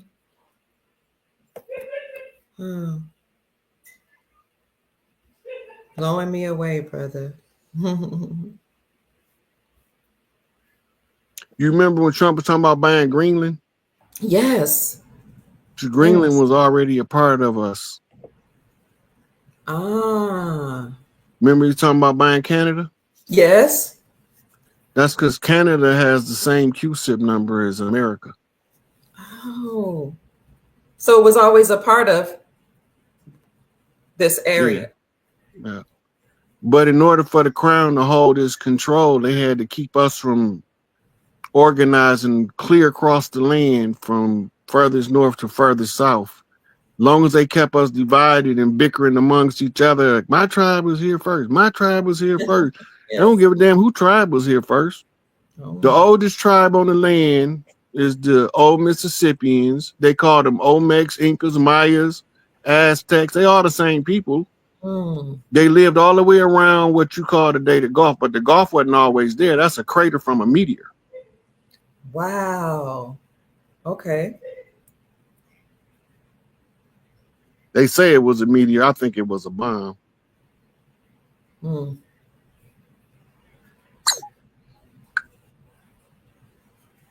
All right. You sent it I to don't me? know how well it's going the image is, but you should be able to see it now. I just sent it to you, Dr. Kia. Okay. Yes, sir. Let me get to it. Oh. Okay. I see it. Okay, hold on. This here? The new map just dropped. America. Ah.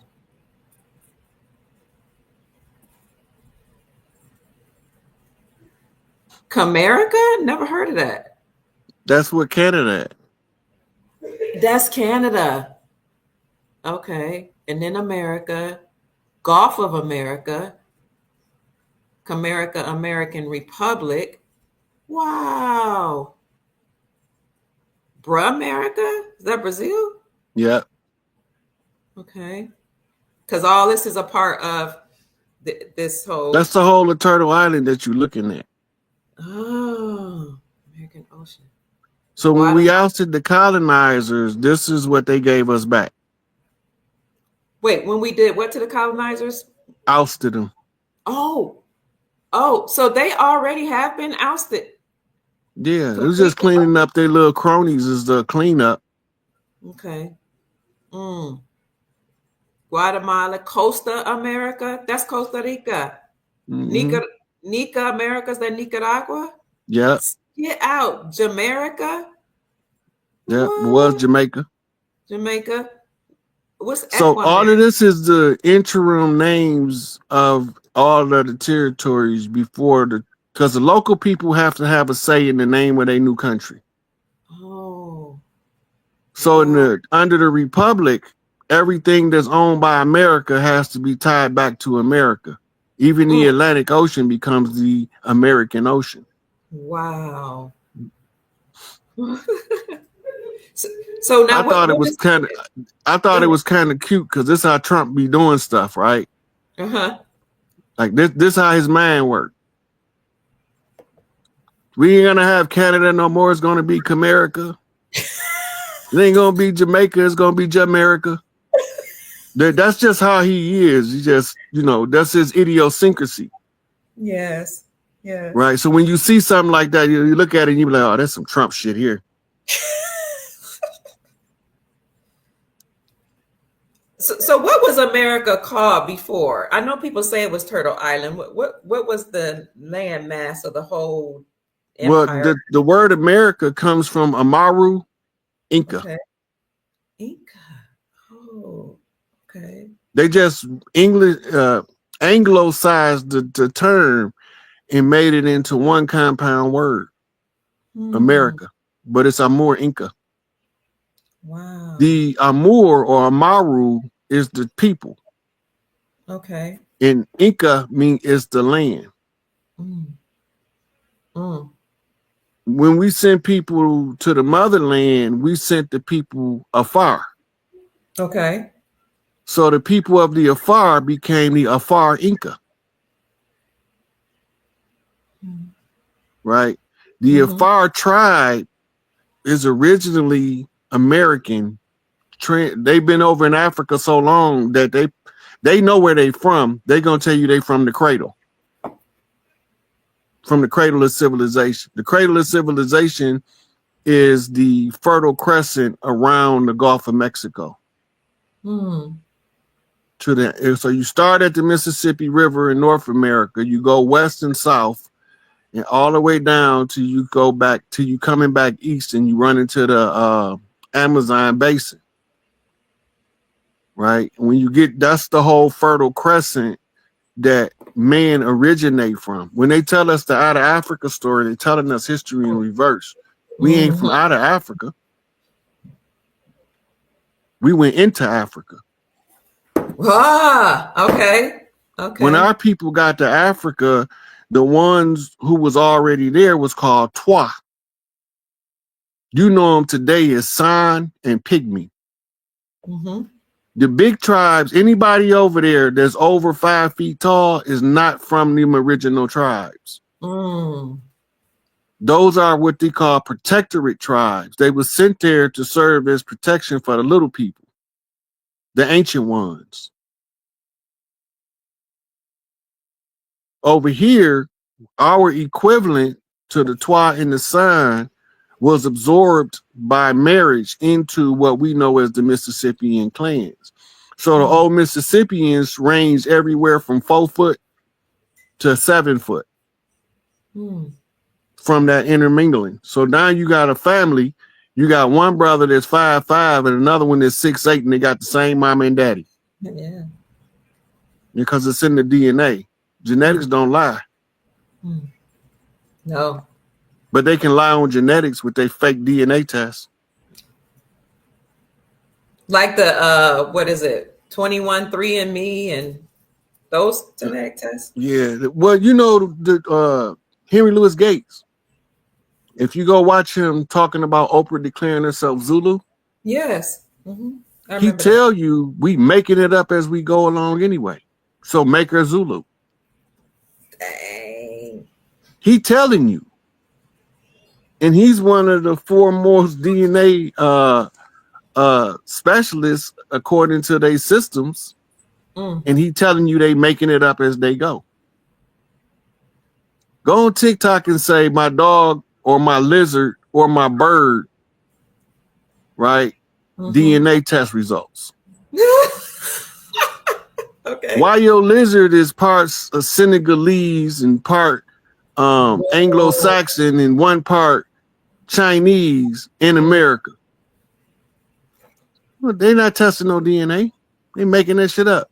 And then to say in the fine print, this is for entertainment purposes only. That's a disclaimer. Why is that disclaimer there? Because they got a narrative to uphold. In order to uphold the narrative, they got to be able to manipulate the results in order to prove their narrative. By it being for entertainment purposes only, it's under the same governing guidelines as a movie script or a book, a fictional book. I didn't write those documents, so they can't say Rod Hayes put that in there. I didn't put it in there. I just read it in there. Yeah.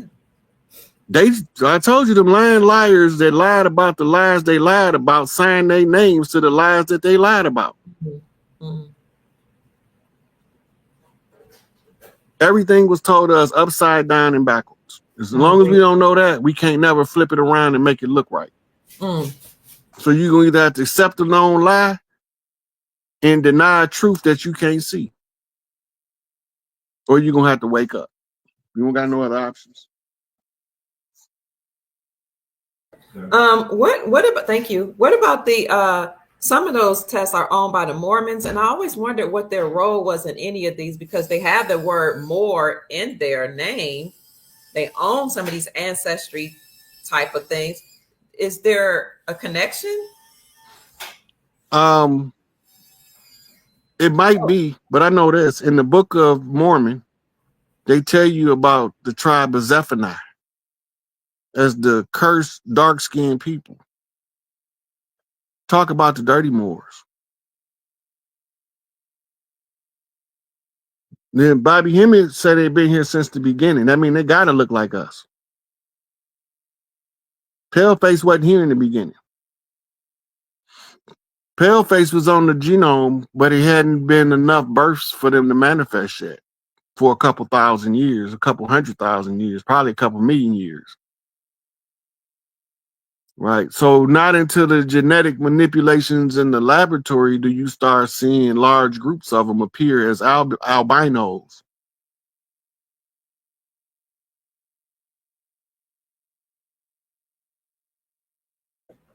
Wow. So the different groups of people or ethnicities or races, did they all come from the autogenous people, or they come from different beings and from different star systems? Do we know that yet? This is what we do know. We do know that the original mothers of the earth has every ethnicity of the earth in her genome. Okay. We also know that the 12 daughters of Isis represent the 12 major groups of families that have different skin colors and hair textures. Right? Now, when other people start coming, they have to take on human form. The only way you can take on human form is your spirit has to inhabit a human body. Right. Right. All of the mythical creatures, it's not that they don't exist, but they got on human suits right now. But if you look at people close enough, you can see them beautiful fairies, the water sprites, the fire sprites, the gnomes of the earth. Yeah. Right. All of them, you can see it in their face and in their body structure, but you don't know what you're looking at. You just think you're looking at the diversification of the human genome, which is true. But the energy signature of the spirit determines which traits is going to turn up the most in the DNA. Because it has to be compatible with the physiology or the phenotype, and the genotype have to be compatible. If somebody not human, you can't have a baby with them without external forces manipulating the genetics in the laboratory. Just like a lion and a dog can't have babies together, but they both mammals. Right? You never see gorillas mating with chimpanzees, but they both primates. Okay. You got genetic code barriers that's in place to stop that from happening. Okay. But we can mate with each other no matter what. As long as you're human. As long as you're human. Okay. As long as you're human. You can pseudo mate with something, but you ain't gonna make no baby.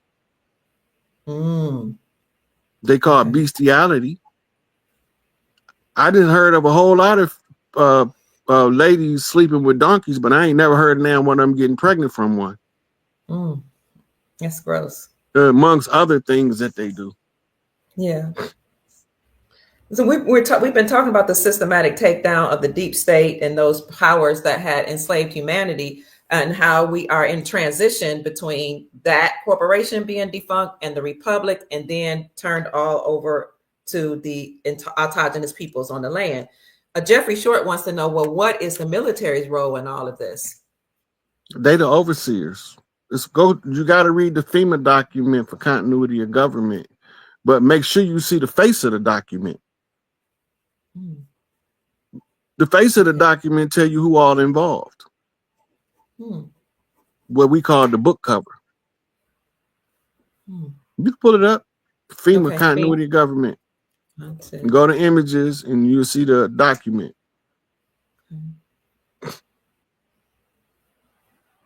Images. We at the end part of the reconstitution of government.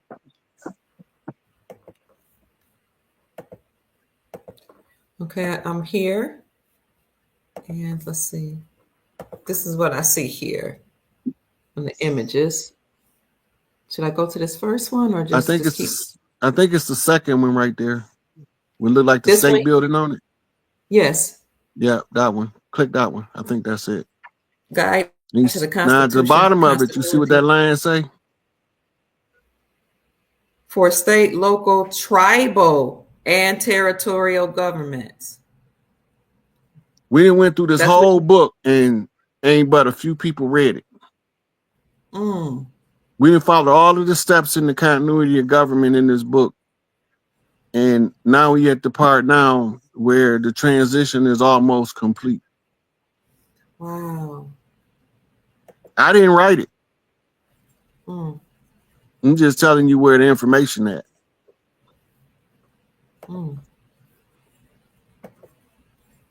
Yeah, I think I need to read that book. I didn't even know it existed.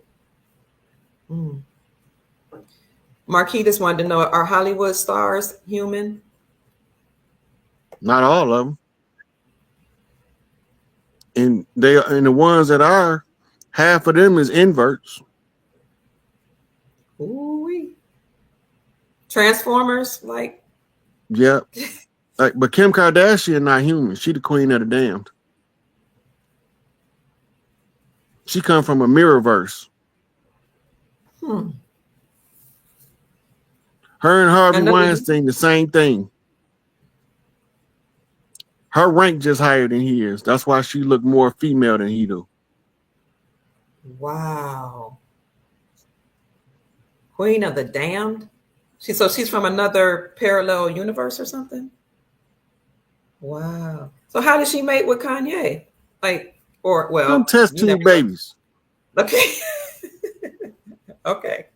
Them all surrogates. She ain't carried no baby. Okay. She can't carry no human baby. Unless she can carry it, but they have to artificially inseminate her. Like a I see. seahorse. And it seems like they used her, all her sisters loved, our men. And that seemed like they wanted to, I don't know what that agenda was there. They wanted to somehow put something in the universe. So they all made it with our men, and they seem to have It's had. a whole coven. Okay. It's a whole coven. The old lady is the ringleader. She's the one giving instructions, but the queen of the damned and the heir apparent is Kim. Okay. Now, I ain't saying she a gold digger, but she ain't with no broken. What can you say? When he get old, he'll ask for a white girl. He was telling you he finna dive on the bear. He finna do what? Dive on the bear. Somebody got to hold the bear till we slay it. Okay. Aaliyah had to expose her. That's why she had to get out of Dodge. When she exposed her in that movie Queen of the Damned. I didn't see the movie, but I might need to. I'm gonna show you something. You know I like doing the receipts. You love the receipts. The receipt king is in the house. Chief Rod. Hey, Chief Pontiac.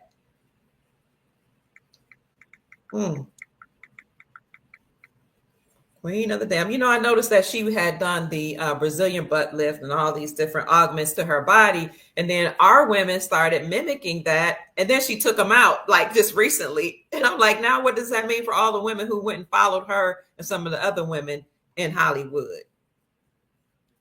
Okay, this is one of the pictures she did in the Queen of the Damned. I remember seeing that picture. Yes, right. Yes. It's another one though. Watch this. This is Aaliyah. Okay. Yeah.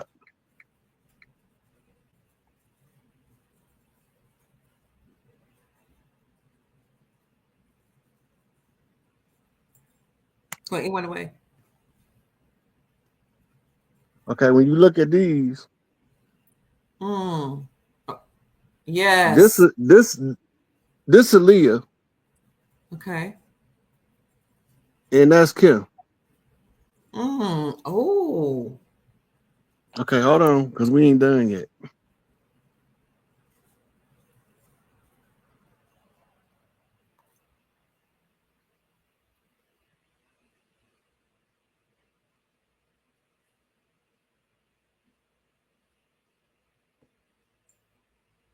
Oh, who is that? That's Kim.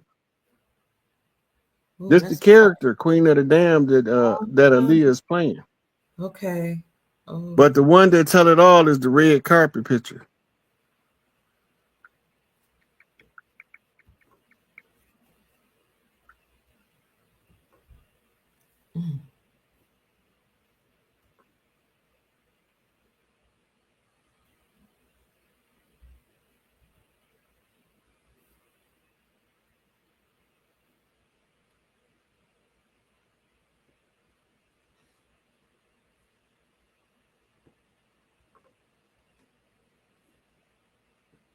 I think they didn't scrub the internet.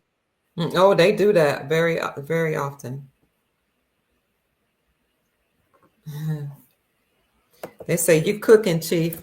And we like to pay our compliments to the chef family.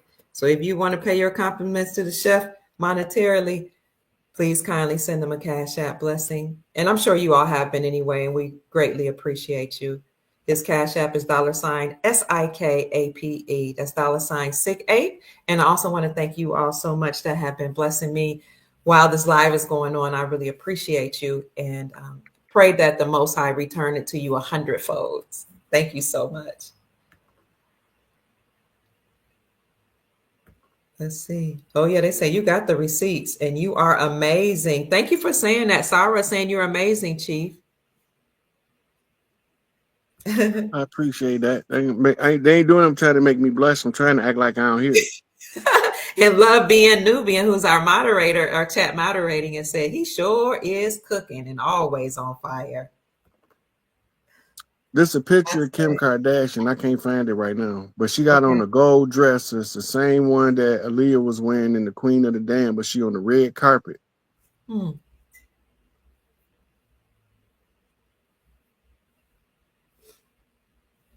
it looked like they scrubbed it. Judah Allen saying a lot of these women are chicks with a stick. That's why I told you them old flipper rules.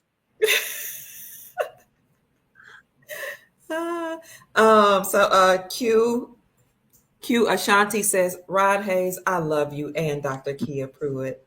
Thank you. Oh, and I don't see, now I don't know about, I think some of the presidents are inverted. I think a lot of politicians are. A lot of people in Congress, you look at them, one day they're playing a female role, and another day they're playing a male role, and people don't know it's the same person. But okay. Look, Trump got about 5 lookalikes. I done seen at least 5 different Trumps. I seen him come out one day, he was short and dumpy. I seen him the next day, he was tall and slim.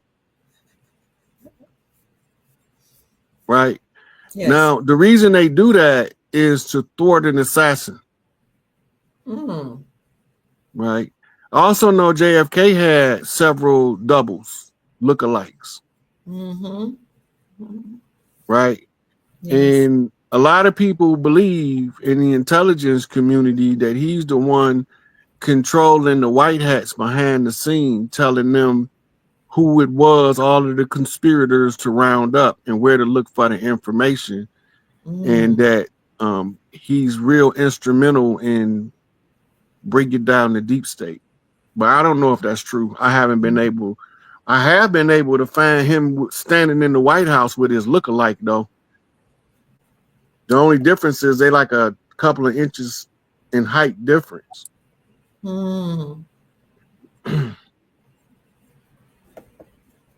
Absolutely. And, do you have some people saying that there are 2 Trumps? You remember that Dick Gregory said that. Yeah.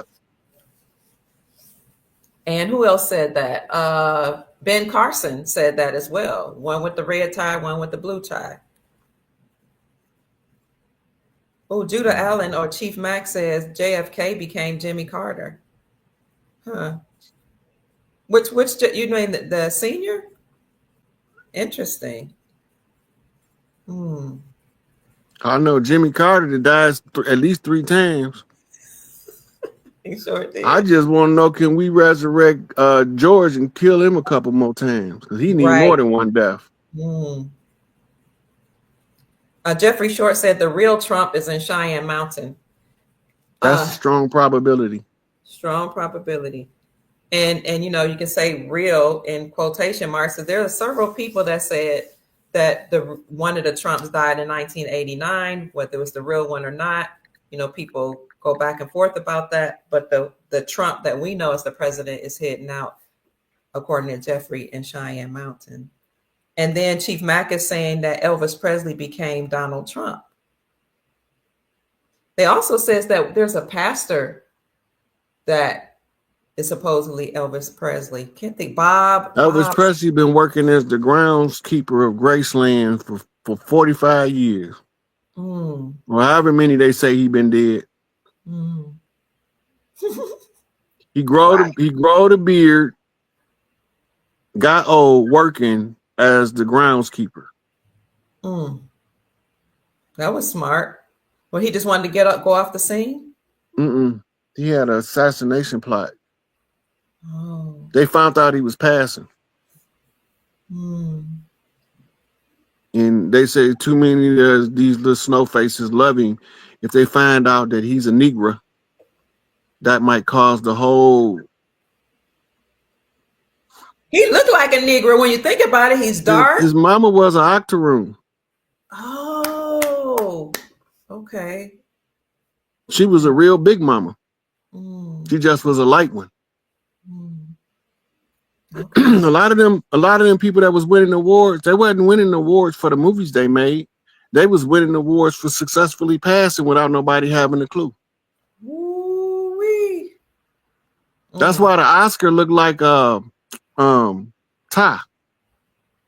But Oscar was the first person to put the structure of movies together. Okay. The guy Jim Morrison from The Doors, he was the curator of the Doors museum in Montana somewhere. He was the curator because they said that he tell people they hired him because he looked just like Jim Morrison from the Doors. But that was him the whole time. But it was an easy and convenient cover story. I want to look alike. I look like him, so they tried to put me as the curator. So now I'm here curating this. Come on, man. Then they told the story in Eddie and the Cruisers. Eddie and the Cruisers is what Tupac used as his template. People want to know, what about Tupac? Who is he? What is he? Somebody just asked. Tupac is he inherited the war, Tupac Amaru. Okay. He after the Vegas incident, he went to Arizona and stayed on a reservation of natives. They was dirt poor when he got there, but they ain't dirt poor no more. That's why DMX kept trying to get to Arizona. You don't remember that, do you? They kept locking him up for going to Arizona. Remember when he had the police acting like he was the police? He had the police car. He had bought a police car. He was acting like he was the police. Pulled the guy over like he was the police. Dang. What did he say, though? He said, they making it up anyway. Why I can't make it up? Why? Right? Then they asked him, he was locked up in, he got an interview in jail in Arizona. And they asked him why he keep trying to come to Arizona. He said, this God's country. I came to see God. I remember that. They don't know he talking about Tupac. It's an open secret in the hip hop community that all of the rappers call Tupac the God. But we only think if it's only one God MC, Rakim. To us, it's only one God MC, Rakim the GOAT. But Tupac is the goddamn closest to him. He the prophet. If he ain't the God, he the prophet. But Tupac, the rappers call him that. That's a inside hip hop community thing. Tupac, they call him the God, but they don't call him that in public. Okay, right? That's because he's a chief. All of the chiefs is classified as a God. Yep, Liz Taylor was passing. Marilyn Monroe was passing. Jane Mansfield got beheaded because they found out who she was, that she was passing. That wasn't no car accident. That was an assassination. Can you speak on Marilyn Monroe? Who is she? There's something peculiar about her. Do you know anything about her? Yeah, she was exposed to a lot of insider information. And that's what made them put the contract on her. Okay. And John left her some stuff that they never recovered. I don't think she did for real, though, because I can't find her on the other side. Okay. She was really the lover of John? She was his mistress? Okay. She was mistress to a whole bunch of people. What? Okay. At the same time, or? I don't know if they was all at the same time, but I know She was Bobby mistress at one time, right? Yes. But she couldn't get along with John because he kept banging Sam Giancano's wife, which was causing conflicts in the mafia circles. Okay. Right. And then Sam Giancano was also known to have an affair with Marilyn Monroe. And he was the mobster out of Chicago. Okay. She had such great sex appeal that, people still study her today. There was just something that, I don't know if she was raised that way, trained that way, but it's really different.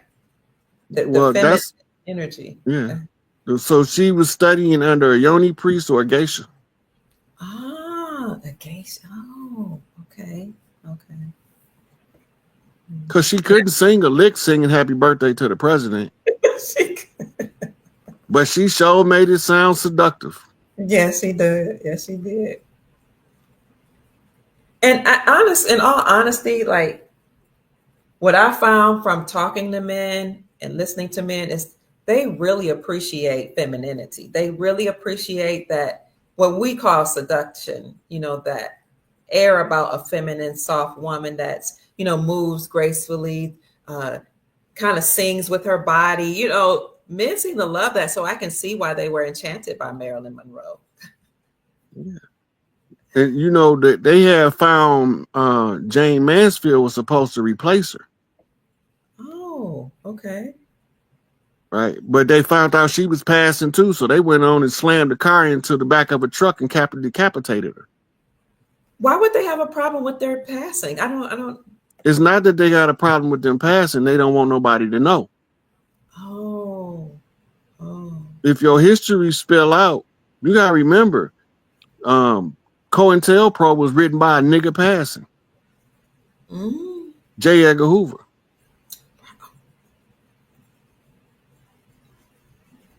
Wow. Your President Warren Harding was passing. They even tried to call him on it in his campaign. He sidestepped it like a true politician. There was a whole lot of jumping back and forth across the fence before I was born. I ain't no sure what side my mama landed on, but here I am today to serve my American people. His sister was darker than you. They hid her through his whole campaign.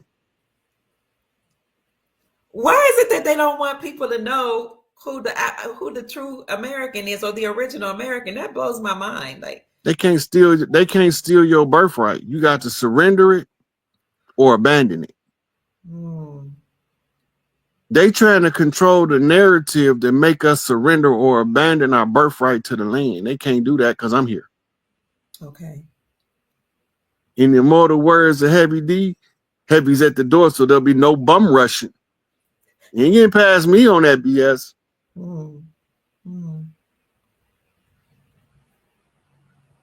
Is Diana still alive to your knowledge? Oh, absolutely. I hadn't seen her on TV.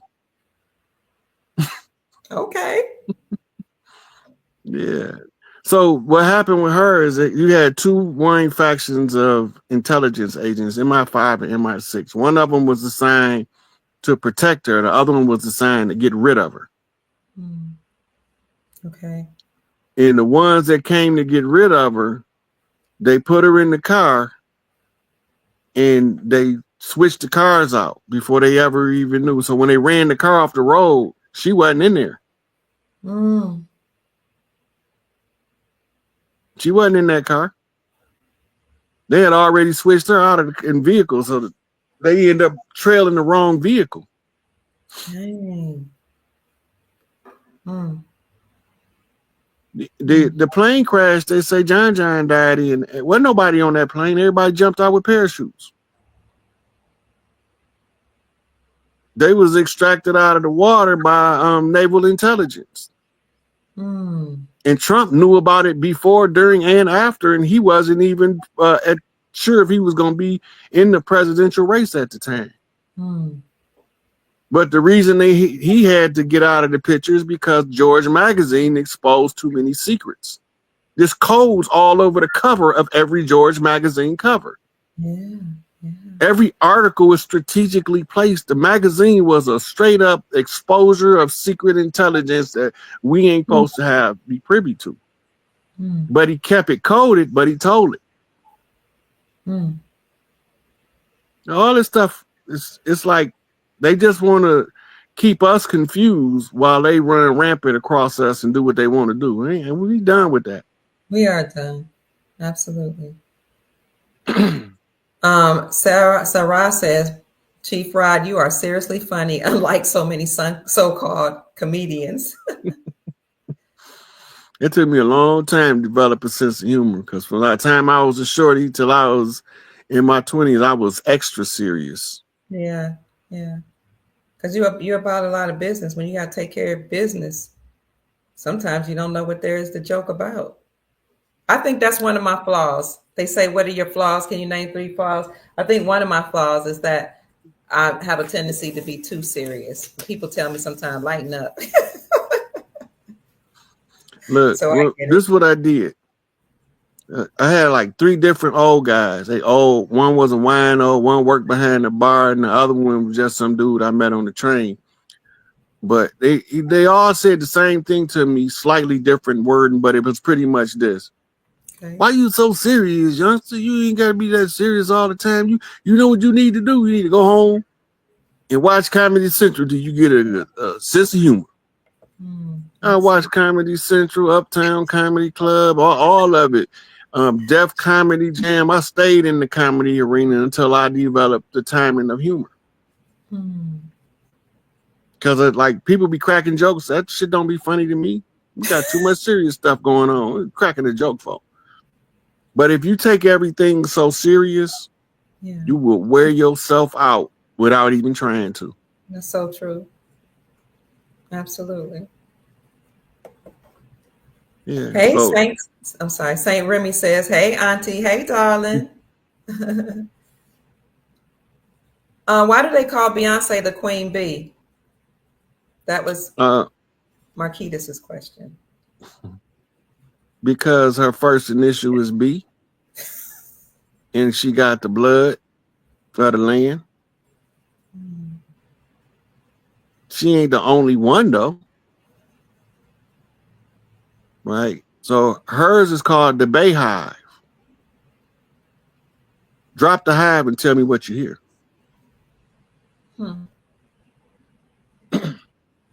She also got the name Bay, as in isn't that a Moorish title?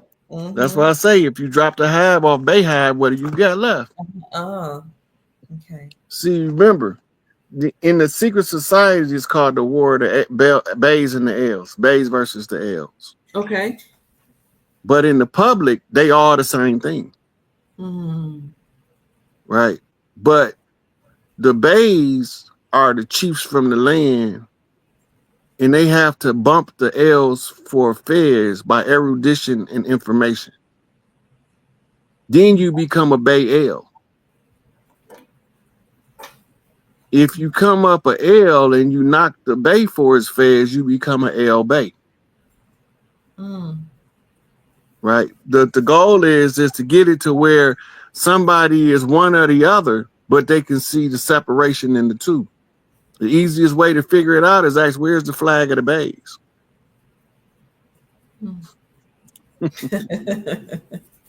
Wow.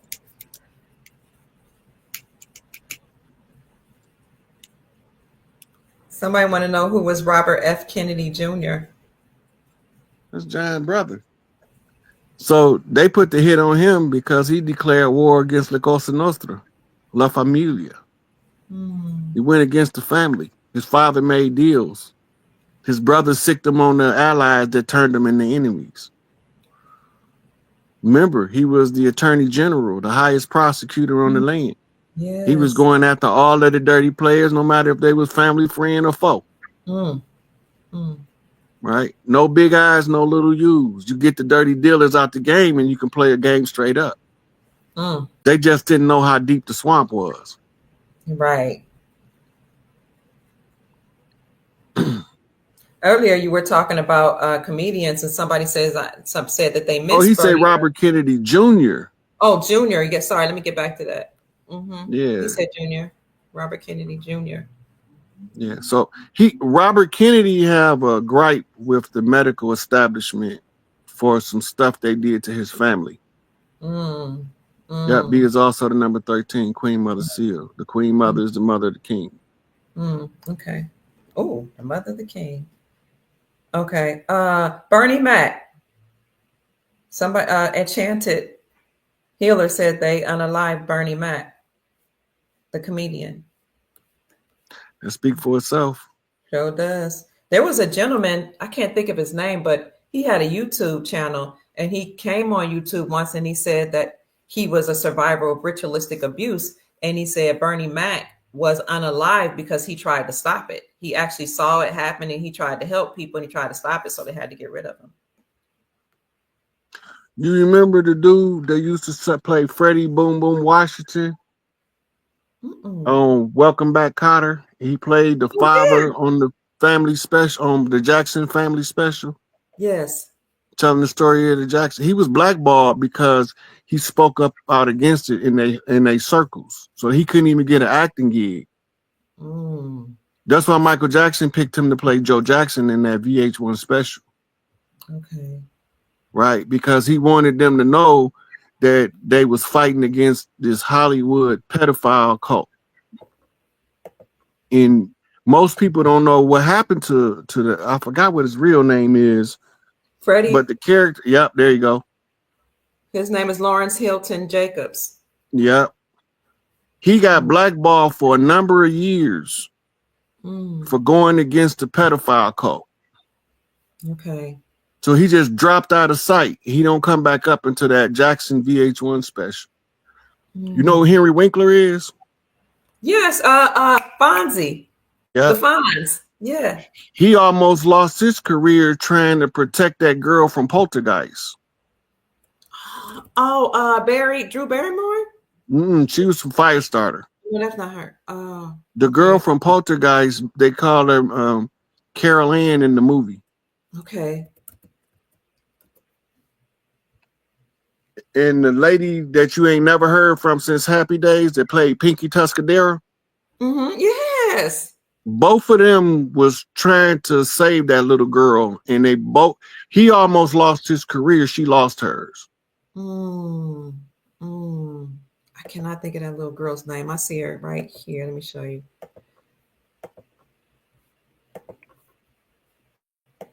Here she is. Right here. Little cute little girl. Yep. They did that girl so bad.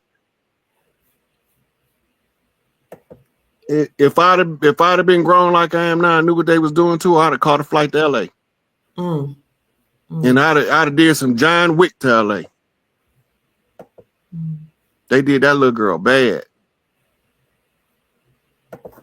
I was talking to David Quigley, also known as John Fitzgerald Kennedy Jr., and he was telling me, here's Henry Winkler. Hold on 1 minute. This is Henry Winkler as an old man.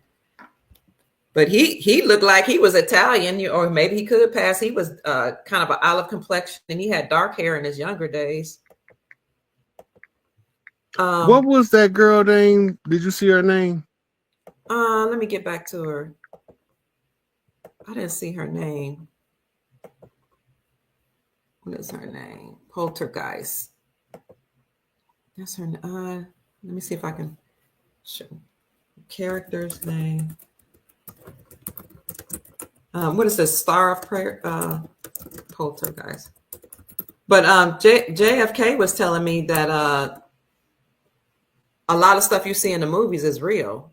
He was saying how he remember being in Hollywood, because even in Secret Service and in government circles or whatever, they put all the children through all this MK Ultra mind control, and they make you actors. And he said one time he was captured, beat up, something put over his head, thrown into a truck, and taken to a set. He didn't know where he was, put into a tub. And when they took the thing off his head, he was getting beat up by Denzel Washington. And he didn't know what was happening, but it was a movie scene.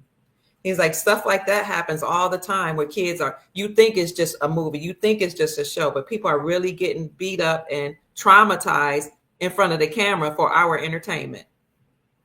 That made me sick. You see her name?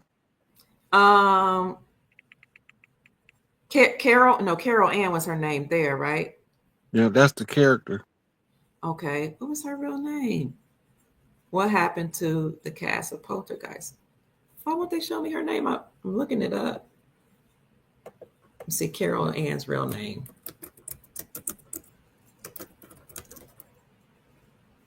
From Poltergeist. Real name. Okay. Somebody said, wow, are y'all still on? Heather O'Rourke. Chief. Her name is Heather O'Rourke. This is when he was fighting for. Let me see. That's the Fonz. That's Henry Winkler. Mm-hmm. Okay. Oh my God. It's another picture with the girl that played Pinky that they got with her. But she had came to do an episode with them. Oh, she died at age 12. Wow. Yeah.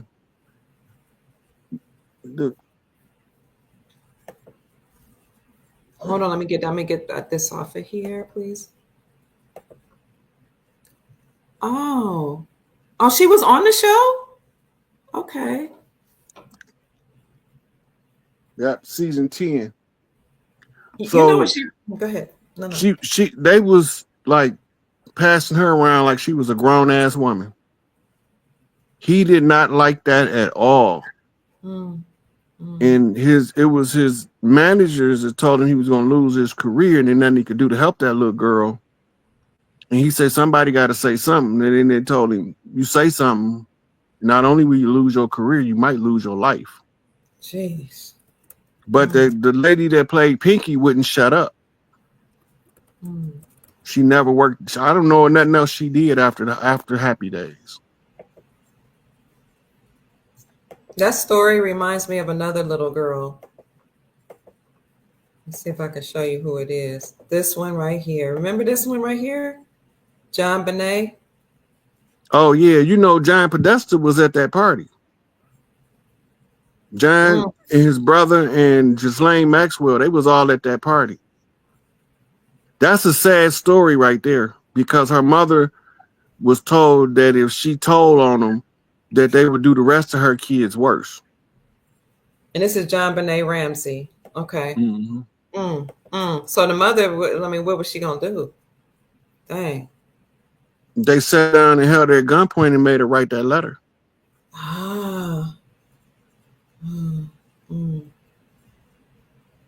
they say her husband was involved. He was under the same threat she was. He couldn't do nothing. Okay. He had no juice.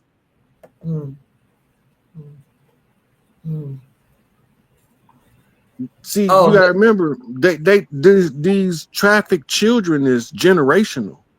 John Bonet mama was trafficked. Right. And that's how she knew they wasn't playing when they told her they told her what they was going to do to the rest of their club, to the rest of her children. Sorry about that. The same thing happened to Shirley Temple. Somebody was saying Little Rascal Shirley Temple and Dennis the Menace. Shirley Temple was molested, but not as bad as those other two you just seen. This is sick. This whole kidnapping and molesting of children it's disgusting. I wonder if those people are human. Some of them surely can't be. That's doing these things to these babies. Sonia says, "Go ahead, Uncle Rod. Thank you for focusing on the mission." And they've been saying the mission is to save the children. So that's all it's about. You can't secure 7 generations if you don't stop what's being done to the children immediately. Absolutely. You got to know who your allies is. Why you see all those children with Mike is they coming to him for help. Mm. They listen to them old people talking to keep them away from Mike because he'll tell them how to block us. You know, they didn't want Mike telling the children how to protect themselves from the adults. Because it's certain, like, they don't want problems. Mm. Right? Like, Chris Brown was trafficked. That ain't his mama. That's his handler. Mm. Wow. But Rihanna got him out. Then they lied and said he beat her up. That wasn't no lie. He beat her up. That's how she got him out. Whoa. Wait. Say it again. That's how she got him out. If you a problem, they don't want people that's a problem. Okay, now you know a domestic abuser does not change his strike. Right. Who has he abused since then? I don't know. I'll wait. I got a couple years to wait. I'll wait. I don't know of anybody that he abused. They had to turn him into a problem to get him from under their yoke. Strategy. I see. If he not a problem, we don't have Chris Brown no more. We got Christina Brown. But when he become a problem, they distance themselves from people that they consider the problem. That's what kept Tupac safe as long as it did. My big mouth.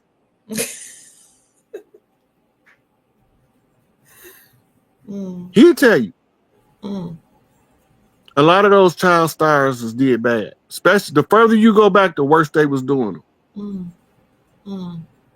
And the first one to ever have a strong shield of protection around him was one of the earliest child stars known as Sammy Davis. Oh, yeah, I remember Sammy Davis Jr. Most people don't know he started off as a 4-year-old tap dancer with his daddy. No. No. He was Michael Jackson before Michael Jackson was Michael Jackson. Before Little Stevie Wonder was Little Stevie Wonder. He was the first child megastar.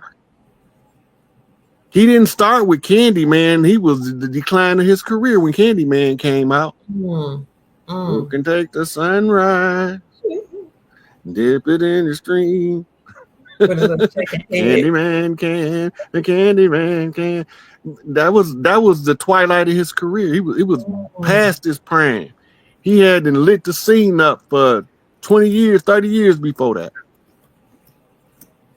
And then when he started getting extorted by the Black Hand, he ran the Frankie Boy, and they had Mafioso La Cosa Nostra protect him. Now remember, he supposed to have been a black Jew. I remember him saying that. That was his thing. Always. That was because he needed to expose the black Jews. Sammy Davis Jr. Look, put childhood behind his name, performer. Okay. Sammy. You can show you pictures of him when he was a baby. Okay. You can see tap dancing videos of him on YouTube. I remember my mama watching him. He was really popular. Look, he tell you he don't trust them niggas because they killed Malcolm. Wow. He flat out said it. It was niggas that killed Malcolm. Them was some niggas.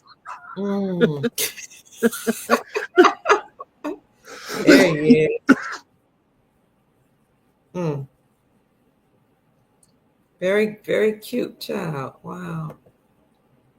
Oh, he sang too? I know he tap danced. He do it all. He like my man from UTFO. I could sing, rap, dance in just one show because can't go. I'm so sophisticated. As far as I know, ain't nobody greater.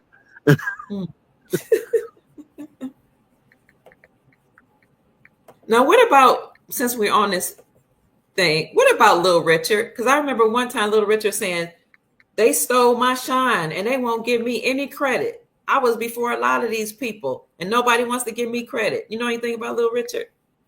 His name was Chief Screaming Hawk. Okay. Let that sink in for a minute. Chief Screaming Hawk. Been known as Chief Screaming Hawk since he was about 7 years old, 6 years old, somewhere up in there. What? Now, who used that kind of name? Only us, an indigenous person, right?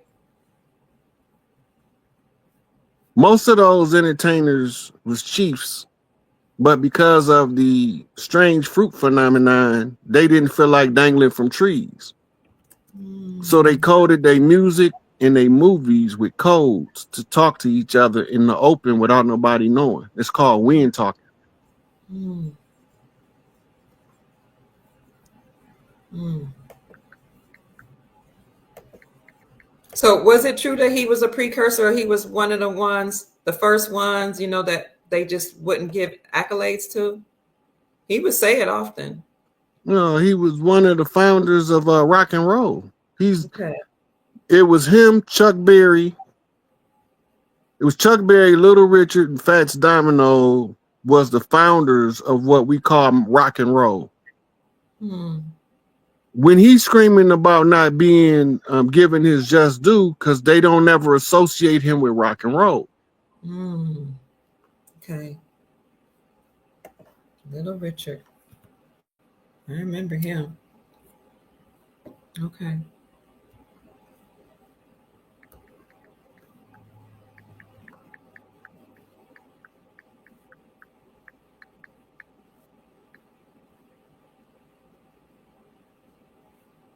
Oh, Patty Duke. I guess Patty Duke must have been a victim. Is that what y'all saying? Hmm.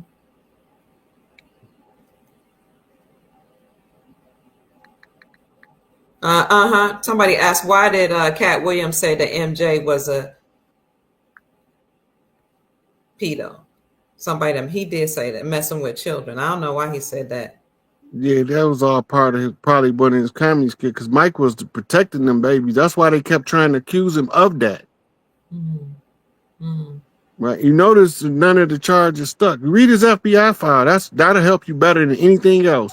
Read Michael Jackson FBI file. It's open to the public, Freedom of Information Act. You can read it. He was being extorted by the JDL, just like the file for Tupac, Biggie, all of the biggest entertainers was being extorted by the same ones. Sister Inez wanted to know, what about the Planet of the Apes? People said the apes was about us, so-called blacks. It's about me. I was just about to say, you the ape. Okay. Can you expound, Chief? I'm King Kong. The story, okay, so you got to go back to the origin of the stories. Okay. Right? Okay. The origin of the Planet of the Apes story do not come from the Planet of the Apes fictional writings. It comes from the Anunnaki tablets. The tablets of Sumer. When they said that they found the primordial primate of the land, of the earth, and infused it with Anunnaki DNA. Now the animals can speak.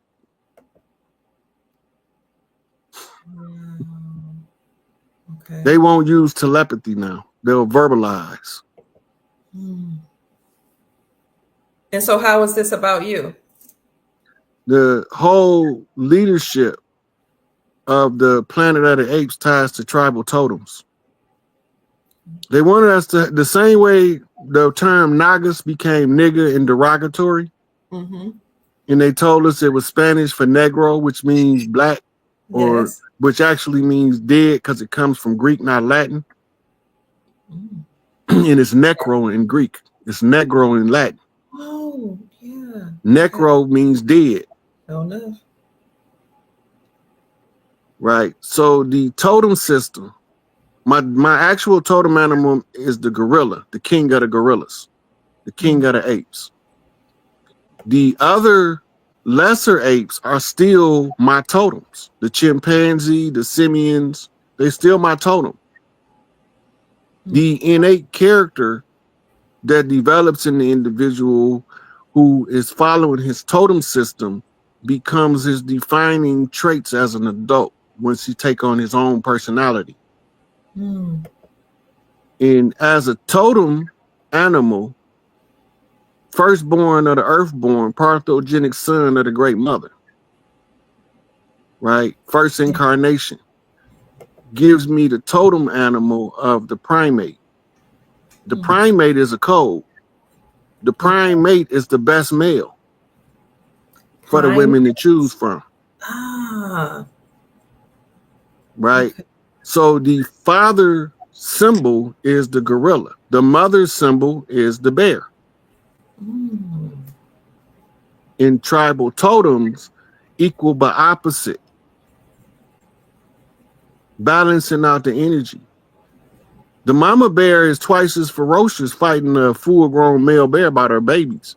She can't whoop him if she ain't got no babies. But if she got some babies, she'll run his big ass all the way off the cliff, trying to get away from her ferocity. Right? Because she's activating 2 laws of nature instead of 1. Right? Self-preservation, preservation of one species and one kind. First law, second law. He's only operating out of 1, self-preservation. So she gonna make sure that he realized mama knows best when it comes to these babies, because you can't eat them. Because that's all he's trying to do is eat them. But we feed our babies to the beast. Ooh. Somebody got to stand up. Ooh. You said we feed our babies to the beast. We send them to school, right? Yes, we do. Do we know what the word school means? No. School is the English rendition of a Yiddish word. The Yiddish word is shul, S-H-O-O-L. And the Yiddish word comes from the Hebrew sheol, S-H-E-O-L. Okay. Sheol translated into English as hell. Oh my God. Wow. So if we ain't feeding our babies to the beast, I don't know what we doing.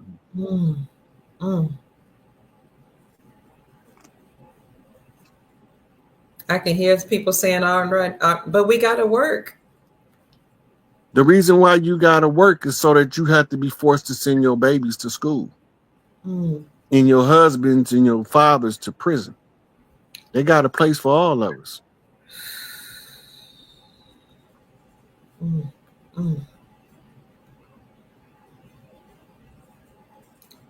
School was invented by the Rothschilds and Rockefellers, Tim Q says. Now, the school wasn't invented by him. It was implemented by them. It's a difference. Okay. The modern education curriculum was to create a community of workers. They didn't want entrepreneurs. They didn't want free thinkers. They didn't want people that think outside the box, what they call abstract thinkers. So to socially condition them all, they used two key psychiatrists work, psychiatrists. They used the Skinner box to put you in the classroom. Dr. Neely Fuller called it the 4 walls method, closing in the mind. And then the second thing they use is called Pavlovian response system. Remember that. The bell. Because you're going to have a whistle or a bell at work, so you need a whistle or a bell at school to condition you for 12 years to listen to the bell. So when you get to work and you don't feel like coming in immediately when the lunch break over, you panic and immediately comply because you heard the bell. You've been conditioned.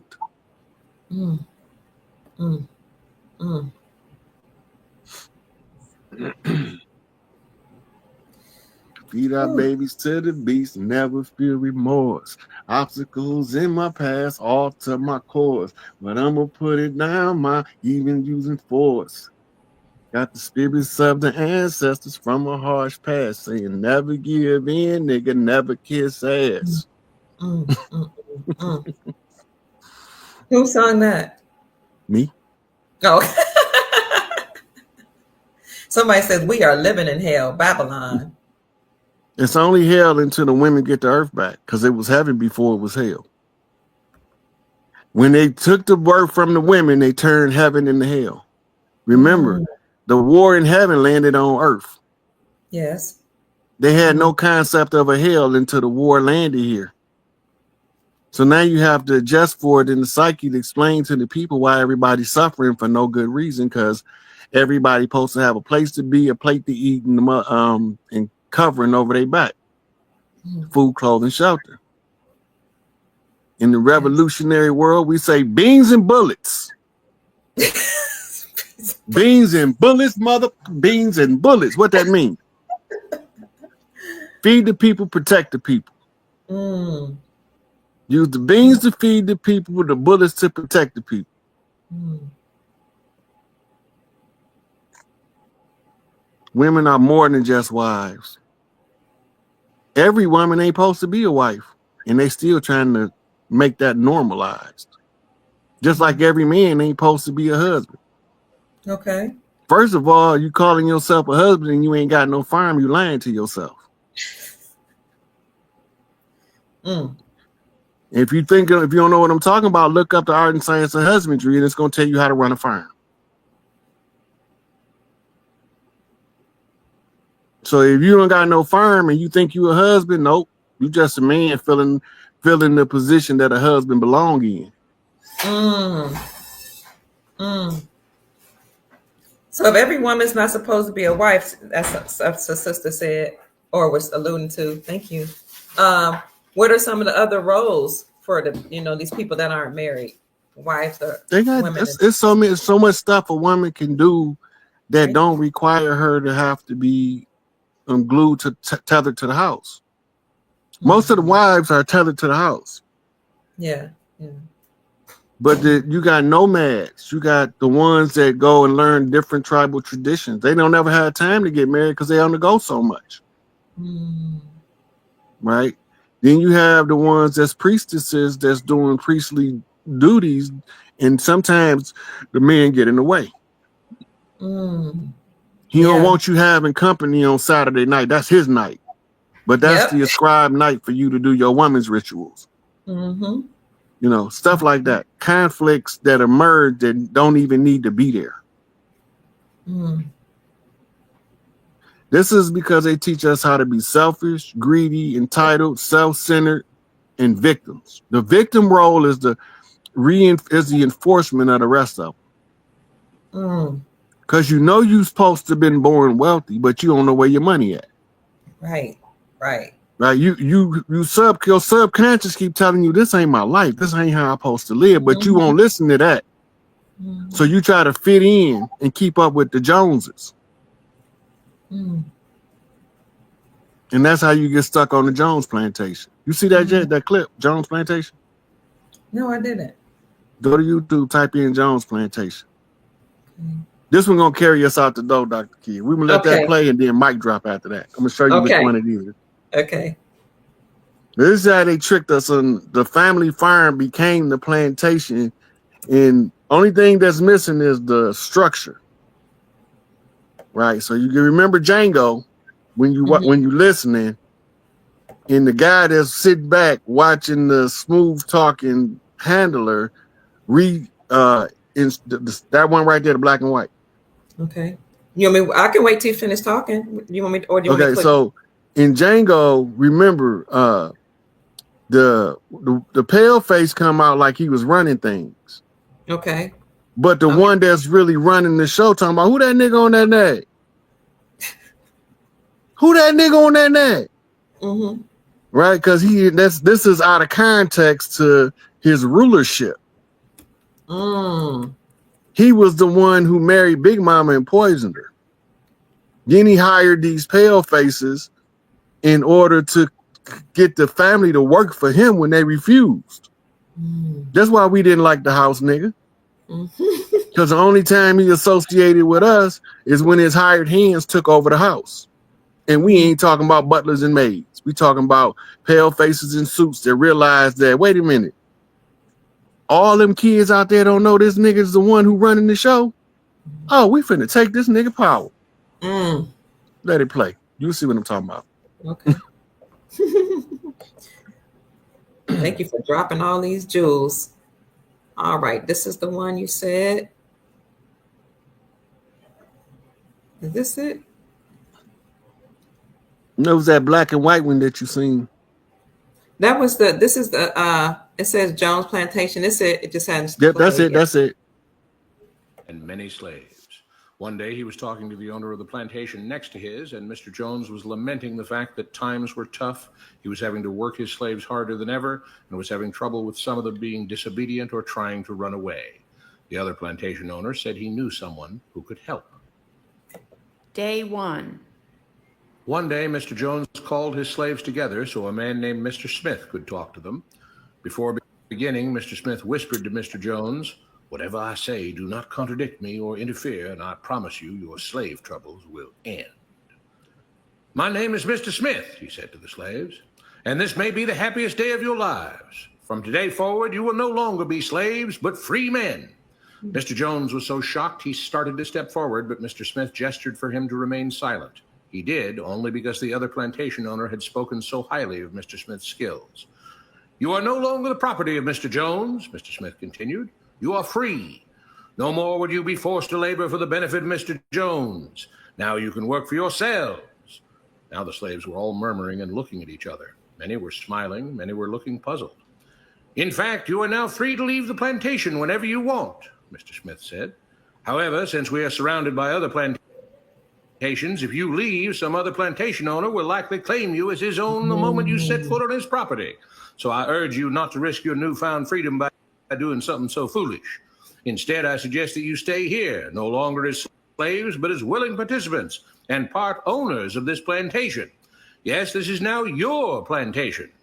Mr. Jones bit his tongue to keep from objecting. "For now, we might as well leave Mr. Jones in charge," said Mr. Smith, "since he is the only one with any experience at running a plantation, which is quite a complicated thing to manage. But he will no longer be your master, but just another worker on the plantation. In fact, he will now be using his organizational and management skills to serve you. Whatever problems you may have had with him before, you are now all equals, and you need each other to make this work. If we all cooperate and work together, we can all reap the benefits together. In honor of this happy occasion, I present you this new symbol of togetherness and cooperation, this flag, which shall be the emblem of the new free Jones plantation." He held up the new flag, but most of those listening were still too amazed to respond. "And this shall be our motto," Mr. Smith announced. "We work together as free men for our mutual benefit, pledging our allegiance to the Jones plantation, which stands for prosperity, liberty, and justice for all. To celebrate, everyone has the rest of the day off. Enjoy your freedom, do as you please, and be back here tomorrow morning, bright and early, so that we may begin work on this great and noble new endeavor as equal free men." Finding convinced that Mr. Smith was serious, the former slaves applauded and cheered. Day 2.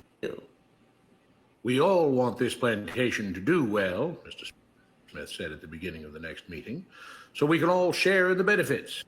We all know that it takes a lot of effort to make a cotton plantation work. Just because you're all free doesn't mean you can stop working. In fact, since you're now working for yourselves, I expect you to work even harder than ever before, but now with pride and joy, knowing that you're working for yourselves. Of course, there still have to be rules. If everyone just does whatever he wants, the plantation won't produce anything. This experiment will fail and we'll all starve. You should be thankful that Mr. Jones has agreed to stay on to lend his knowledge and skills to this endeavor, and I trust you will all do your own part to make this work. Several of you have been chosen to act as project supervisors to manage different aspects of the operation, to make sure everyone is doing his assigned job, to make sure that the rules are followed, and so on.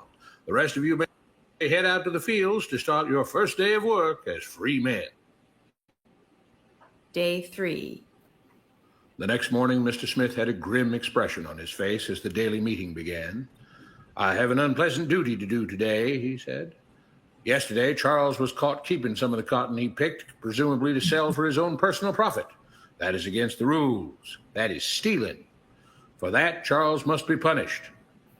Two men tied Charles to the whipping post.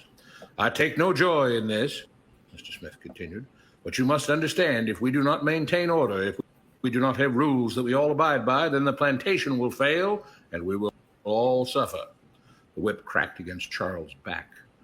"But if we all pitch in for the common good, then we can all prosper. Being free doesn't mean you should be selfish and greedy. We must each do our assigned duties and obey the rules, and then we can all benefit, and each of you will receive your appropriate share of the profits." A young man named Samuel stepped forward. "But if you and Mr. Jones decide the rules and whip us if we disobey, how is that any different from what we had before?" "How can you say that?" Mr. Smith asked. I'm shocked. You were a slave before, and now you're free. Things still need to be managed and organized by those best qualified to do so. Do you know how to run a plantation, Samuel? Well, no, he answered. But if we're free, why do we get no say in what the rules are and how things work? I'm surprised at your ingratitude, Mr. Smith answered. None of you know how a plantation is run, so you're in no position to be making decisions about how things are done here. You don't seem to appreciate all the things that Mr. Jones provides for you, from protecting you from all the outside threats you know nothing about, those who would come here, capture and enslave you if not for Mr. Jones' protection, to making sure that you all have food and housing, tools to work with, you're cared for when sick and injured, and so on. There wouldn't be a plantation at all, no cotton to pick, no land to plant and harvest if not for him. You should be grateful that he's made possible the level of comfort you now have. Your lives would be far worse if not for him. Nevertheless, as free and equal participants in this endeavor, from now on at each meeting, any worker may have 2 minutes to ask questions or voice suggestions or complaints. With that, the workers all seemed satisfied. You want us to keep going, Chief? You can stop. But you see how they come in with the convincing the people to remain slaves. So remember, they gave us what's called the slave Bible, right? And the part that they used to always focus on was children, obey your earthly master as you would your Father in heaven. Yes. Yes. Yeah. Now look at what he's telling them again. Yes. Right now, insert patriotism. Right. You have a right to voice your opinion, but if you say the wrong thing, we're gonna chop your head off. Yeah. Right. So all of that is included. Right. So the Jones plantation, Mr. Jones is the house nigga. Mr. Smith is the pale face he hired to help him to negotiate terms of work, a union leader. Right, because the families won't work if Big Mama ain't there, and he done already poisoned her off and took her name out the house. So it ain't Big Mama house no more, it's just the big house. Right? And this was called the Jones Plantation, the name of this film. Okay. That's what the name of it was, Tiffany. Wow, this was absolute fire. I agree, family. Thank you all so much for watching this. Hit the like button, please. I see 1,903 people in the chat. Subscribe to the channel. And please, if you are inclined, make sure you bless Chief Pontiac with all this wisdom and knowledge and information, these jewels that he's dropping. I will put his Cash App in the chat again. It is $SIKAPE.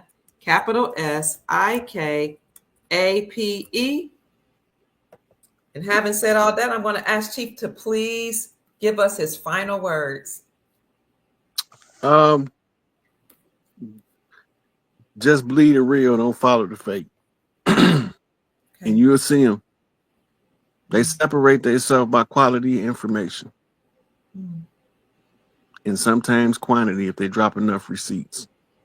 And what's the hope for the future, Chief? We head into a golden age, so get ready to shine. Shine bright like a diamond. Yes, sir. Oh, they're saying thank you both. Thank you, Dr. Pruitt. Thank you, Chief. Lead with your heart. We love you, Chief Pontiac. Thank you. Thank you, sir. Shining like a diamond. Much love, Chief. You're the best. And this is the best show ever. Thank you, family. Thank you. We're so grateful for you all joining us here. Thank you for your time. We've been on almost 6 hours, but it's been awesome.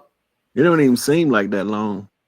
5 hours and 42 minutes and 46 seconds. So thank you for your time. Thank you, family, for your energy, for spending your Friday night with us. We love you both so much. And we're heading to the golden age. And remember, President Trump is who has been selected to be the one to take down the deep state. And then he will disappear from the scene and we will transition to a republic. And then from the republic, then we will move on to this common law or the government that was here before, the government of the autonomous peoples. So Did I get that correct, Chief? I want to make sure I got Absolutely. it correct. Okay. So that's about it, family. We want you to have a good night. We love you so much. Thank you for the Cash App blessings you've been sending, Chief Pontiac. Thank you. Thank you for the blessings you've been sending me, Dr. Kia Pruitt. May the Most High return it to you 1,000-fold. And we'll see you later on, maybe even tomorrow. Peace, family. Good night. Thank you, Dr. Kia. You're welcome, Chief. Thank you so much. I want to bid good night to the family.